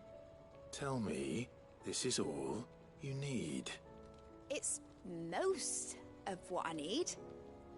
After you left, I went over the figures again, and I realised I'd forgotten a 1 and a 0. And a cogwheel. Just a tiny one. Though, that's the problem. Gears that small are a bastard to make, and I may have lost the one Blackthorn spent a fortnight toiling over. Wait. The children. When they took apart your scales, there was a tiny brass gear.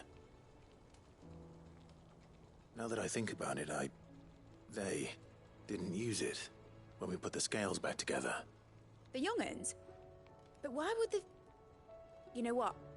I don't want to know. I'll keep working on the model. You go and find that cog.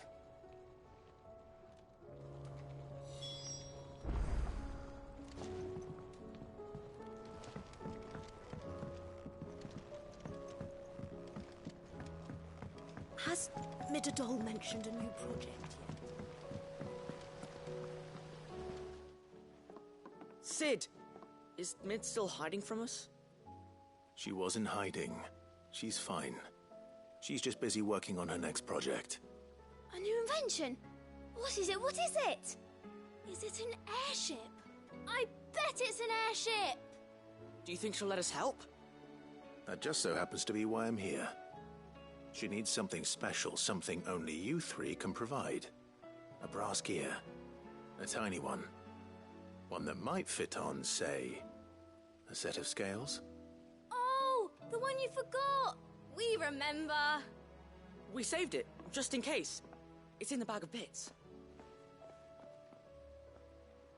Since your lesson, we've been disassembling, then reassembling everything we can find. All the pieces that are left over, we keep under our beds, just in case. That's good to know. Look! I found it!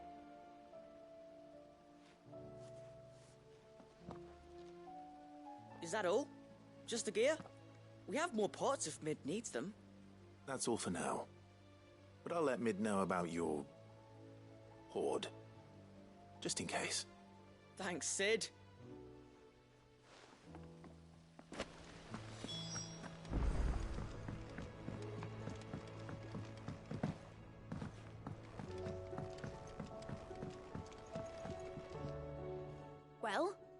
Did they have it?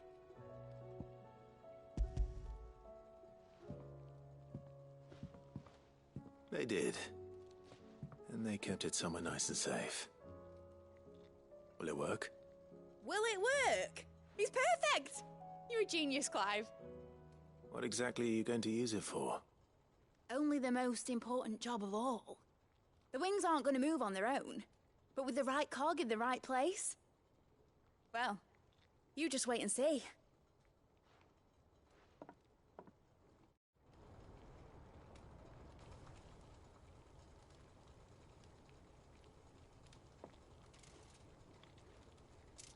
That should do it.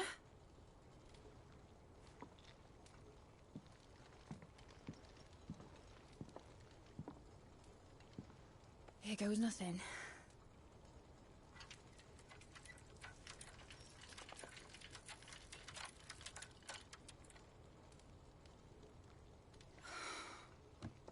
Titan's tits. It wasn't supposed to fly, was it? Of course it was supposed to fly. Wouldn't be much of an airship if it didn't. Honestly, these bloody engines are driving me mad. I was so sure this would be the day she soared.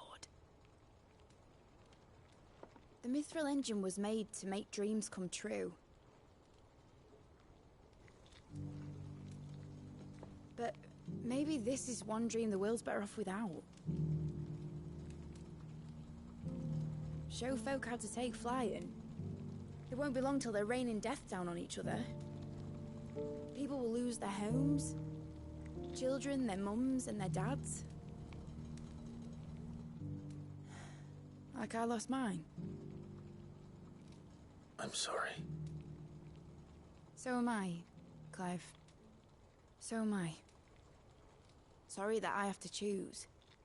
Do I follow my head, or do I follow my heart?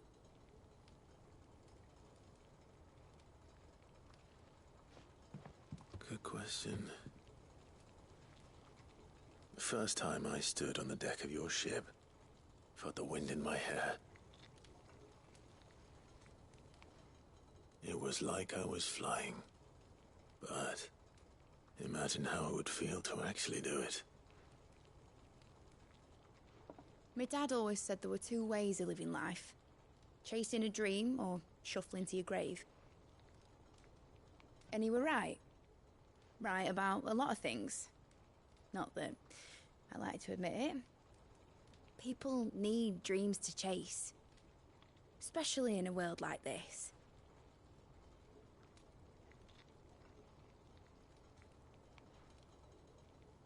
Right.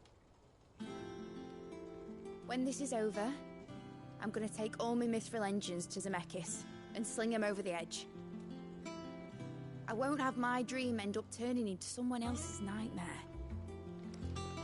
But all that hard work... All that hard work will not be used for war, Jamie. But it isn't like it'll be gone. Tell me, Clive, have you ever been on a treasure hunt? Not since Joshua and I were boys. Why do you ask? Because I'm gonna bury the engine schematics and leave behind a little riddle telling people where to find them. A really hard one, so that only the most dedicated dreamers will ever be able to work it out.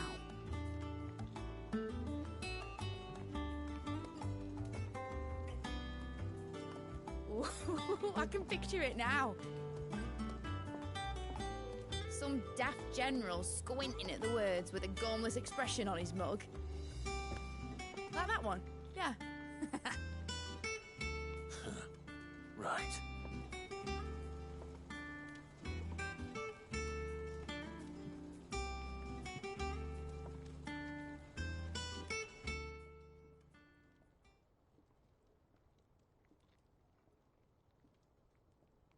Of course, if I'm putting this engine at the end of a treasure hunt, I'll still need to make it a treasure worth hunting for. Won't be much of a prize if it couldn't even make a toy boat fly after all.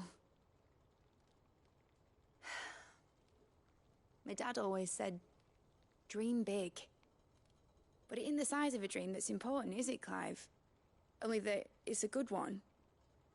And I reckon I've got a fair few good uns left in me. I'm sure you do.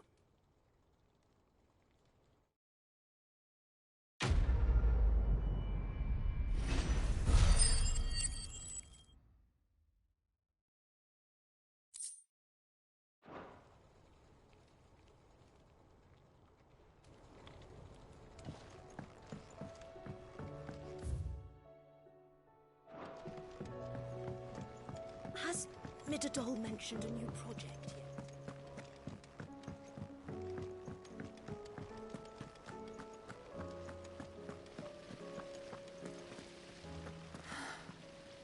All this time, my heart has wandered hither and thither in search of the perfect companion.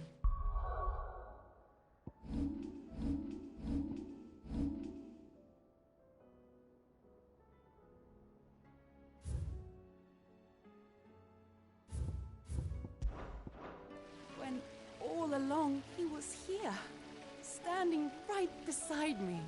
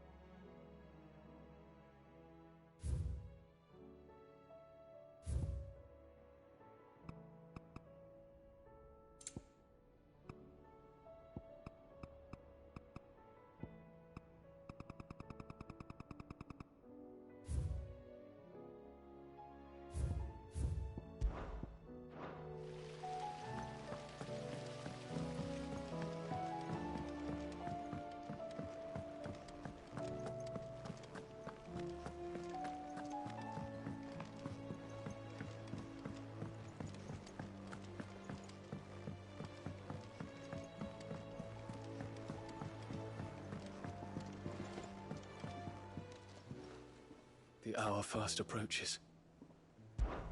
My decision is made.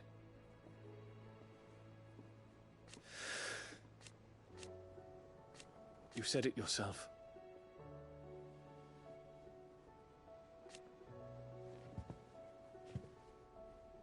He must be stopped. He must.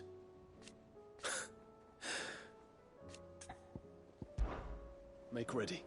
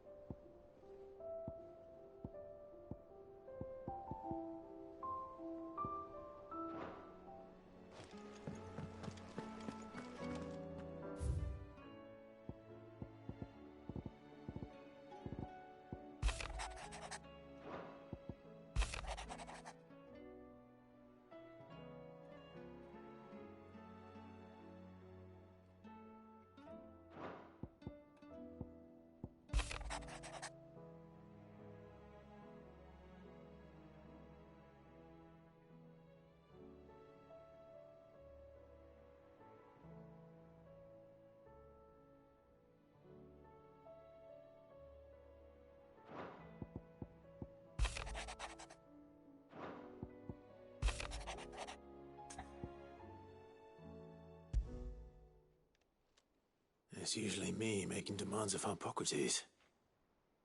I wonder what this is about.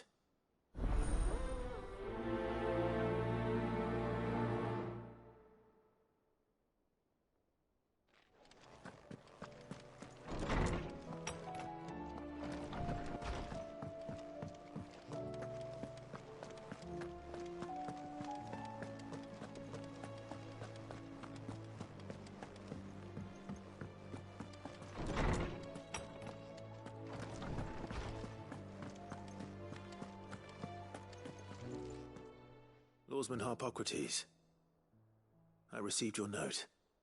Ah, yes. I expect you're wondering what this is all about. You spoke of making amends with Dion. but I can't imagine what for. Then I should begin by telling you that I was once his tutor. This was some years ago, of course, before I joined Sid in his hideaway. At that time, I was counted among the foremost scholars of Oriflamme, and was accordingly invited to the palace to supervise the young prince's education, all to ensure that the future emperor had a firm grounding in, well, everything an emperor should. History, religion, commerce, government. Alas, our time together was cut short when Dion left to join the Dragoons, his studies no longer being deemed necessary. I had not expected to meet with him again, least of all here. Have you spoken with him? No, I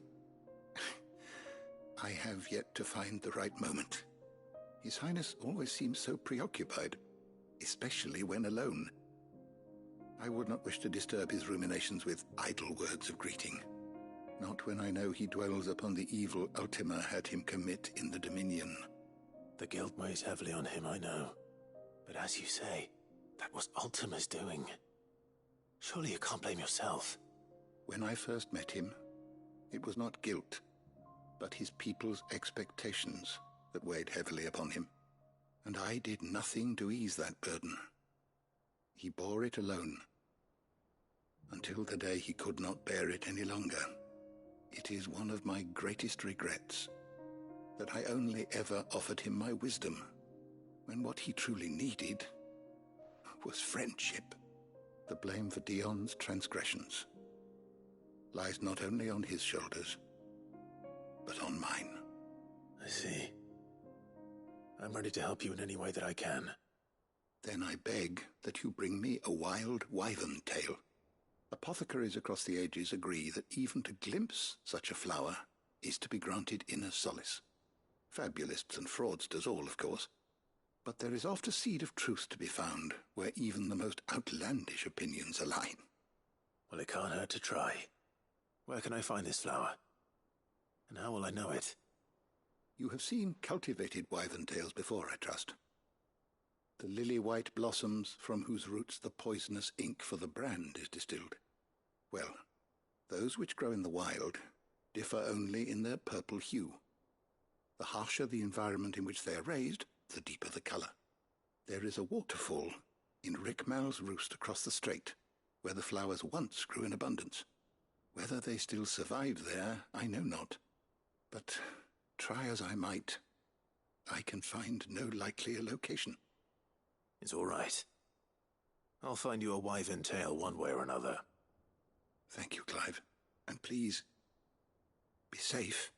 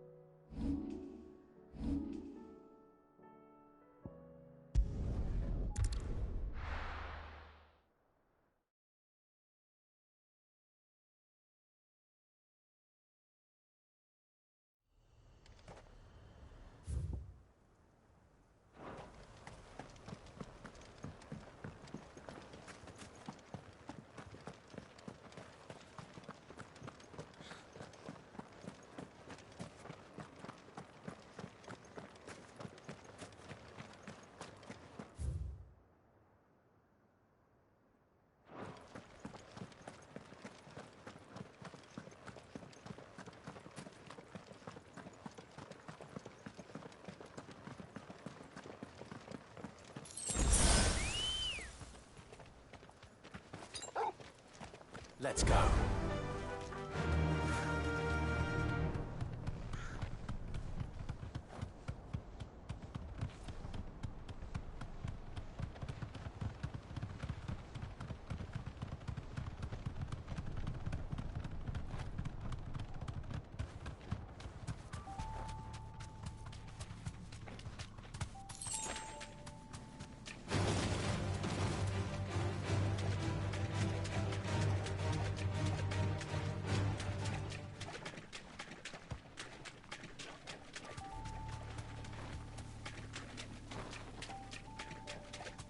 Seems this place has been flooded twice over.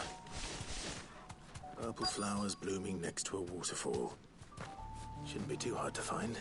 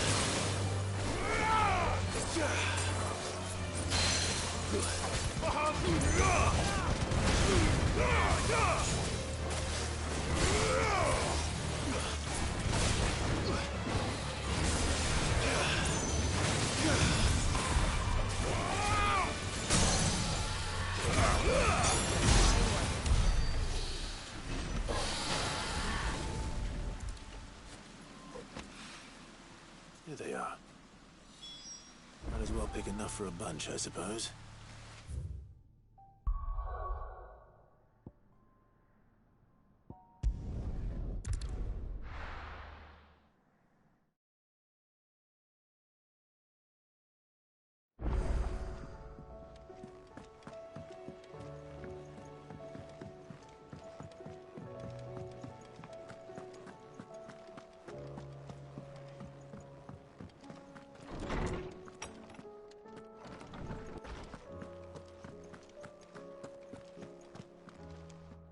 Oarsman, I found the flowers you were looking for.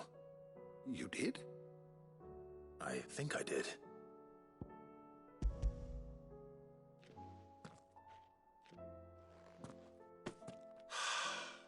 You did indeed. My dear boy, thank you. You wanted to make Dion a gift of one, did you not? Shall I invite him to join us? Oh, I don't... It's no trouble. I'll go and fetch him.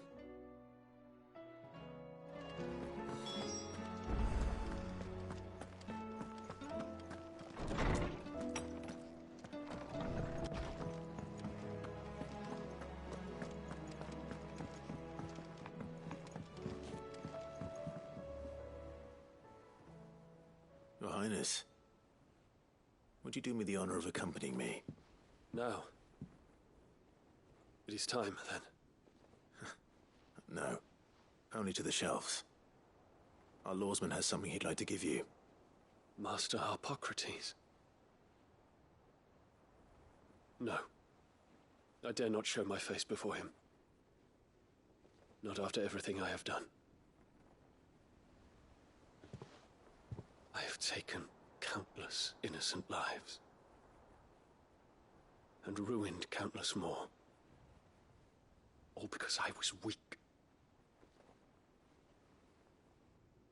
I have sworn to atone for my crimes or die in the attempt. But were I to meet with him again, and see in his eyes what I have become, I fear that my resolve might falter. Then that is all the more reason to do it. Test your resolve. Prove to yourself, and to him, how strong it truly is.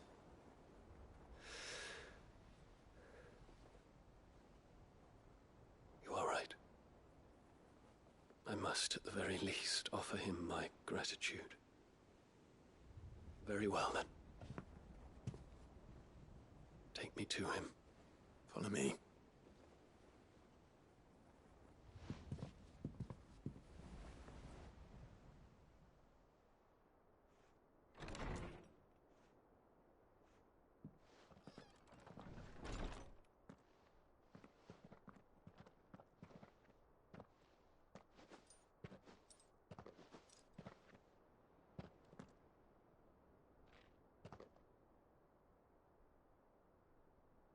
Even now, I hesitate to approach him.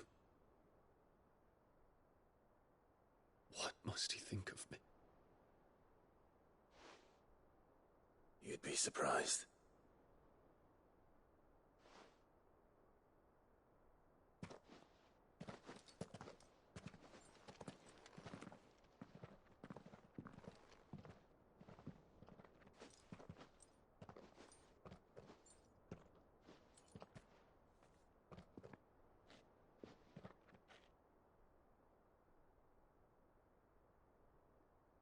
Master Harpocrates, pray, accept my apologies for leaving your tutelage before my studies were complete.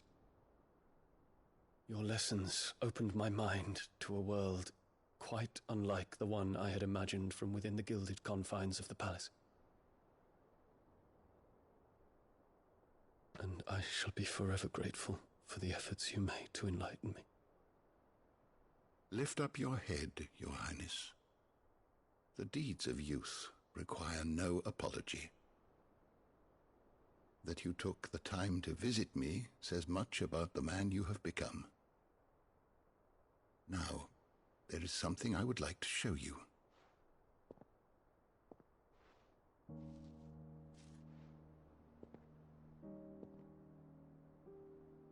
Is that a wyvern tail? The color is unfamiliar to me. Because it is unique to those found in the wild. Something in the harsh environments in which they grow lends them this striking hue. Their roots are indistinguishable from those of their hothouse cousins, but once they bloom, the difference is immediately apparent. In this flower, I see you, Your Highness. Its roots were the roots of a wyvern tail, with all that implies. But they do not define it, just as yours do not define you. I want you to have it, that it might remind you of this truth.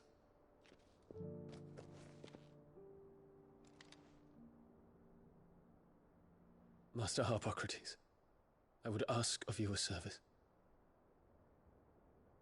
Keep your gift until I have fulfilled my duty to the realm, for only then shall I be deserving of it.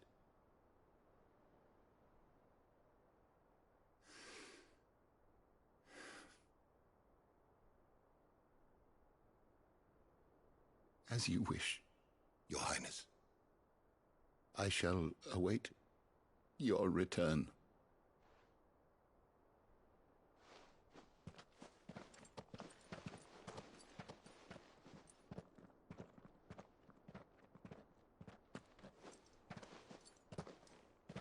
Our roots do not define us. No wonder my stepmother didn't like him.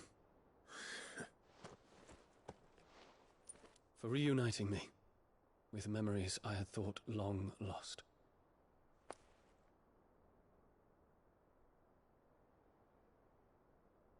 I shall not forget this.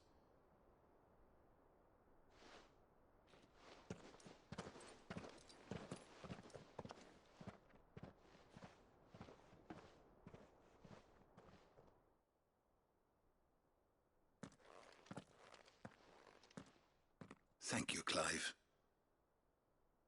Were it not for you, I fear I might never have found the right moment to speak with him. Not to mention the wyvern tails.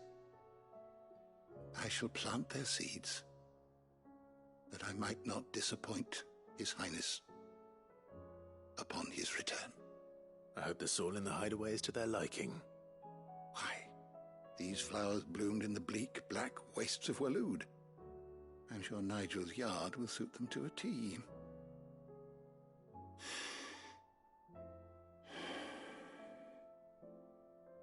When it comes to expressing one's gratitude, I find that words are seldom sufficient. Here. What's this? A stolas quill. or more precisely, my Stolas quill. 'Tis said that an owl's feathers are steeped in the wishes it hears over its long lifetime.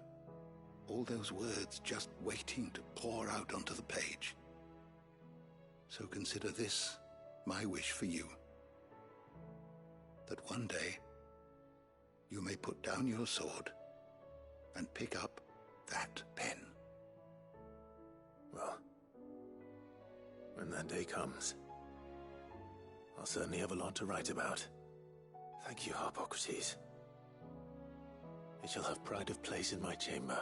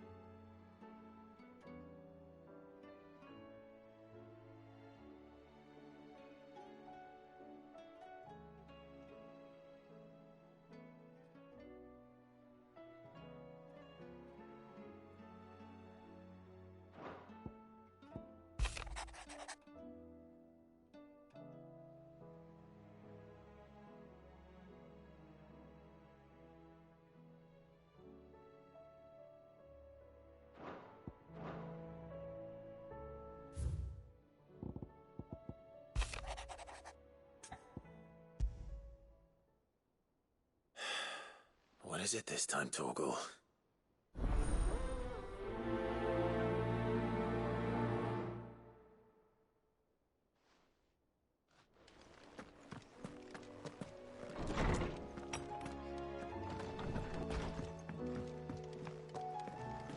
First the skies.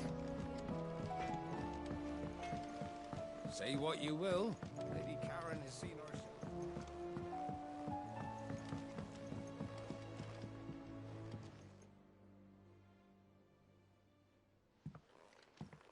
Pining for something, boy.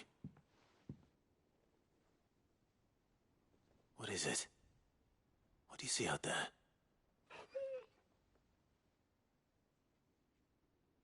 I never did ask where you got that anklet of yours.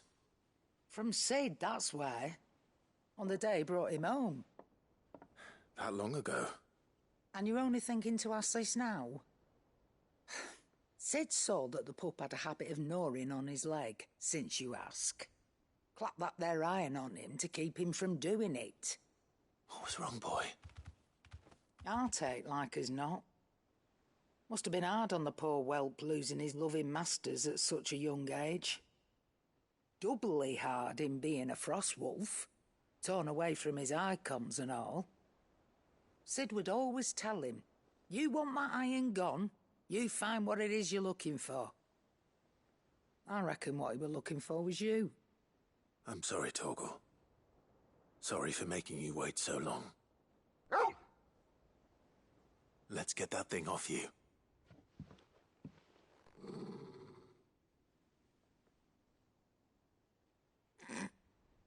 Doesn't sound like he wants it off. Indeed. You miss Sid as much as the rest of us, don't you?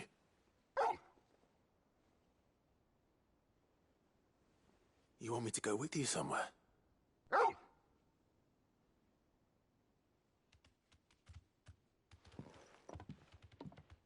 Quick, aren't you? Glad you've been paying attention. Not nearly as much as you have, Lady Karen. Aye, good thing and all. It's not like Gav would have kept him in nuts and rubbed his belly these past 10 summers. Your kindness is appreciated.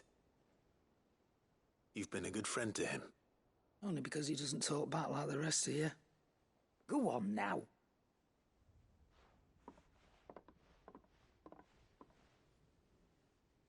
Where to then, Torgal?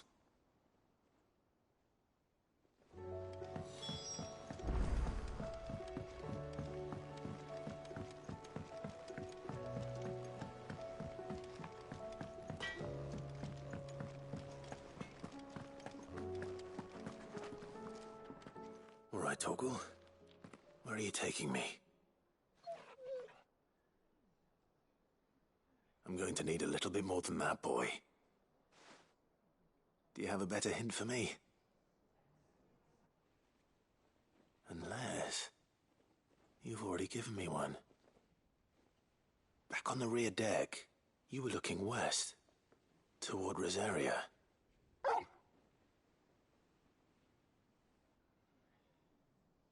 Why don't we try the rookery?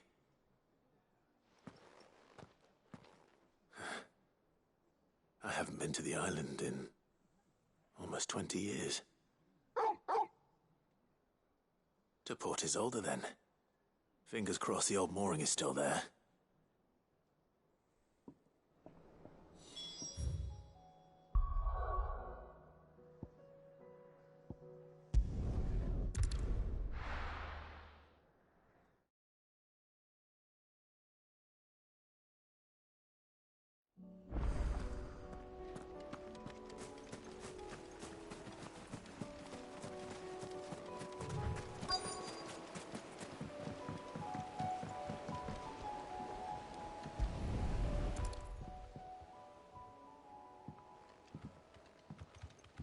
It's still here. After all these years. A lot smaller than I remember. And you're a lot bigger. You might have to swim, boy.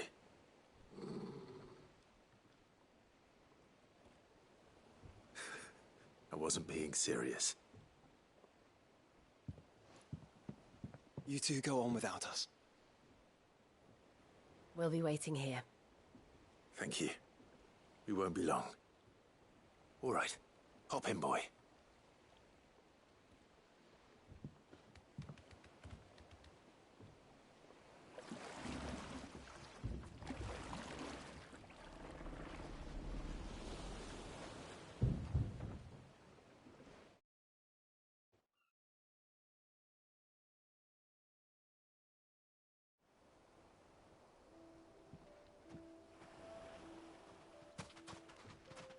This place hasn't changed at all. The rookery's right through those trees. Come on.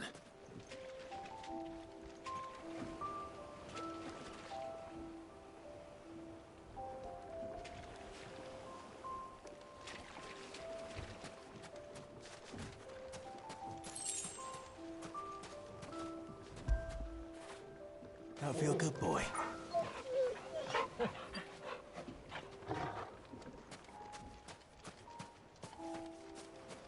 Race you there?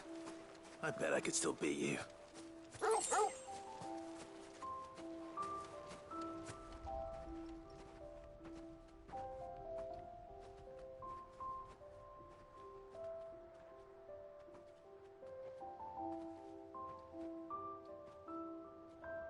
Here we are. This was our hideaway. Wasn't it, Torgal?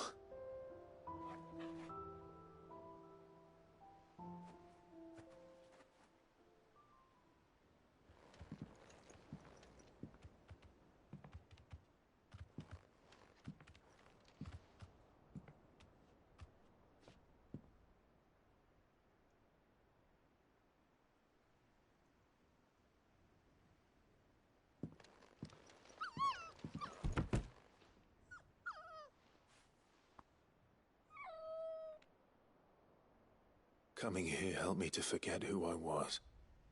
Or wasn't. Prince, shield. Son his mother could love.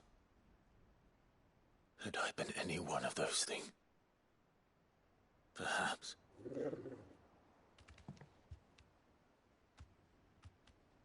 What is it, boy?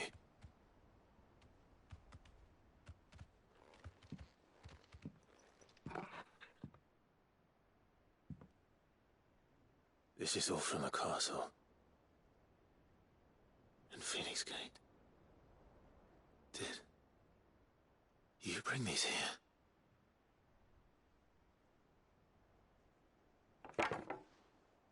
My sparring sword.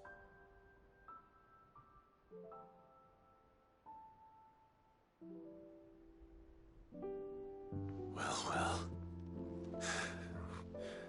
You never stopped looking for me, did you, boy?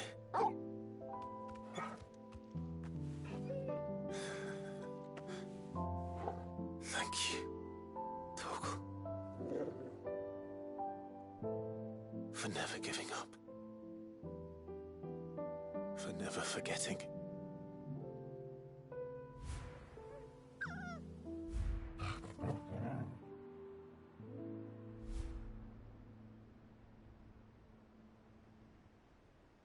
Let's take this with us, shall we? So I don't forget either.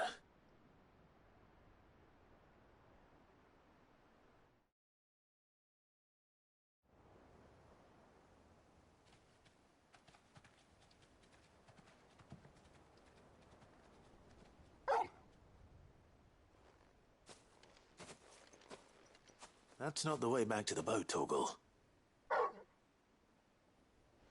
All right. I'm coming.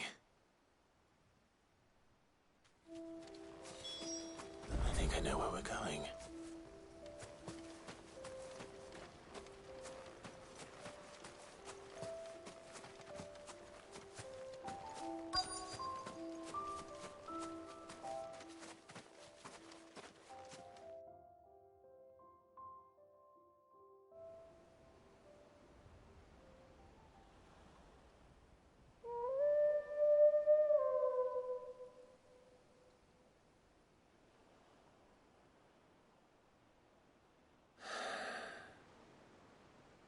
People always talk about the importance of putting the past behind you.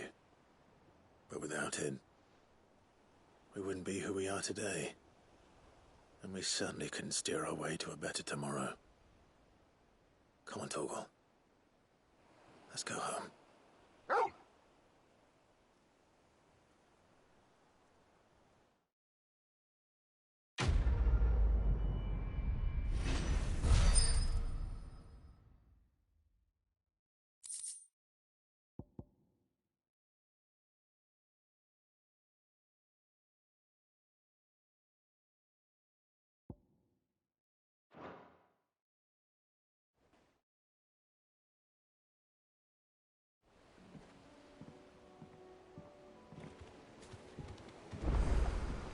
Sorry for the wait. We're ready.